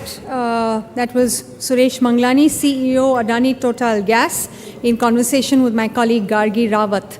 Now, up next, we turn to the financial side of the biofuel revolution. What are the financing mechanisms critical for scaling biofuels? How do we improve access to green finance, enable PPP models, attract investments in biofuel infrastructure? To answer those questions in our next session, From Capex to Carbon Credits, Unlocking Capital for Biofuels, it is my pleasure to invite on stage Tarun Kapoor, advisor to the PMO, who will be in conversation with my colleague Shivarur.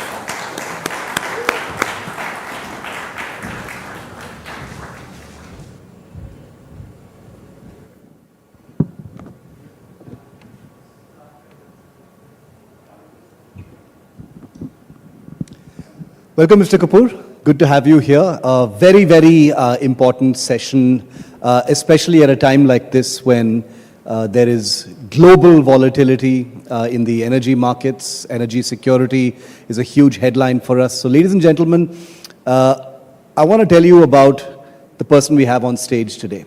If there's one thing that will decide first the speed and scale of India's biofuel revolution, it isn't just technology, and as Anasuya just said, it is capital. From the massive capex required to build advanced biofuel plants to the evolving carbon credit markets that can turn emission savings into bankable returns, finance is the fuel for the fuel of the future. Today we get a rare inside view from the Prime Minister's office, no less, on what's being done to attract investments, de-risk innovation very importantly, and make biofuels a high-confidence bet for both domestic and global capital. And we are just at the foothills right now. Please join me in welcoming Tarun Kapoor, advisor to the Prime Minister's office. He's been part of Delhi's power corridors and an architect more than once of the biofuel movement during his time at the Ministry of Petroleum and natural gas as well. Welcome, Tarunji. Thank you very much for being on this NDTV platform. There is a huge amount of curiosity and a huge amount of anticipation and positive energy about the biofuel space here in India right now. We've seen ethanol doing the rounds of the headlines for quite a while. So I'd like to throw it to you for your opening comments. Give us a brief overview of where things are at right now as far as India's journey on biofuel is concerned, sir. So, thank you for inviting me. And in biofuels, the main biofuels we are probably looking at, one is ethanol, then compressed biogas, and biodiesel. And in ethanol, then it's also 1G, 2G, and then 3G. So I would say mainly the success story so far has been around ethanol, and compressed biogas is just coming up. Biodiesel, we've had success, then problems because the price is high. But all these areas we want to look at, and we want to have alternatives to petrol, diesel, and of course natural gas. The journalist in me wants to ask, this is an audience of people from the industry, Mr. Kapoor, but the journalist in me also wants to ask that, with the current geopolitical churn in the world, is there an elevated sense of urgency on the path that India is taking down these things? Of course, the reforms are happening. Of course, the pieces are being put in place. But, over the last 6 to 7 months especially, has that had an impact in terms of needing to do things much faster? Certainly. Not only the current situation, but we've always been looking at our imports. And we need to reduce imports. We also have to create jobs. So this is a sector where we are connected with the farmer. We are connected with the intermediary, which is the manufacturer, where again jobs get created. And we reduce imports. So one could say that 3 advantages. And also we can have homegrown technologies, and we can offer to the world. We can offer technology, and we can offer maybe some innovative products to the world. There are other possibilities also. From biofuels, you can produce chemicals, you can produce so many other products, but then those kinds of quantities we still probably don't have. So we are just looking at energy. So that's the mass scale, like that's where huge quantities are needed, but those niche uses probably could also give a lot of value. One example is the 2G plant which is coming up in Assam based on bamboo, where I was informed that there are at least 2-3 very high value byproducts. And some of those byproducts, if they succeed, probably they'll give revenue, and that quantum of revenue is so much that it has the potential to make a plant which otherwise looked unviable. That whole plant with an investment over 3,000 crores becomes viable just because of those value additions. Yeah, Mr. Kapoor, I'll come to mandates in just a bit because that's the other big question to ask. But I think that there is a huge amount of interest largely on also India's carbon credit trading scheme, which is now operational. Can you tell us, how can biofuel producers practically integrate into compliance markets? What policy gaps need urgent resolution? What is the government looking at right now? So as you know that the whole carbon trade landscape is now changing. The old system is now out and there's a new system, and that new system is taking time to set in. So in the new system, there is a very clear differentiation between what can be traded internationally and what can be traded domestically. So we identified 14 sectors. In those 14 sectors, compressed biogas is also there. So these 14 sectors, we said that we would allow international trade. And rest we've kept for domestic. On the domestic, because the basic principle is that whatever is contributing to our NDCs, that cannot be traded internationally. So the larger ones where higher volumes are there, we want that to contribute to our own, we've made international commitments, so we want that to contribute to our own international commitments. But certain areas where the costs are high, and those high cost areas also have low volumes, and probably we need technology, those areas we've kept for international trade. So compressed biogas is one of them. Now, this whole system is, because it's new, so it's taking time to set in. So for the domestic market, there are several steps involved. Bureau of Energy Efficiency has been given this task of doing this, you could say, setting up the trade platform and for managing the whole carbon market. The mandates come from emission norms which are set under the Environment Act by the Environment Ministry. So certain industries, they've already put mandates on, and those who don't meet mandates, then obviously they can go and buy those credits. But this kicks in from next year, and there is a time given to earn credits. So which means that real trading may start after April next year. And then April next year onwards, we should see a good carbon market develop in India. Again, in the carbon market, you know, there are two types. One is the voluntary, the other is where mandates are there. So we are doing both. So some corporates are already into voluntary, and they are willing to contribute even if they don't have mandates. And then on the international side, recently we've got this approval and signed an agreement with Japan. This is under this section 6.2, where two countries can have a bilateral arrangement. So Japan is the first one who signed with us. We may sign with some other countries also. So that's another window for international carbon markets. So we are looking at all that, but the world, the whole system, the way it has to unfold in the world is taking time. Within certain markets, for example, Europe, their internal market has developed quite well. But then the transfer from one country to another, that whole thing is taking a little more time. I want to explore the aspect of pricing and demand just a little bit more, Mr. Kapoor. You know, biofuel carbon credits face challenges in both these aspects, pricing and demand. How will the government ensure fair valuation and market stability under the carbon credits trading scheme and the green credit program? So, as you would know that there is a range. Yeah. So there is a lower limit and there is an upper limit between which the trading takes place. So those limits are set by, in this case, BE will be doing that. And then we have to ensure that there are enough organizations with mandates, and the supply also matches that. So if there is too much supply, obviously price will remain low, and if there is too much demand and no supply, then again you can't enforce mandates.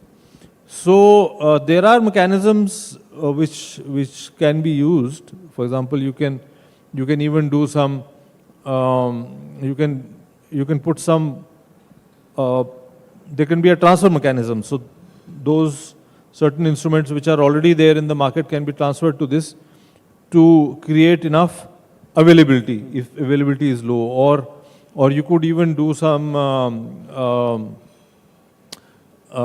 maybe virtual kind of mechanisms also. So there are methods to balance out, but so far Environment Ministry and BE together, Power Ministry, they have held a lot of discussions, and the way they are going about this whole thing, they will match demand and supply. So I think the Indian market should come up well. Is greenwashing a concern when we talk about this, Mr. Kapoor? Can voluntary carbon markets like the Green Credit Program complement compliance markets to boost biofuel investments? Can you tell us a little bit about the safeguards to prevent what I'm talking about, double counting or things like greenwashing?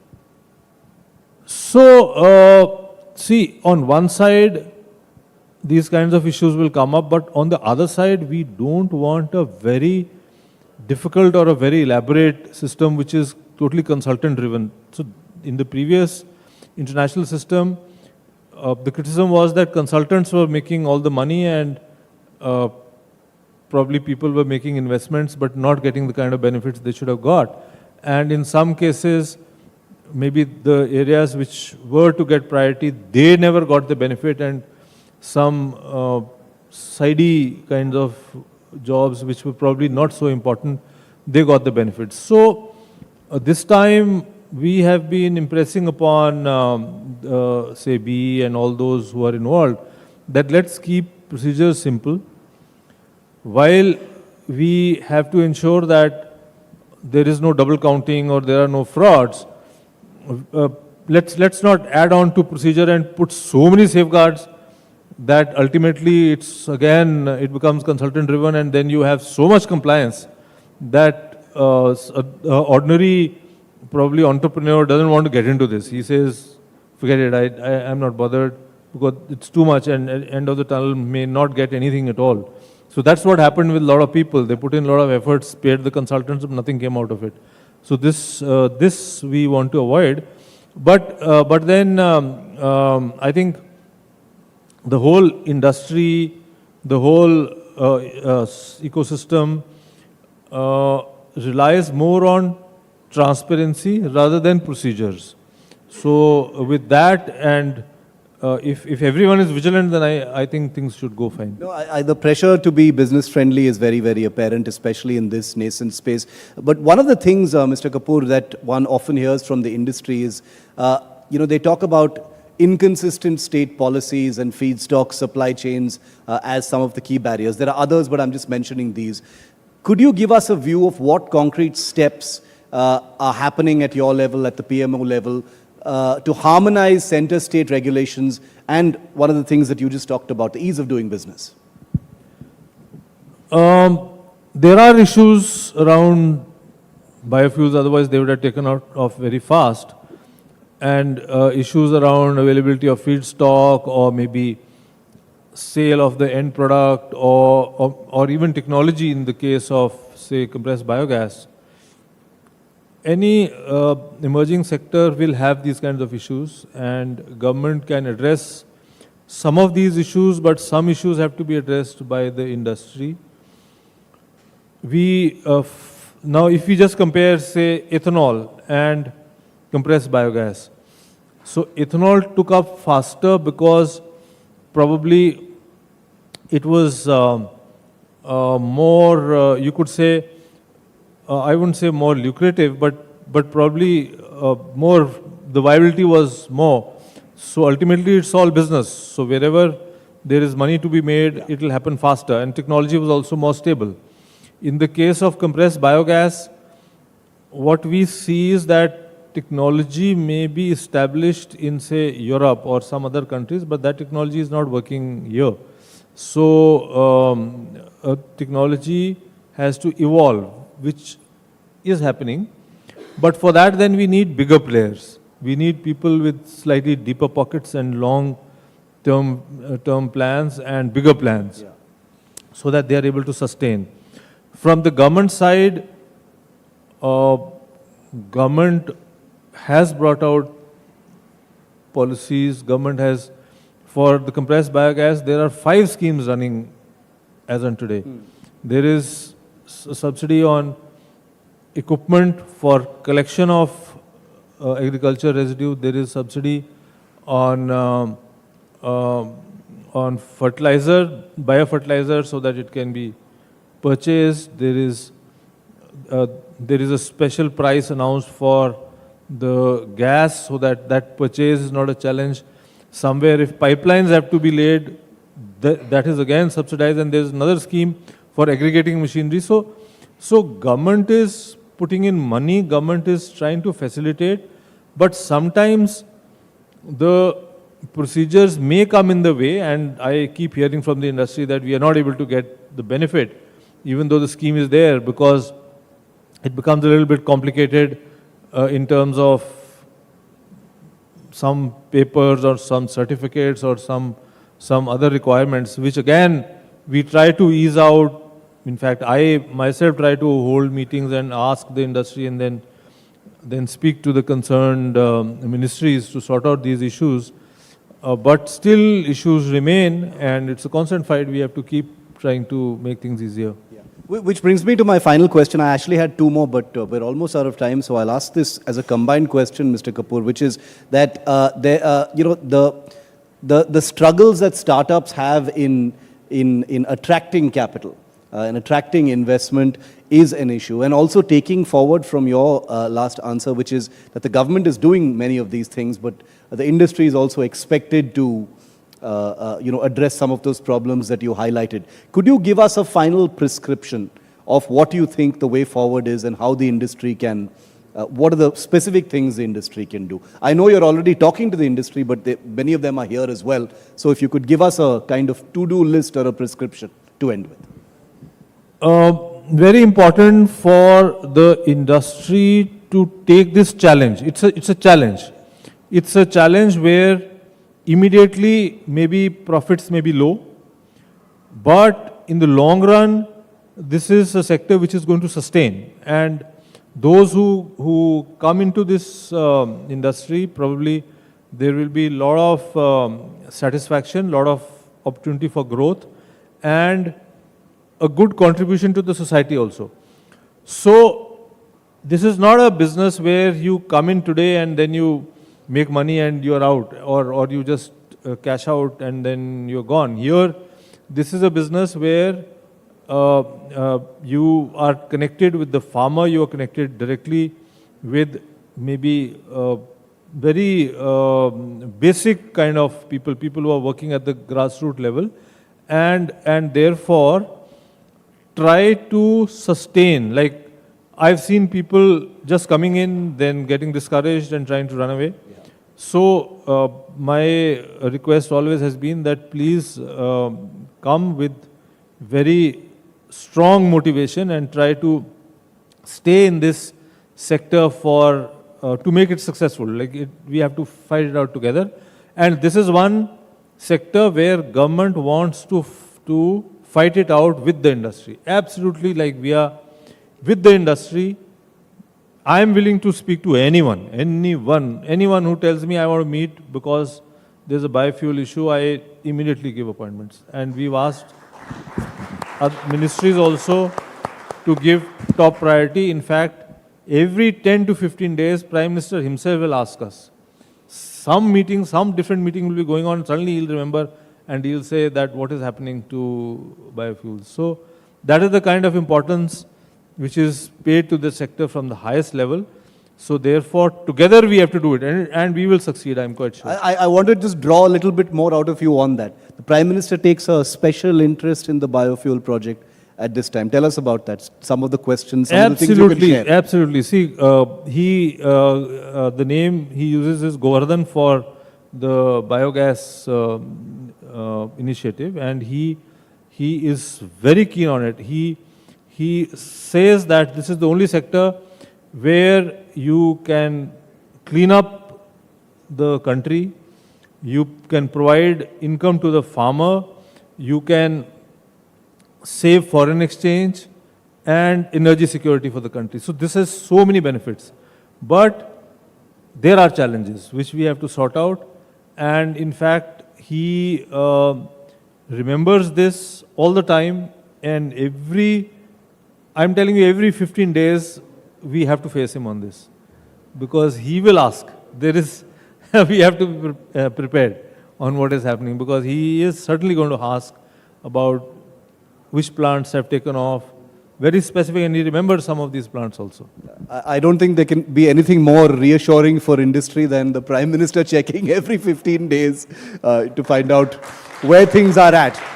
That's an incredible amount of, the highest level reassurance that the people wanting to get into this industry can actually get. So I think it is very clear from this brief and insightful discussion that biofuels and this emerging sector is not a side mission for India. It is a national imperative, cannot be ignored. And like Tarun Kapoor ji said, this is going to be something that the government partners with industry all along. Thank you very much, Tarun Kapoor ji. Thank you.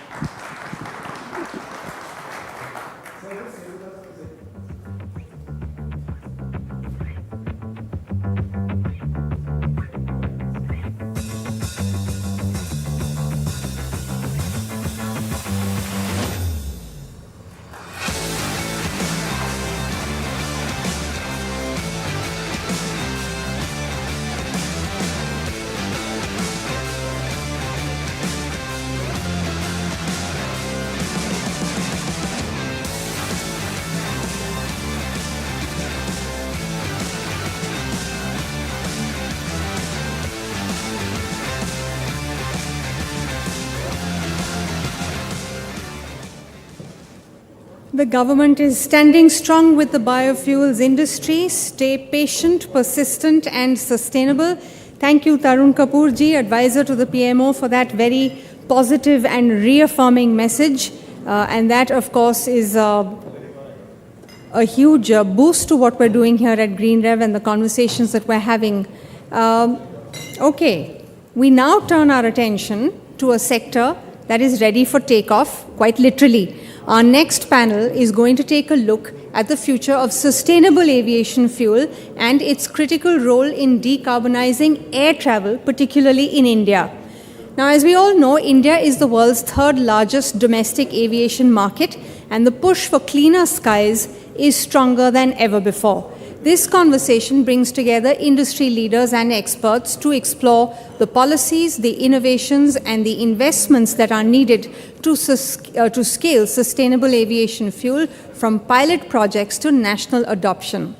For our panel on unlocking India's SAF revolution, please welcome on stage Vijay Nirani, Managing Director, True Alt Bioenergy, Ranjit Kulkarni, Vice President, Honeywell Energy, and Kanika Chawla, SAF Business Development Leader, India and South Asia, Airbus. This conversation is being moderated by my colleague, Gargi Rawat.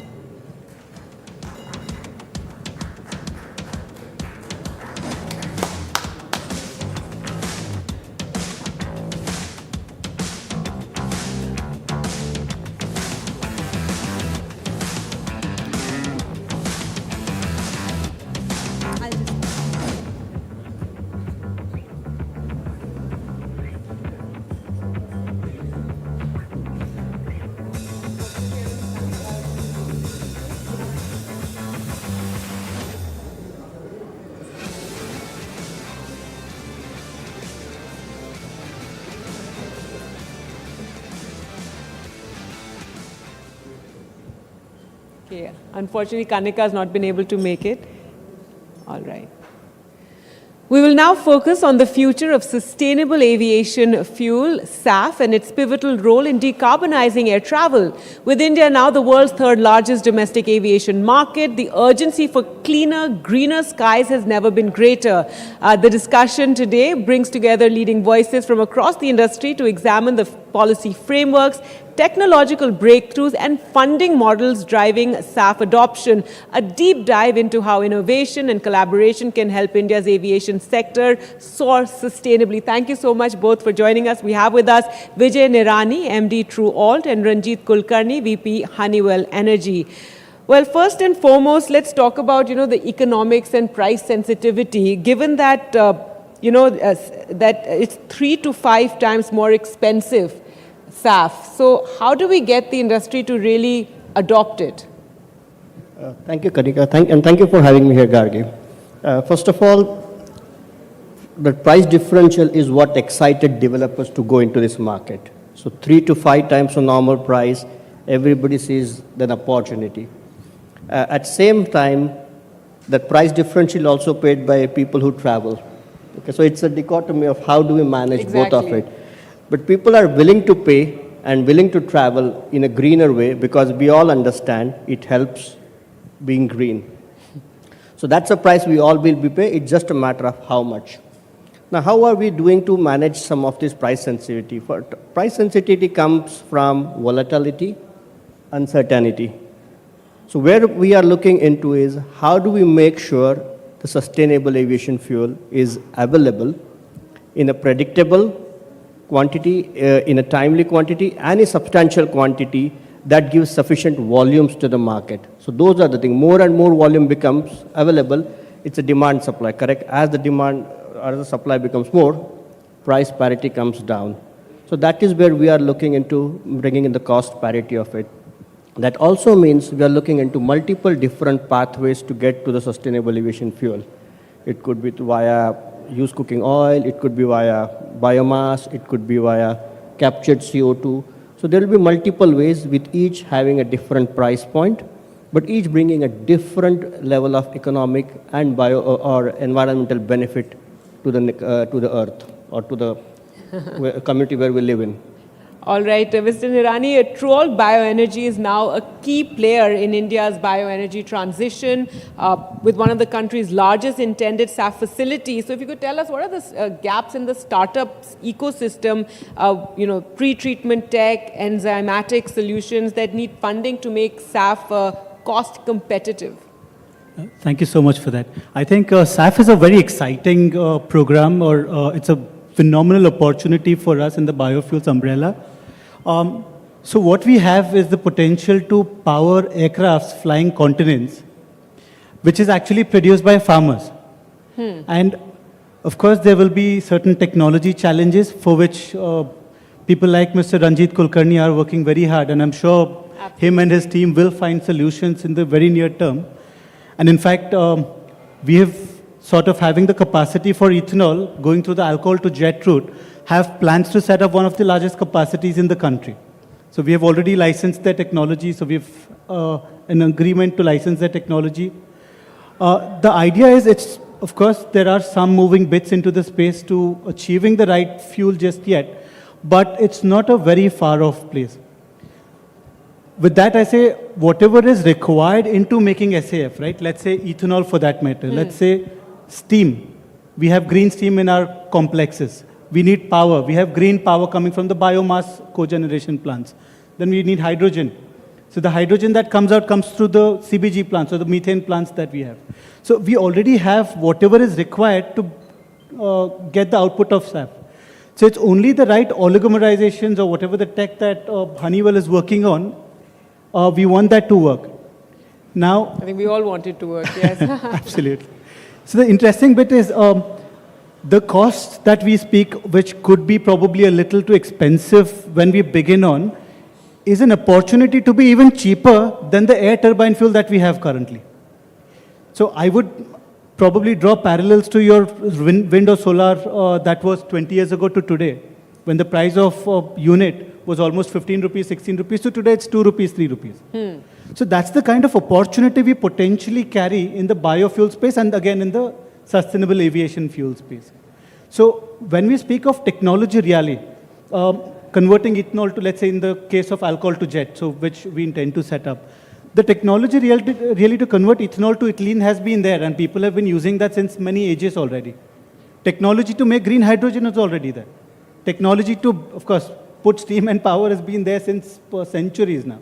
So it's only bringing together all of that and making a compound out of it, which Mr. Kulkarni and his team are set to achieve.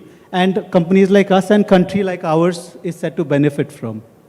All right, so Mr. Kulkarni, that brings me to the question with Honeywell's ethanol to jet fuel process, cutting aviation greenhouse gas emissions by 80%. So how do you optimize this for India's diverse feedstocks, sugarcane, molasses versus agri-waste to maintain cost parity? Thank you. Again, first thing I'm again proud to say is this ethanol to jet technology has been developed by us in India, and it's gone global. Okay, wonderful. So that's a fantastic achievement for us. That's quite an achievement. I think that deserves a round of applause. Yes. And the second, we believe in two fundamentals. Waste is a misplaced resource, which means every molecule we harness, make sure we use it wisely. And just because I can do something doesn't mean I should do it. I have to be responsible. Let me elaborate what I mean by that. So when we look at waste, today the chemistry, if you look at any of biomass, it has three or four key elements: carbon, hydrogen, and oxygen. Now there's enough chemistry knowledge available in the world and everywhere where I can take this carbon, hydrogen, and oxygen molecule and make any molecule I want in the world. Let's talk about biomass. It's how we utilize that carbon, hydrogen, reject oxygen, reject other contaminants, and make the molecule I want, whether it is green plastic, whether it is green fuels, or green chemicals. How do I make it in less and lesser number of steps? If you look at agri-residue, biomass, ethanol, they all have different characteristics. Understanding these characteristics is very key in how we take it to the next step of SAF or biochemicals. That is where innovation comes into the picture. That is where we now try to do it. If I can do it instead of 4 steps, can I do it in 3 steps? Can I do it in 2 steps? Every step I reduces the carbon intensity, reduces the heat, reduces the energy, and thereby reduces the carbon footprint of that product. This is the philosophy we drive. While doing this process, I may not be able to convert every molecule into my desired SAF molecule. We may get some side product. One, I would first try to minimize side product, or if we make side product, how do we drive more value out of that? It should always be priced higher than what comes as a feedstock. So that's a second way we try to leverage it, not only reduce the capital expense, but also improve the value of it. And third, what we say is use less heat and what we call drive more towards it. So because doing more with less is always a key in driving profitability. So these are 3 to key 4 aspects of it. So we have not stuck to one technology to drive SAF. Things where used cooking oil, waste fat, waste greases are available, we have a different pathway. Where biofeedstock is available, depending upon the biofeedstock, we have different solution. If you have waste CO2 and green hydrogen, we have a methanol pathway. If you have municipal solid waste, we have a different pathway. So we have tried to understand how each molecule can be taken into a SAF molecule in the least path of resistance. And that has been how we have developed multiple options to cater to different geographies, not just in India, but around the world. All right, well, I'd love it if you could develop a technology for all the crop burning that takes place in Punjab and the Parali. As we all know, we all suffer the pollution. So if you could make that lucrative for farmers, that would be wonderful. Mr. Nirani, to you now, how can airlines be encouraged to commit to long-term SAF procurement contracts, given, as we discussed, the cost premium? And should India mandate blending targets similar to what's happening in the European Union? So I think the mandate is already announced, but the roadmap to achieving the mandate is what we are looking to hear from the policymakers. So there's a mandate to already start blending 1% by 27, 2% by 2028, and up to 5% by 2030. And again, CORSIA, the body that regulates emissions, has already given global emission mandates as well. So be it the US or the European Union, they chose different pathways to achieving those mandates. And are these mandates realistic? They are, of course, it can be. There's nothing very, like how Mr. Kapoor just said earlier, right? There's nothing that's impossible. They're difficult, but they can definitely be achieved. So what I would say is, because the ethanol program became a big success for 2 reasons. One, there was incentives to the manufacturers, and again, there was a penalty if you don't consume or blend ethanol in petrol. There was a 2 rupee penalty that was levied, right? In the European Union, they straightforward have carbon taxing. If you're not going to reduce your carbon emissions, there are taxes that are levied. And you know, multiple companies have either shut down or sold out because of the carbon tax implications. Or be it in America, US has used to, prior to the big man that's holding office now, has had incentives that were being given out to the sustainable aviation fuel. But India, we still have to figure out our roadmap to achieving this. So one thing is, India is a very cost-sensitive economy. Yes. We are a very fast-growing economy. So, and again, as compared to per capita flying with the developed countries, we still are much, much lower than anybody else. So in the morning, we're giving a figure. So India only has about 160, 165 operational airports. For a population of as large as 1.5 billion, as compared to in America, which has over thousands of airports. For a population, 1/5 ours. Right? So the potential for our country to grow in the aviation space is tremendous. Now, in order for us to actually implement, we either need carrots or we need cane, or probably we'll need both. So if either carrots, cane, and we have the push from the policymakers and for the consumer, we will end up achieving the mandates. Of course, probably, to get to 2027 levels, we probably have missed the bus. If not 27, at least 28. That's why I asked whether it's realistic, yes.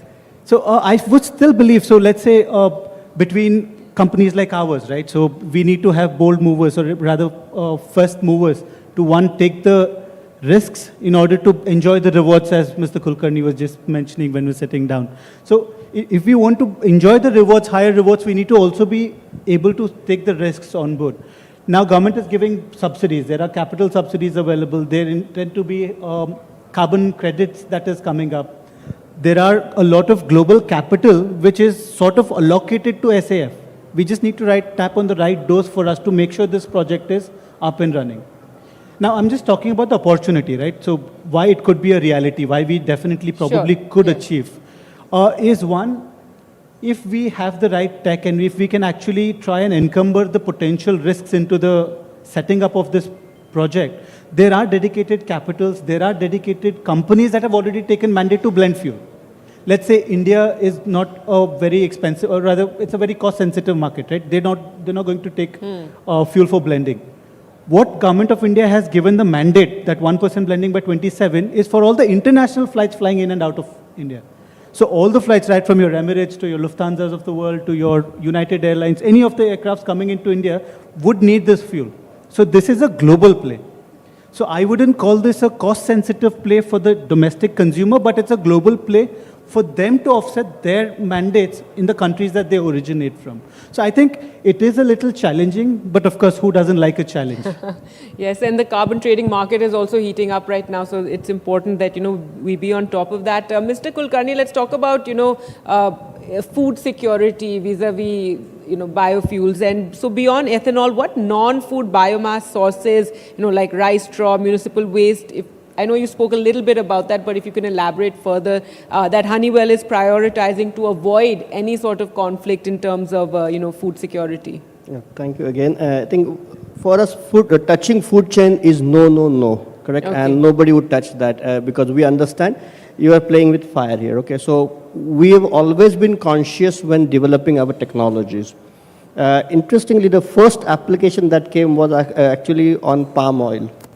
The first SAF application that came was palm oil based, but very quickly, within after a few months of trial, people realized that this is not a long term, and people started pivoting into non-edible oils, non-food chain oils.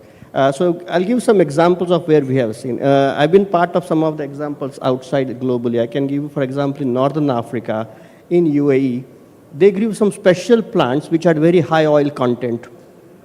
These plants in Northern Africa, in Algeria, these plants were grown in desert.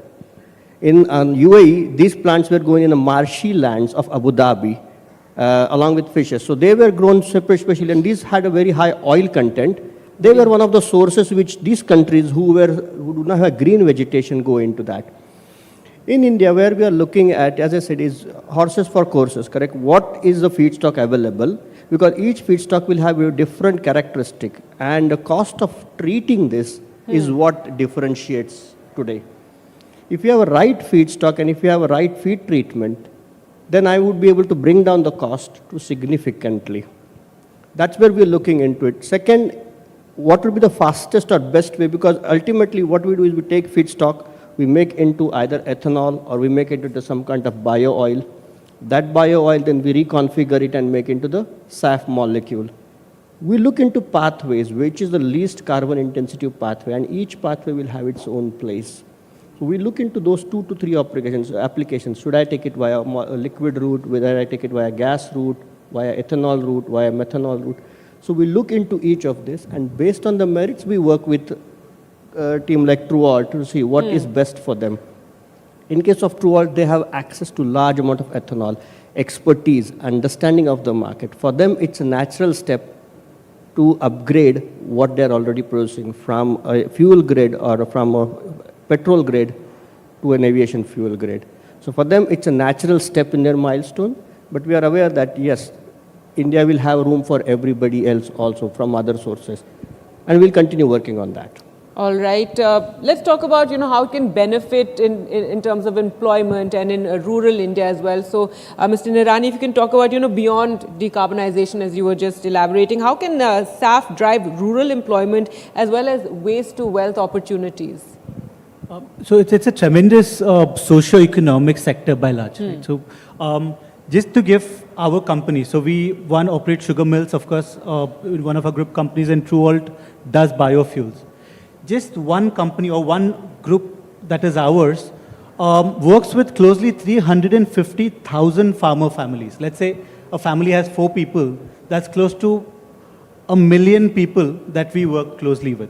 So that's the kind of impact one company probably can generate, and there are multiple companies like ours. So that said, all of what we consume come typically from all the farmers, the 1 million people that are directly employed or rather tied up with us. Once we take in the product, I'm just stepping a little behind, going beyond SAF and say, what exactly is the products that we take? We take the sugars that come in, we make one sugar for human body, that's one energy. We make cogen, we make power, we make ethanol. Now ethanol gets converted into SAF. The byproduct is biodiesel or bio-naphtha or other special chemicals. Or let's say the ethanol could get converted into malolactonic acid, or multiple opportunities. So all in all, the whole value chain has the potential to create unimaginable level of employment. Not just allied employment, but direct employment. So let's say a typical case of a SAF plant, let's say 10 crore per annum sort of a capacity that we sort of intend to set up, would potentially employ close to 800 to 900 people directly. And these are very skilled employment. And of course, if you go beyond the transportation, the allied, the downstream, all of it, there is a lot of potential for us to create employment, to create a socio-economic impact for the whole value chain. To top what excites me especially on top of it is every product that we consume is replacing this crude that is imported.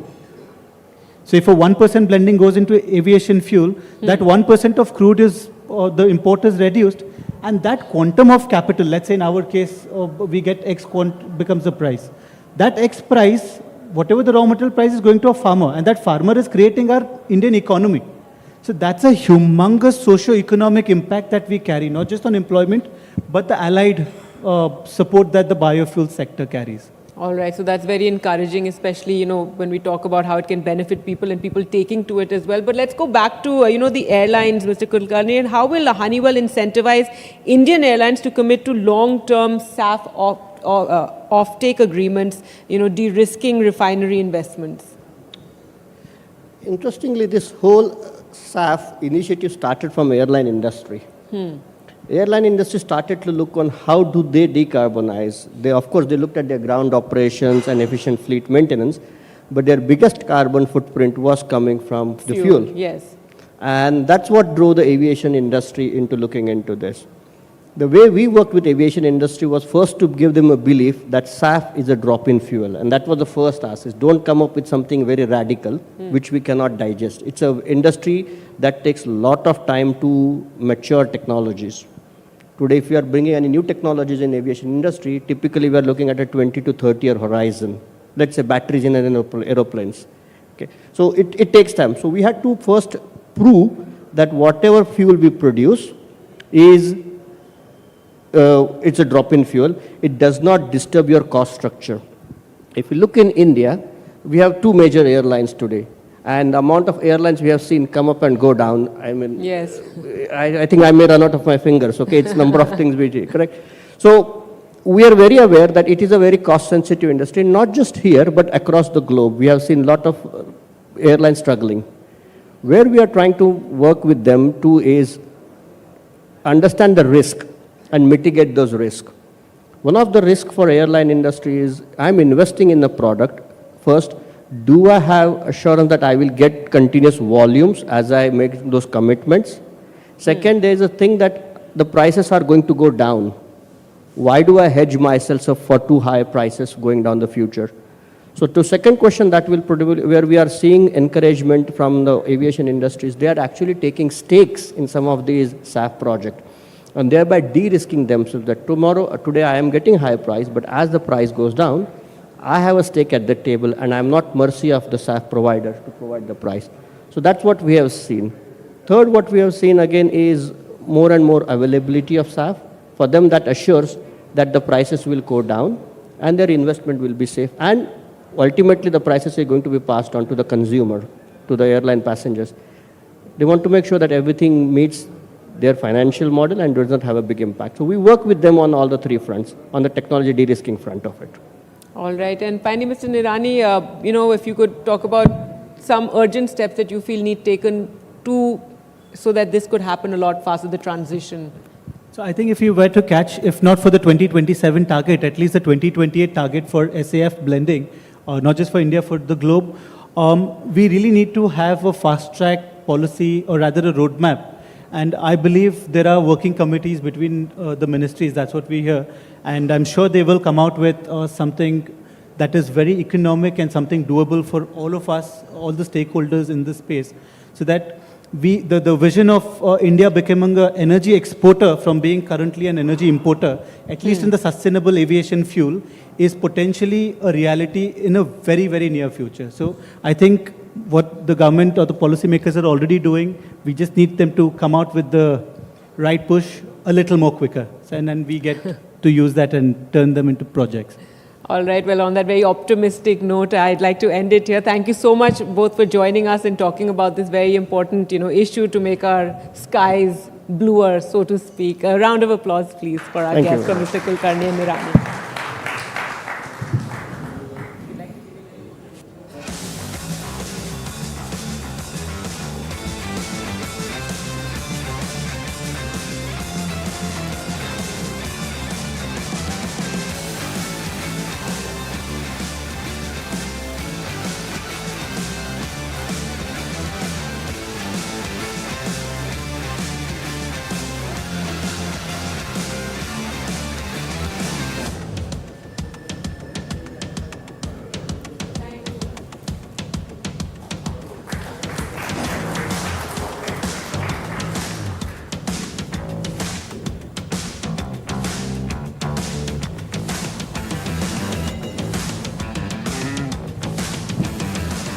Thank you so much, Mr. Nirani and Mr. Kulkarni. We've all been listening quite fascinatedly to how we can, as Mr. Nirani said this morning, travel relatively guilt-free with skies that are bluer, as Gargi said. Now, as a consumer, after all of this discussion, I'm interested in finding out how the choices I make can feed the biofuels revolution. So thank you so much for that insight. Right. We now move into a powerful conversation that brings the spotlight back to the grassroots. In this conversation, we examine biofuels as a catalyst for rural upliftment. Biofuels are not just about clean energy. It's also about empowering rural economies, creating jobs, and adding value to agricultural waste. How can CSR initiatives and state governments, for example, play a role in scaling decentralized village-level biofuel units? It's about energy transition with people at the center. And who better to help find answers than Mr. Amitabh Kant, former CEO Niti Aayog and former G20 Sherpa. He is in conversation with my colleague Vishnu Shom. I invite you both up on stage now.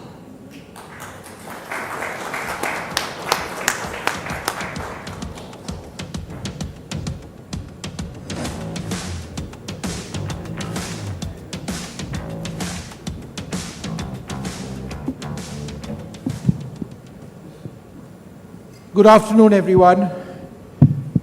And thank you for making this day absolutely fantastic. Before I start on this session, I just wanted to tell you that Amitabh Kant and I have done about 15 interviews in the past. Actually, closer to 20. There has not been one interview which has been bad or one which hasn't gone its way. So we don't intend to change that. And the reason it is always our privilege to have Mr. Kant over here at NDTV for our big events is because it is my sincere belief that there are no finer thinkers across the country. His depth of understanding, his views stretching between the economy, planning, geopolitics is quite frankly second to none. So it's a great privilege for us to have him here today for this wonderful conclave. So thank you very much.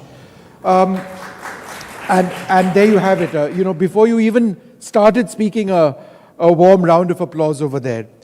What we're looking at doing in this particular session is to examine biofuels as a catalyst for rural upliftment. There are so many topics here which we can look at: empowering farmer-producer organizations, generating rural employment through biofuel projects, linking agri-residue management to farmer income security, and the roles of corporate social responsibility initiatives and state governments in scaling decentralized village-level biofuel units. Can India replicate successful models where biofuel production has boosted local economies while supporting greener mobility? These are just a couple of themes. Sir, every year, after the month of November or so, we face a situation where none of us in Delhi can breathe. And that has to do somewhat with agricultural stubble burning across Punjab, Haryana, parts of Uttar Pradesh, parts of Madhya Pradesh. If we had the industrial basis to be able to convert that agricultural stubble into fuel, how would it not improve the quality of lives of millions of our citizens? So Vishnu, biofuels has two dimensions to it. And the first one is that India imports about 180 billion worth of fossil fuel.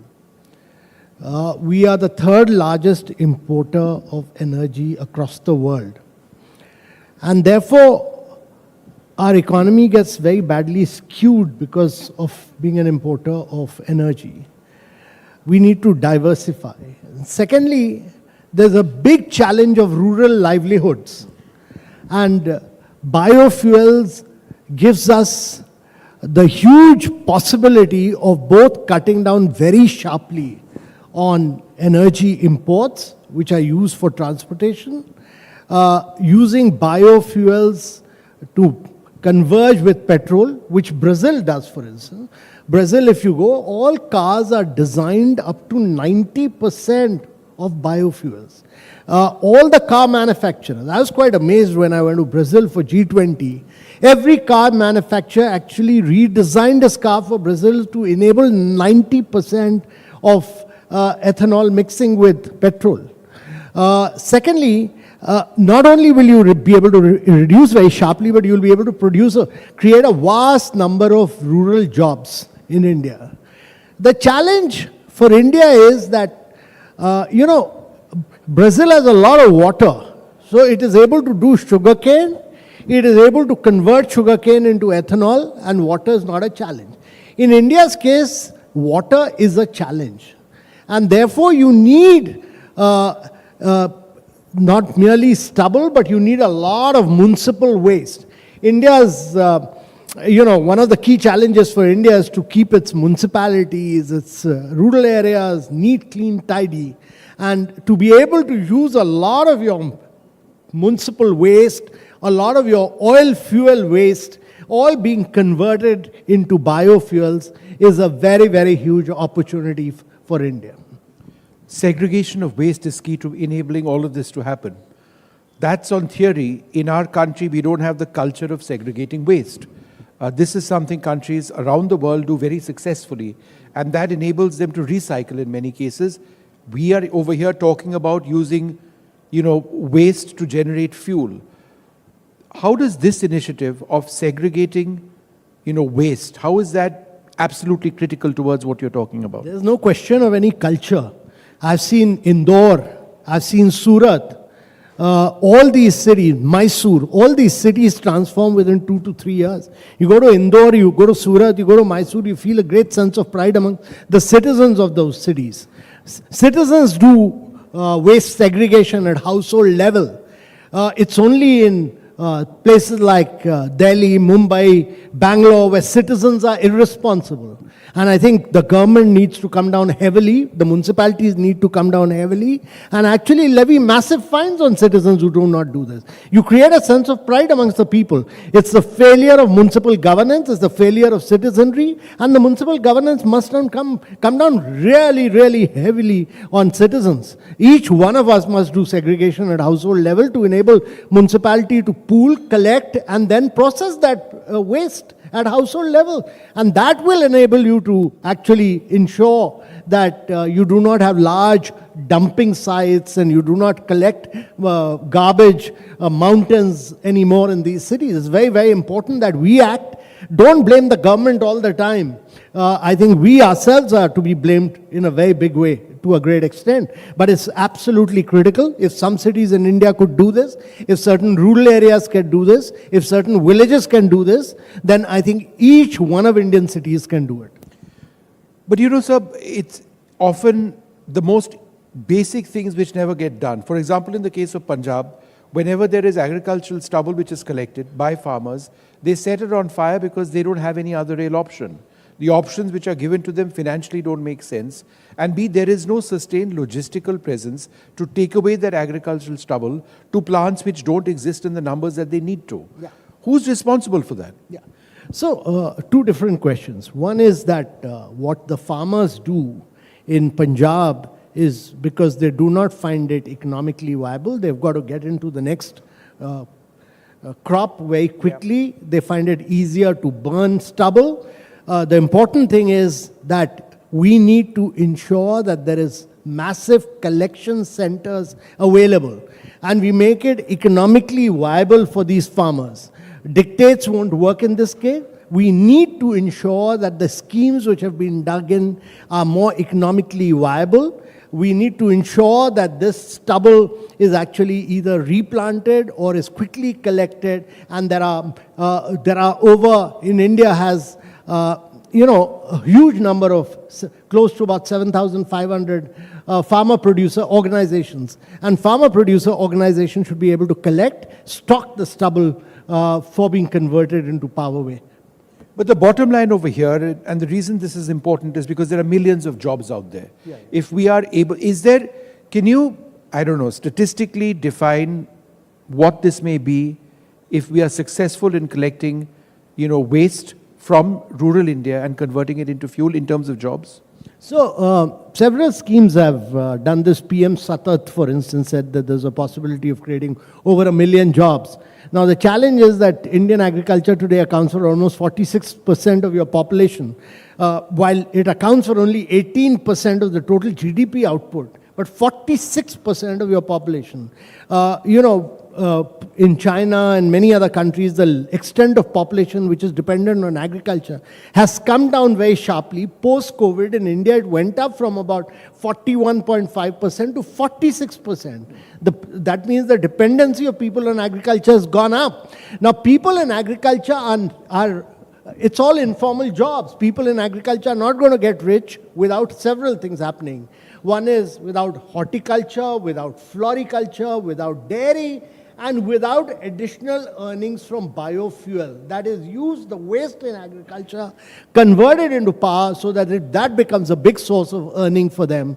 And that is why a whole number of schemes which have come up, starting with PM Satat and, schemes like cleaner form, natural, organic farming, etc., are all aimed at actually reducing the extent of fertilizer, push them towards organic farming and natural farming, and ensure that they are able to get a higher level of incomes. But it's very, very important that the agriculture stubble gives them another source of income and another source of livelihood. That's very critical. So 7,000 farmer producers organization in India must all be activated towards collecting stubble, stocking the stubble, and then producing it to the power producers. The reason we're discussing this is because decarbonizing our energy sector is not just a talking point, it has to be done. We have our climate change goals, and it just makes sense ultimately for the health of 1 billion plus Indians. Where does the decarbonization of the energy sector in India figure as far as our goals towards becoming a developed nation? So Vishnu, on India's target of about producing 500 gigawatt of renewable energy by 2030, we are well on track. We're the only country which has done 230 gigawatt. We achieved what we had committed to at COP21 9 years ahead of schedule. Now that has been possible because policy, technology and finance all work together. And policy worked in the manner that it's the private sector which made it possible. Private sector and the policy ensured that private equity could come into renewable sector, private companies could attract PE funds, and then through a transparent process of bidding, we could bring down the cost of power, renewable power, from 24 rupees to less than 2 rupees. So if you want stubble burning to work, and if you want agricultural farmers to earn more, you've got to get the policy right, you've got to get the technology right, and you've got to ensure that private sector funds flow into this. I'm making this point because one of the targets of the country was that we'll have 5,000 CBDs, compressed biogas plants at rural levels, 5,000 of them. We've just been able to do about 130. That means the policy did not ensure that adequate amount of funding flew into the private entrepreneurs. And we did not succeed. We need to ensure that private sector money flows into the CBD sector, compressed biogas sector, to enable us to succeed in that area. So policy flaws of that nature need to be corrected. You need collection of stubble, you need better pricing for the power being produced, and there has to be adequate incentive for both our farmers to collect and for the farmer producer organization then to provide that to the farmers. Why are we not talking about green hydrogen with the same vigor that we are talking about compressed biogas? Is it because of pricing issues, technology issues, safety issues, or ultimately, do you see green hydrogen to be a realistic alternative for across India? Oh, India's push for green hydrogen in a very big way. We are talking with a lot of energy. India has a green hydrogen mission. But we must understand that green hydrogen is produced by cracking electricity, renewable energy cracked by electrolyzers to produce, using water, and then you produce green hydrogen. Now, the challenge for green hydrogen is that the price of green hydrogen is about $4.50 per kilogram. It becomes viable when we are able to bring down the price of green hydrogen from $4.50 to $1 per kilogram.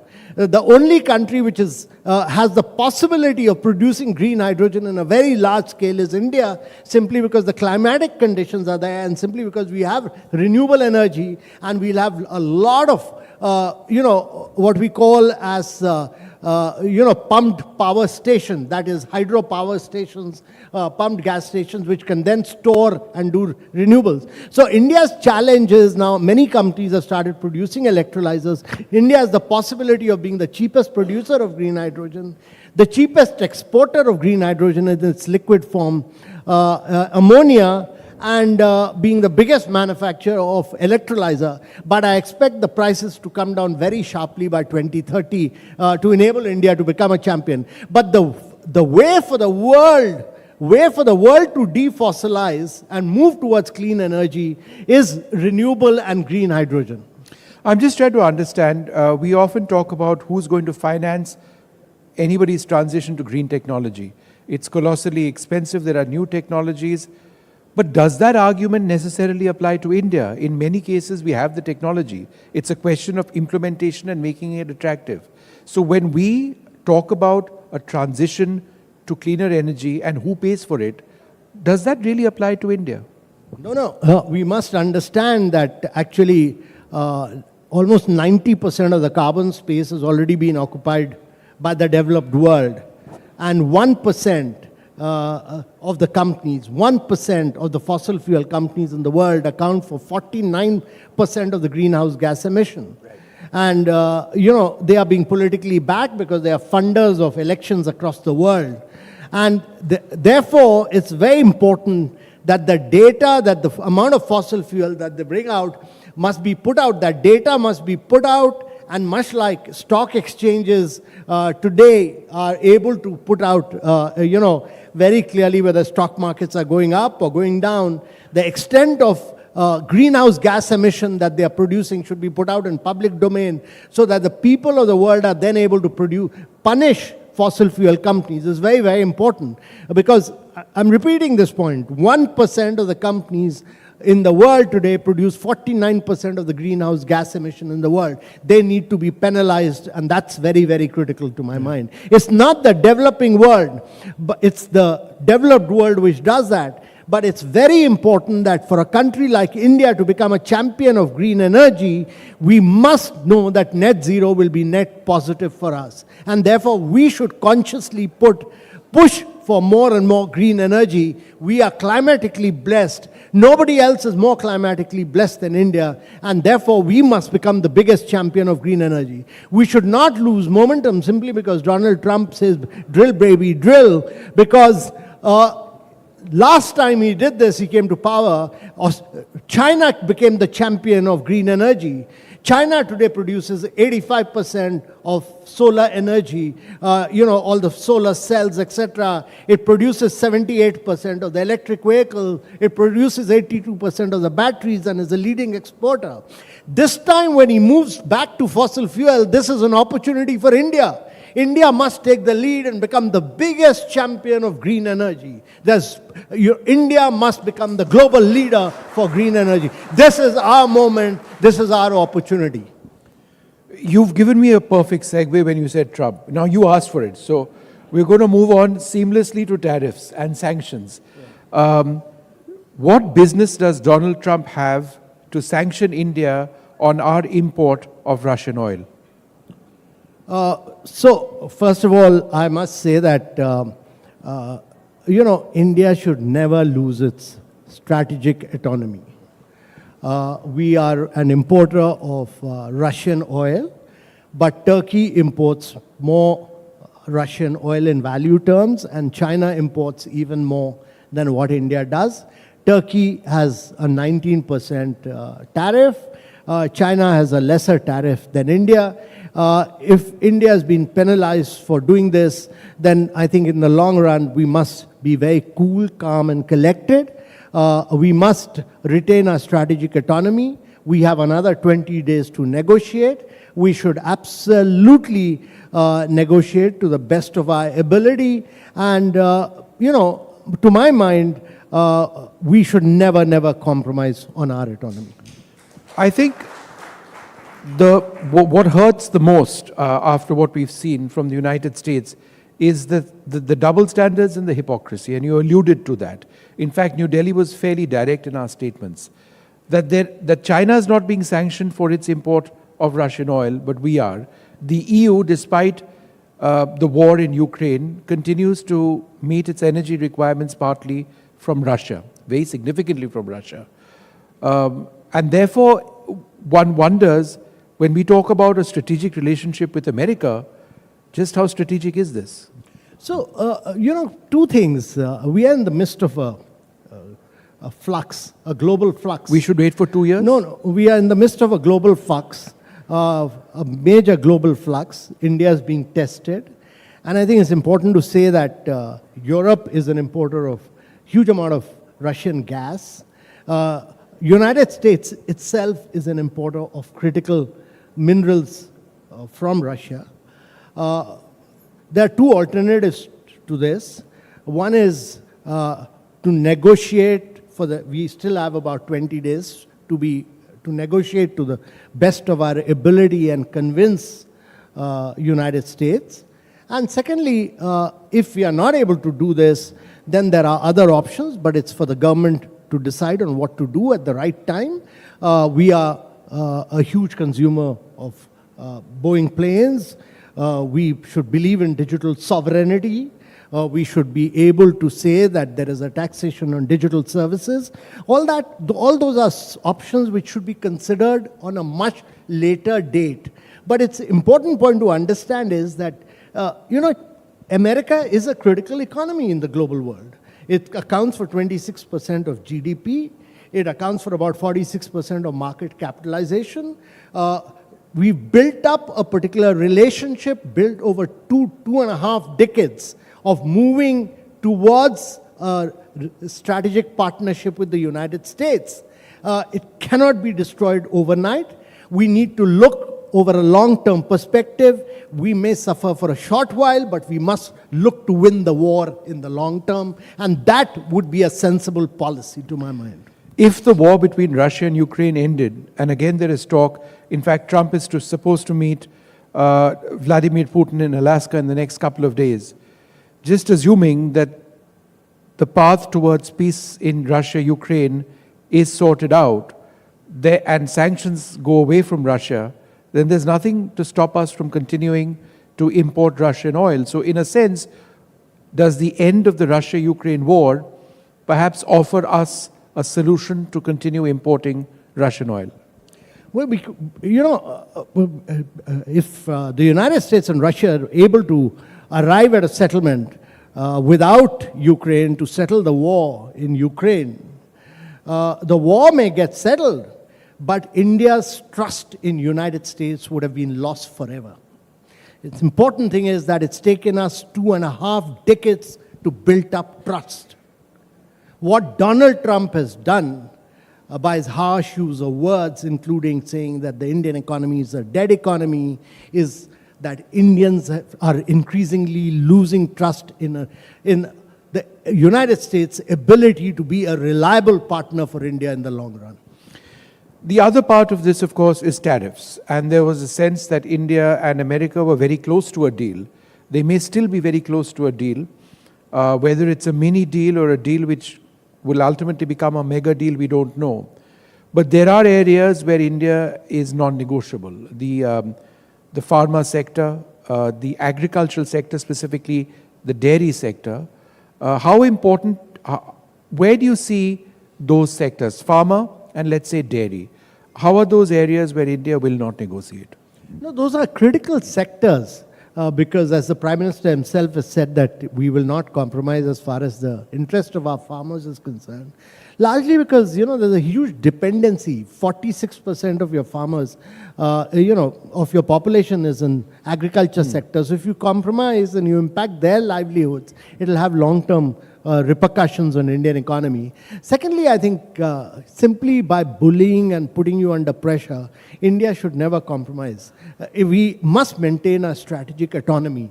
We never did this even during the Cold War, so there's no question of doing it now. Let's talk a little bit more about that strategic autonomy. We've had Ajit Doval, the National Security Advisor in Russia, meeting President Putin a few days back. The US statement, Trump's statement actually mentioned India's continued import of Russian weaponry and of course oil and all of that. It just appears that America continues to try and draw us out of our embrace with Russia, which is a time-tested embrace, and it's not just Russia. That is unrealistic for India, right? It doesn't make sense. Would you agree? Well, India should try and be friends with everyone. That is what it has attempted to do.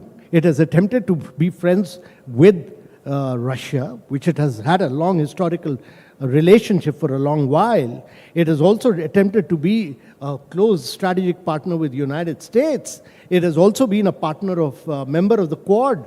All this was aiming so that we could build up good relationship.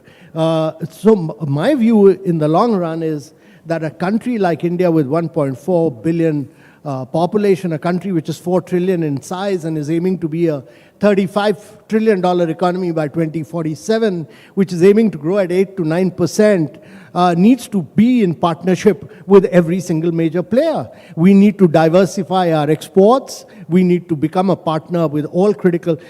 From a manufacturing perspective, let me tell you, we also need to be friends with China in the long run, because you need inputs, you need components so that you become a manufacturing nation. So all this is critical from an Indian perspective. From our national perspective, in our national interest, it's important that we are able to partner all critical players across the world.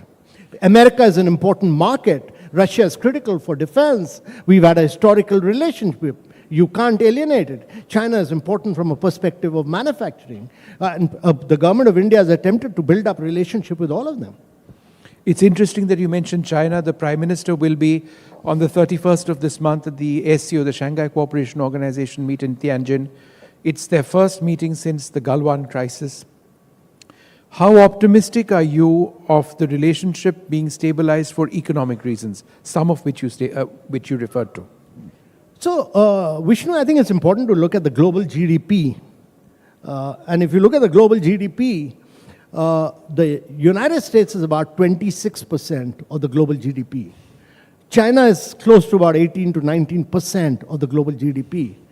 Europe used to be about 30%. It's come down to about 17%.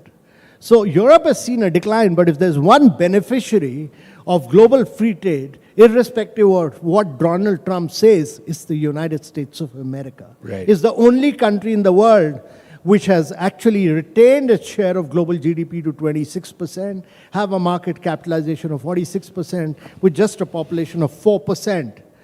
Now, if the challenge is that the United States has moved to a post-industrial society. It's a highly innovative society. The manufacturing, it outsourced to China, and it was consciously done by the United States. All its top companies, if you look at the top 20 manufacturing companies of the United States, more than 90 to 95% of their manufacturing was outsourced by them to China. And you should read this classic book, Apple in China, to understand how actually Apple helped China build up its manufacturing base, which was then capitalized upon by Dell, Cisco, many other American companies. But then you were a part of a global trade order where United States was trying to integrate China into the world trade order. Whether China played to that rule or did not play to that rules is a very different question, because China in many cases subsidized its companies to penetrate global markets. It said we'll look at 10 sectors, we'll become a champion of exporting 90% in those sectors, and we'll back them up by the state governments, and that's what they did. So they did not play by the rules of the game. But today, if you look at it, if we need to work with United States because they're a big global market. We need to work with China because they're a major manufacturing partner. We need to get inputs, we need to get components, we need to work with some of these companies to become a global manufacturer for the future. And a final question, since we are talking about trade, we've had this landmark free trade agreement with the United Kingdom. Everything from Kolhapuri chappals to the movement of skilled professionals seems to have been covered. How do free trade agreements, when negotiated properly, offer a win-win solution for India? And talk a little bit about the UK-India partnership. So, first of all, the World Trade Order has come to an end. The World Trade Organization in today's world, and the distinction between advanced countries, developing countries, and the less developed countries has been demolished by Donald Trump. He says that instead of the World Trade Order, I'll negotiate with 60 countries, with each of the leaders at a personal level with all of them. And I'll try and tell the American public that I've won the battle against each one of them. Now, every other country has yielded. The only countries which have not yielded so far are China, India, and probably Brazil, which has also been penalized with a 50% duty. Now, to my mind, it's important that India its trade is important, because every time India has grown at 9 to 10%. It's grown on the back of exports. Exports are critical. But India needs to diversify its exports in a very big way. We need to give a push to exports. We need to become far more globally competitive. And that would mean that we should use this opportunity provided by Donald Trump to bring in radical reforms in our own economy. There's a lot of homework to be done by us in terms of labor reforms, in terms of reducing the cost of energy, so on, so that making GST far more efficient, reducing personal taxes, many other things, including bringing down the statutory liquidity ratio so that your interest rates can come down, so that you are able to then ensure that your producers are able to export and penetrate global markets. That's critical for India. Now, if America is going to put 50% duties, we need to look and diversify our exports in a very, very big way, and that's important in the long run. But let me also say that America is an important market. It is a critical market, and we should try and work towards a win-win solution. All right, so 20-odd days left. Amitabh Kant, always wonderful to speak to you. This was a conversation which began with energy. We were talking about India's rural sector. We were talking about biofuels and the need for transition. We then moved to energy in a different context. But it's that thought and those talks, those conversations on energy which seems to have defined our chat with Amitabh Kant today. Energy lies at the center of international commerce, of international trade, of international geopolitics. And India we find ourselves in an incredibly challenging moment right now. Where will this all lead? Perhaps Amitabh Kant and I should have another conversation in 20 days. But till then, thank you very much. And thank you, sir, very much for speaking to us today. Thank you.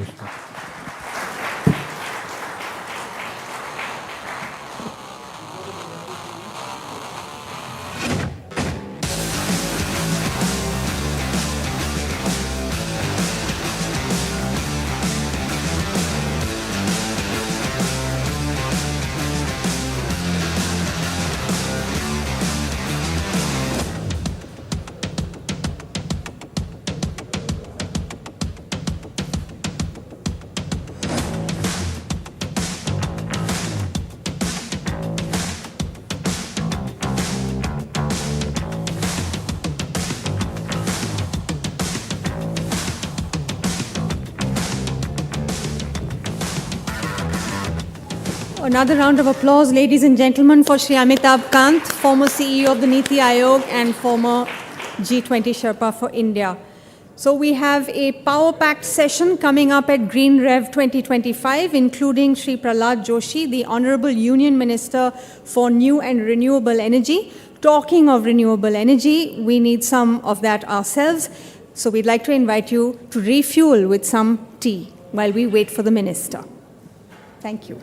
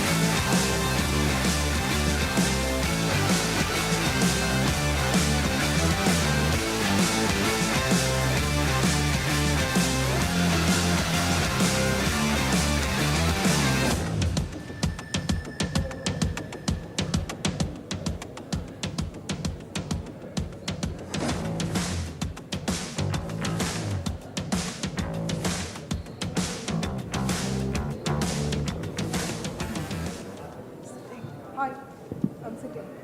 Hello.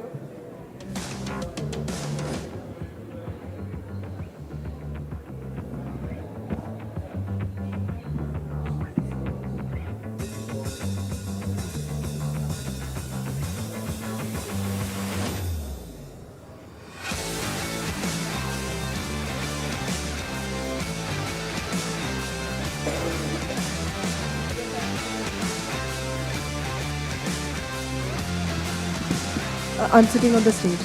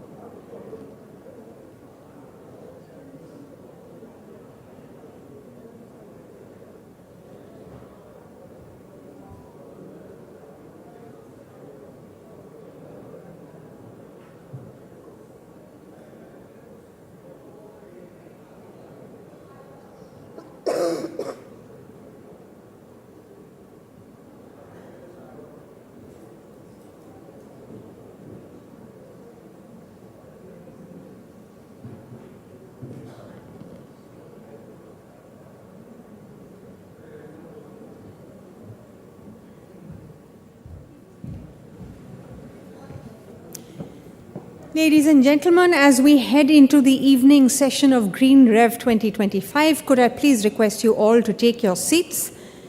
It is a power-packed evening session with two very special guests, the first of whom is already here, and so we request you all to please take your seats so we can start the evening session.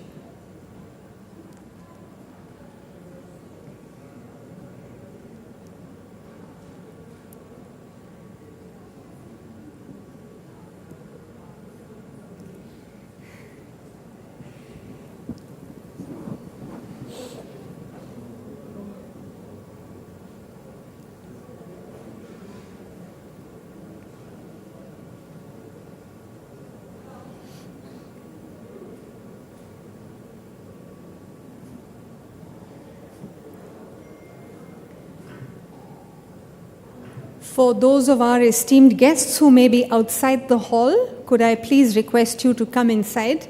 I hope you're able to hear me. I don't want to shout much louder, otherwise there may be some auditory issues for the people sitting in here. But I can shout.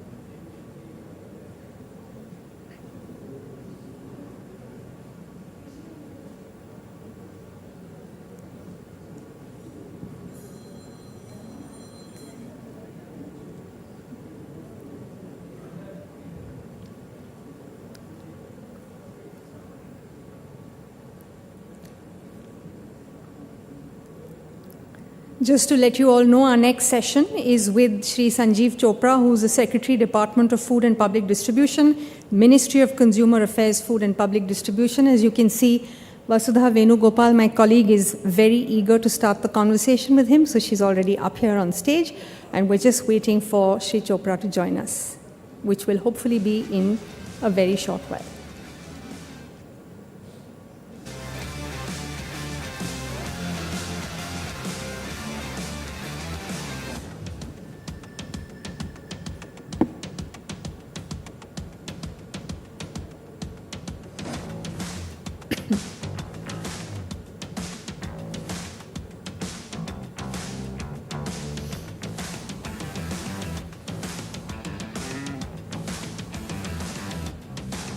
A round of applause, ladies and gentlemen, for Shri Sanjeev Chopra, Secretary, Department of Food and Public Distribution. Right, so ladies and gentlemen, now for the evening session of GreenRev 2025. As the country pushes forward on its clean energy goals, biofuels are emerging as a powerful solution, not just for reducing emissions, but also for enhancing energy security, boosting the rural economy, and promoting sustainable growth. Our penultimate conversation of GreenRev 2025, in a sense, sums up what this day has been about. A look at how India's biofuel strategy is shaping a resilient future across all three pillars: energy, economy, and the environment. Please join me in extending a very warm welcome to Shri Sanjeev Chopra, Secretary, Department of Food and Public Distribution, Ministry of Consumer Affairs, Food and Public Distribution. And on the stage at this moment, ladies and gentlemen, for the conversation with him is my colleague Vasudha Venugopal. Please, sir.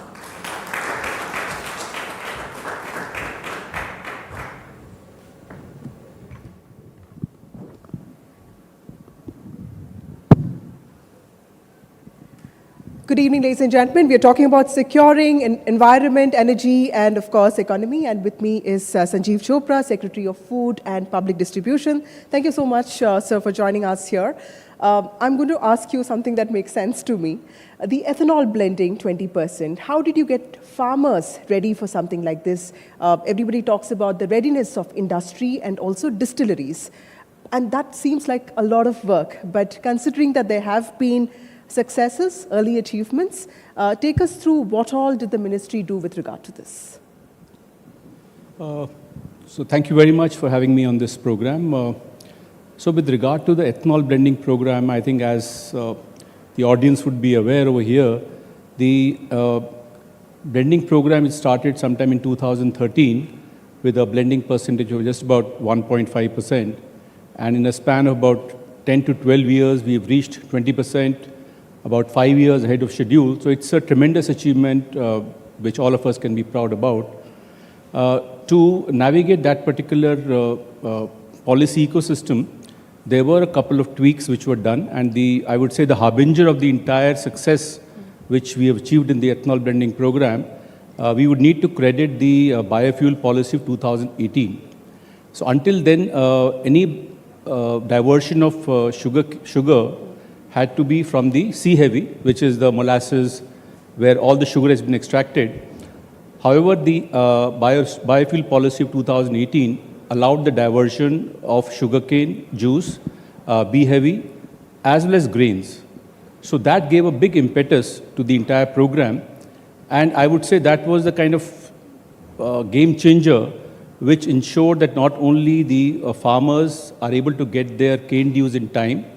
For example, if I were to give you the example of the last sugar year, I would say that except a few mills which have had issues with the NCLT or are not doing too well financially, all the sugarcane farmers in the last sugar year have got their cane dues. Right. And that has become possible only because of the ethanol blending program, where the farmers are getting their cane dues in time.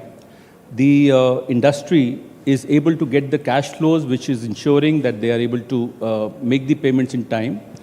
And of course, the country is gaining in terms of saving the foreign exchange or is with regard to the environmental considerations. So I think it's been a win-win situation for the country. And I think the policy that we had in 2018 really ensured that. Right. Mr. Chopra, has this been able to transform the sugarcane economy? Because I'm a political journalist. Every time there's an election in Western Uttar Pradesh or Maharashtra, we do talk about FRPs. When it comes to pricing, when it comes to payments, when it comes to prosperity of sugarcane farmers, has this policy been able to make that impact? Absolutely. As I mentioned, from 2014 to 21, about 15,000 crores of subsidy was given by the government to the sugar industry. And that is primarily because we produce about, I would say on average, it varies from year to year, but I will say, if I was to give a range, about 300 to 380 lakh tons of sugar every year. Our consumption is about, let's say, 280 to 290 lakh tons. The balance sugar which the country produces, now what do we do with that? Earlier, before the policy came into being, the sugar mills had no option but to let's say, build up stocks. Unless the export market is conducive, they would not even be able to export. So the subsidy that I talked about was to the sugar industry to build up stocks, pay the interest charges, storage charges, etc., or even to export. Now, from those times when about 15,000 crores of subsidy was given by the government to the sugar industry until 2021, and if we move from 2021 onwards, so not only the sugar industry, the stock prices of the sugar industry is one barometer to see that the industry is doing well. And besides which, the sugarcane farmers have been getting their payments in time. So I think it's something that the entire ecosystem has been a gainer in the entire process. Right. Mr. Chopra, also when you talk about second generation biofuels, you mentioned how sugarcane is the bedrock of this industry. But are we also looking at fuels, ethanol from other sources, and how is the industry and the farming community preparing for this? You know, this question is often asked that is the ethanol blending program sustainable? You know, because sugarcane has its limitations. Maybe in case we say on an average about 40 lakh tons, 30 to 40 lakh tons of sugar can be used every year, can be diverted for the purpose of ethanol. Now, where does the balance feedstock come from? So you mentioned about 2G, to which I'll come a little later. Before that, let me mention that the plan the government has to ensure that the ethanol blending program becomes self-sustainable. So there are other feedstock which the government is thinking about. So I would say the first one would be the broken rice. So while we have a surplus of stocks with us, with the Food Corporation of India, of the rice stocks, and they have been given in the past years for the purpose of making ethanol, but maybe it is something that we need to revisit. So what we are doing now, beginning this year, the milling of rice that takes place, the fair average quality which is delivered by the rice millers to the government, that mentions 25% broken rice as permissible, up to 25% broken. Now what we are trying to do this year for the first time is that we are going to reduce the broken percentage to 10%. That means we get 15% extra brokens. We are doing a pilot in 5 states this year. Namely Punjab, Haryana, Chhattisgarh, Odisha and Andhra Pradesh.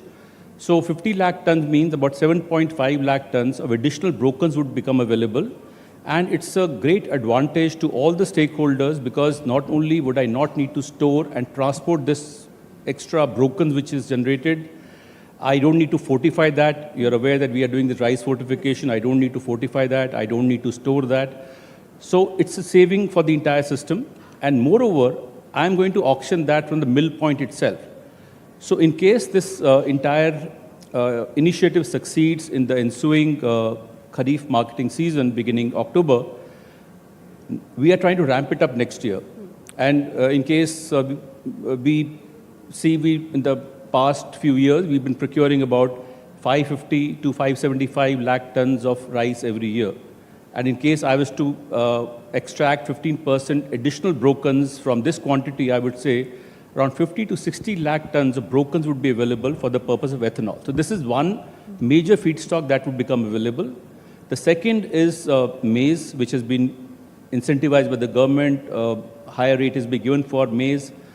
Going forward, the maize productivity needs to improve. We have a productivity presently of about 3 tons per hectare. And hoping that with the additional efforts being made, the high-yielding varieties being introduced, we should be able to do about 6 tons per hectare. And that would mean that the production, which is right now about roughly about 375 lakh tons of maize, we are hoping this year we'll do 425 lakh tons. Okay. So that additional maize which is available, that will also be used by the ethanol industry and that will not crowd out the other feed industry of the poultry and others. So that means that prices also wouldn't go up for these consuming sectors. The third is sweet sorghum, which we are trying.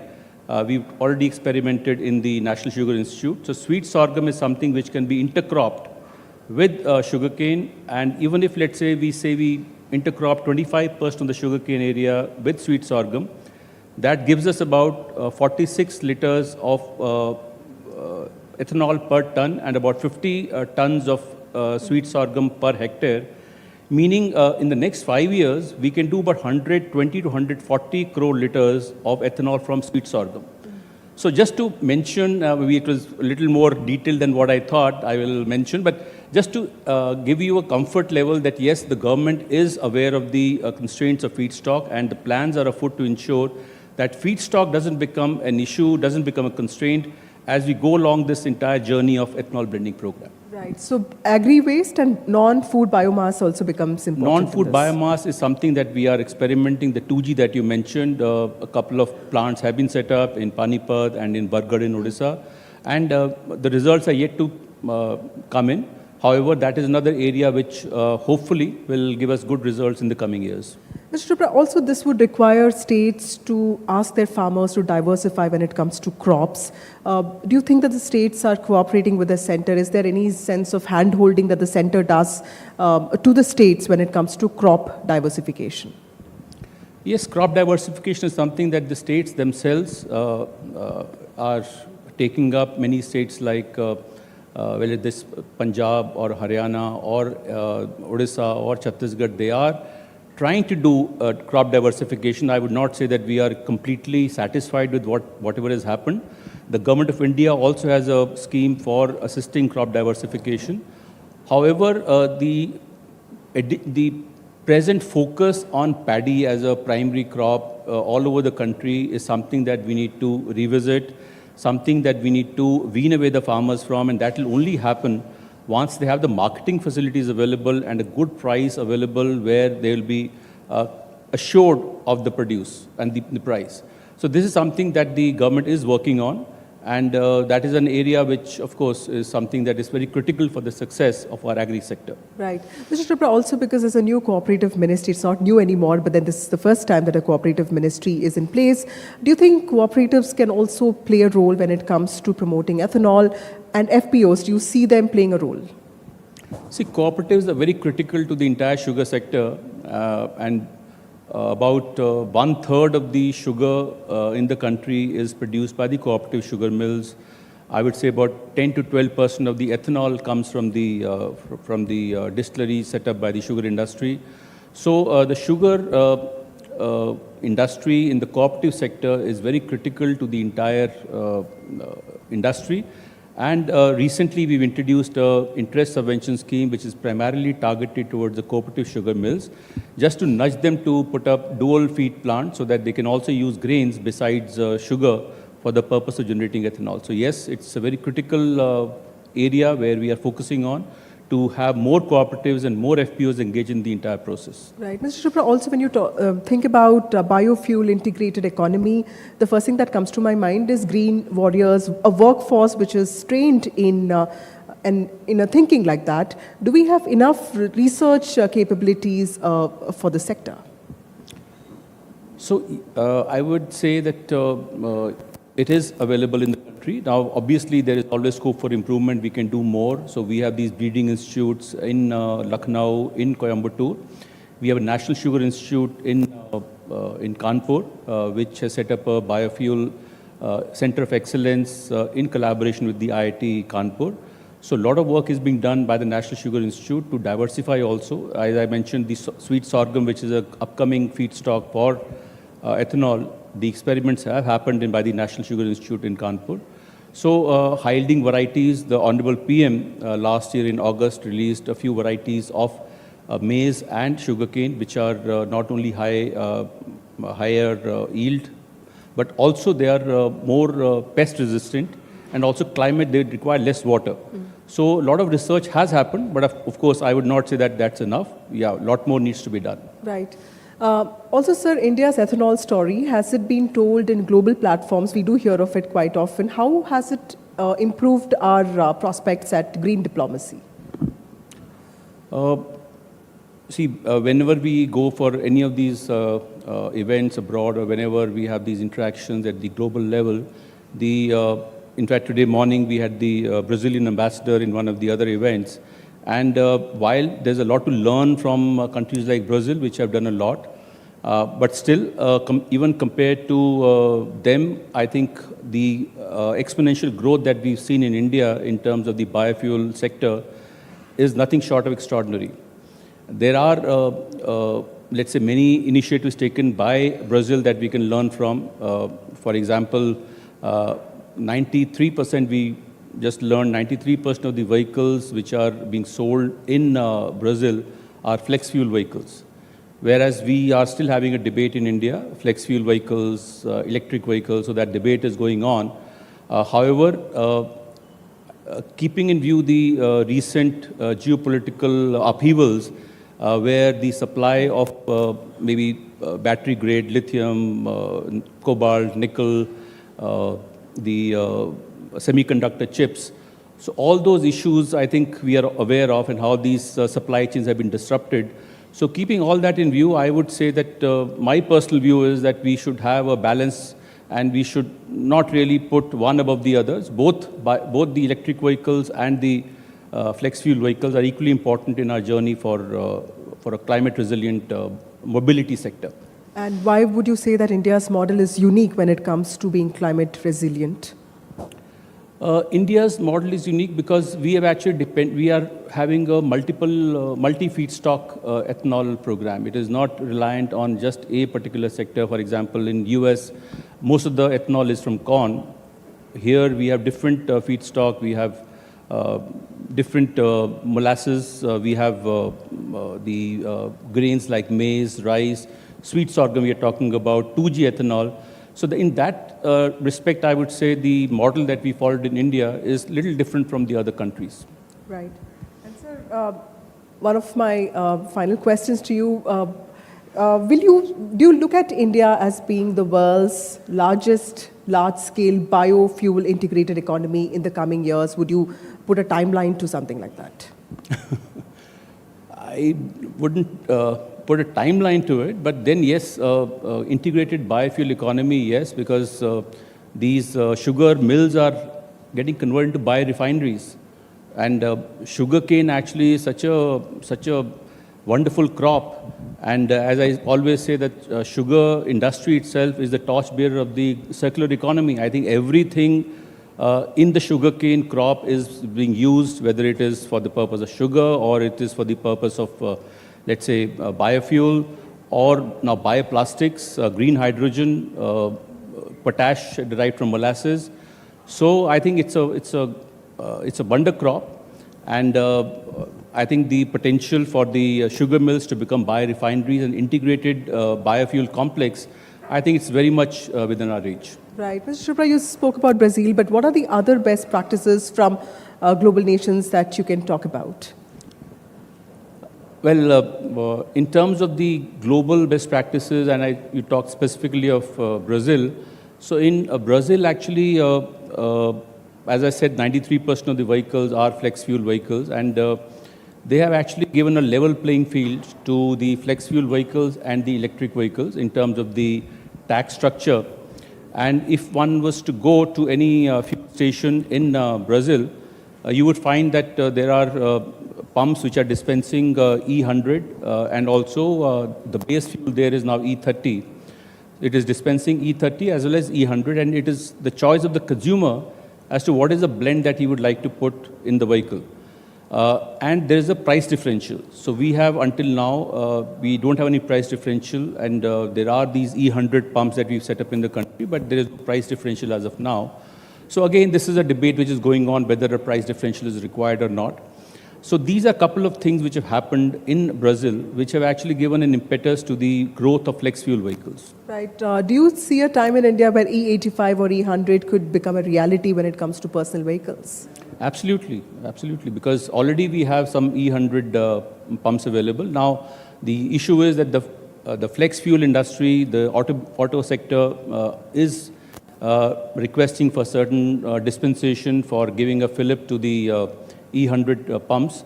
So that is something government is considering, and once those issues are sorted out, I think that it should not be too difficult in the next couple of years for the E100 to become a...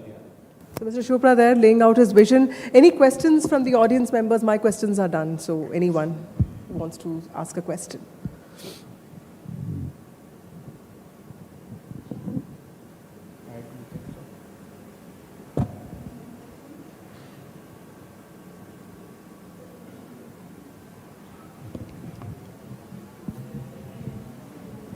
I think they're all scared of you, sir. I wish that was true. Yes, sir. Yeah, that's it. Anyone? Okay, somebody is. Good evening, sir. First of all, sir, congratulations for, I would say, all of us as what we have achieved as a country on the C20 program. I just have one question on this, that as you rightly mentioned, that government has given some incentives on corn. And we have seen that how the farmer is now switching from most of other crops where we are actually deficit, like oilseeds and pulses, to even corn. So do we have something in mind that, okay, maybe we need to now slow down on corn because we are losing on other crops, or we are happy that, okay, we are able to at least give farmer a crop which is marketable pretty easily with and increasing the farmer's income? So thank you for this question. I think it's a very, very valid concern, which also we are seized of. Whenever we are thinking of the of increasing the biofuel or the ethanol blending percentage, one needs to be conscious of the impact on water security and food security of the country. So the idea that which is the most water efficient crop, I think we have seen per liter of ethanol, we've seen how it stacks up. And vis-a-vis rice, definitely maize is more water efficient. And because of the fact that it is little more water efficient than rice, government did give a special incentive for the ethanol from maize, roughly around 72 rupees at present per liter. However, going forward, I think we have to be conscious of ensuring that the crops like oil seeds and pulses, which we are not fully self-sufficient, and we are importing edible oils, we are importing pulses. So any increase in the area under maize cannot be at the cost of these crops. So as I mentioned earlier, the increase in the production of maize has to come not as much from the increase in the area, but more from the increase in the productivity. We are roughly less than half of the per hectare yield, global yield of maize. We are less than 3 tons per hectare, whereas global average yield is more than 6 tons per hectare. So the productivity has to increase. And also, I would say that the way the sugar industry or the potato industry has nurtured the farmers in their catchment in terms of extension, in terms of the supply of high-yielding variety seeds, similar dispensation has to be there for maize, because right now the difficulty which is faced is that 70% of the maize cultivated in the country is actually coming in the Kharif season. And it gets harvested in September, October, when the moisture levels are high, about 25%, 26% vis-a-vis 14%, which is the fair average quality. So to get the dryers in place to ensure that the drying happens timely, the agronomic practices are in place to ensure that aflatoxin, which is a concern of the feed industry, the poultry sector particularly, where we are generating DDGS as a byproduct of ethanol, and they have a concern with regard to the quality of DDGS. So those concerns are addressed. So I think the industry, the ethanol industry, has to play a very vital role in nurturing the farmers who are cultivating maize in their catchment area. So I think, just to answer your question in one line, that we need to increase the yield of maize, not as much the area. Right. Also, sir, you spoke about one challenge, but when it comes to ethanol revolution and talking about taking it to the next level, what are the other challenges that you foresee? And is there something that the industry or the farming sector can do with regard to this? So the challenges basically the industry faces is with regard to the certainty in the feedstock. So there have been issues in the recent past, and there's been some bit of a, let's say, uncertainty at times in terms of the feedstock. So I think that is something which the industry would be, I think that is our endeavor also, to give them a more stable policy regime whereby they don't have these issues from time to time with regard to the availability of feedstock. Right, and with all these geopolitical challenges, with all this talk on tariffs, do you think there's something that can impact this sector? I'm sorry? With all this geopolitical challenges, especially the talk on tariffs, do you think there's something that farmers have to worry about when it comes to ethanol revolution? So, well, you are witness to what's happening, and you are also witness to the stand that the government of India has taken. So I think keeping those developments in view, I do not think the farmers of the country need to actually have any kind of an apprehension, because the government is aware of the of the sensitivities of the agriculture sector and the farmers. And I think their interests would always be protected. Absolutely. Any other questions?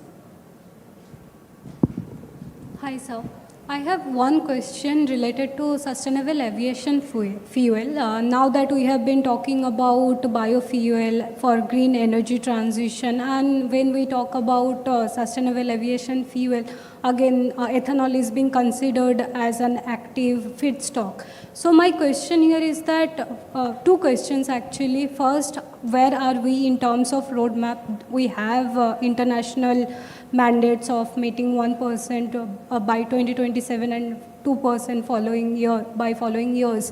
But as far as ethanol is concerned, will we have sufficient stock for sustainable aviation fuel, given that we are blending ethanol with petrol for green energy transition? And second being, where are we in terms of our roadmap for sustainable aviation fuel? Thank you. So in terms of the availability of the production capacity, I think that's not a constraint, because the requirement for 20% blending is about 1,700 crore liter of production capacity. We already have a production capacity of about 1,825 crore liters, and 250 crore liters additional capacity is in the pipeline. As I mentioned, the cooperative sector has been given another interest subvention scheme to create more capacity. So in terms of capacity, we are not having any issue. The feedstock availability needs to be ensured. That is something being worked out. With regard to the SAF, so the standards are still being worked out. They are still not in place. The government is working on those standards. Once those standards are in place, I am hopeful that by the 2030, that 5% blending that we are talking about should be possible. Yeah. So in the entire value chain of ethanol, do you see any place where private investment is lacking, and do you see opportunities for more private investment even now? In the ethanol sector, well, I'm not able to offhand think of any areas where the private investment has been lacking or has not been forthcoming, because pretty much the units that have come up, in fact, as I mentioned, that the capacity has been created, the private sector has been very proactive in terms of creating capacity. Now the issue or the thing that we need to address is with regard to the availability of feedstock. So I think it's a problem of, let's say, the feedstock availability than the capacity. So in terms of the private sector intervention, I think, at least I don't see personally any issue as of now, or any area where probably it's lacking. Right. Thank you, Mr. Chopra. Sanjeev Chopra, Secretary of Food and Public Distribution, the man at the center of India's energy transition, and biofuels also being at the center of it. Thank you so much for joining us.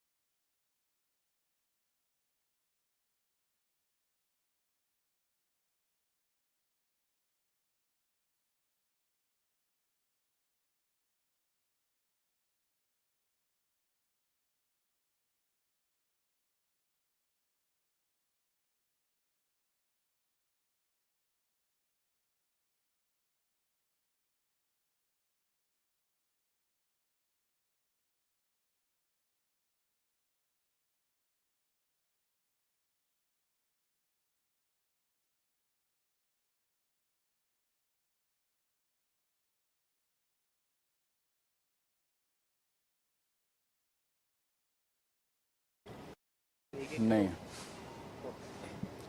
जिन परमाणु बमों के बदौलत पाकिस्तान कूद रहा है वो भारत की radar में हैं, क्योंकि पाकिस्तान के न्यूक्लियर सेंटर तक भारत का कैमरा पहुंच चुका है। ये घड़ी की कलर हरा है। सवाल यह कि पाकिस्तान में वो कौन कौन से सरहद पार पाकिस्तान के वो कौन कौन से एयरबेस हैं जिनके अंदर पाकिस्तान ने अपना न्यूक्लियर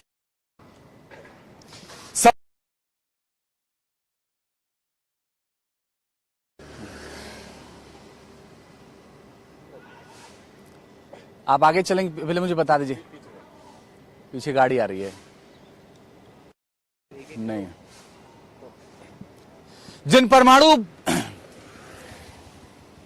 जिन परमाणु बमों के बदौलत पाकिस्तान कूद रहा है वो भारत की रडार में हैं, क्योंकि पाकिस्तान के न्यूक्लियर सेंटर तक भारत का कैमरा पहुंच चुका है। ये घड़ी की कलर हरा है। सवाल यह कि पाकिस्तान में वो कौन कौन से सरहद पार पाकिस्तान के वो कौन कौन से एयरबेस हैं जिनके अंदर पाकिस्तान ने अपना न्यूक्लियर सवाल ये उठता है कि सरहद पार पाकिस्तान में वो कौन कौन से एयरबेस या मिसाइल बेस हैं जहां पर पाकिस्तान ने न्यूक्लियर सेंटर बनाया हुआ है।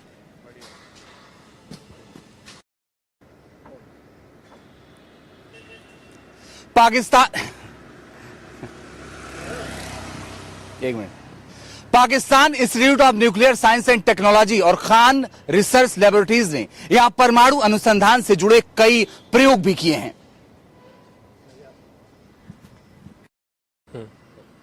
अपने न्यूक्लियर बमों को शहबाज शरीफ और जनरल आसिम मुनीर ने कहां छुपा रखा है और उसके इर्द गिर्द कितनी सुरक्षा है, ये सब कुछ आज हम आपको बताएंगे।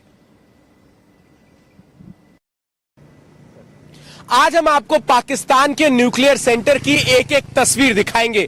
पाकिस्तान के न्यूक्लियर बेस से जुड़ी हर वो जानकारी देंगे जो आपको जानना बेहद जरूरी है और उसकी हर तस्वीर भी हम आपके सामने रखेंगे। सवाल यह भी है कि पाकिस्तान के परमाणु सेंटर्स में आखिर कितने परमाणु बम हैं, उनकी तादाद क्या है, वो कहां कहां पर मौजूद है, या गड़बड़ हो गया।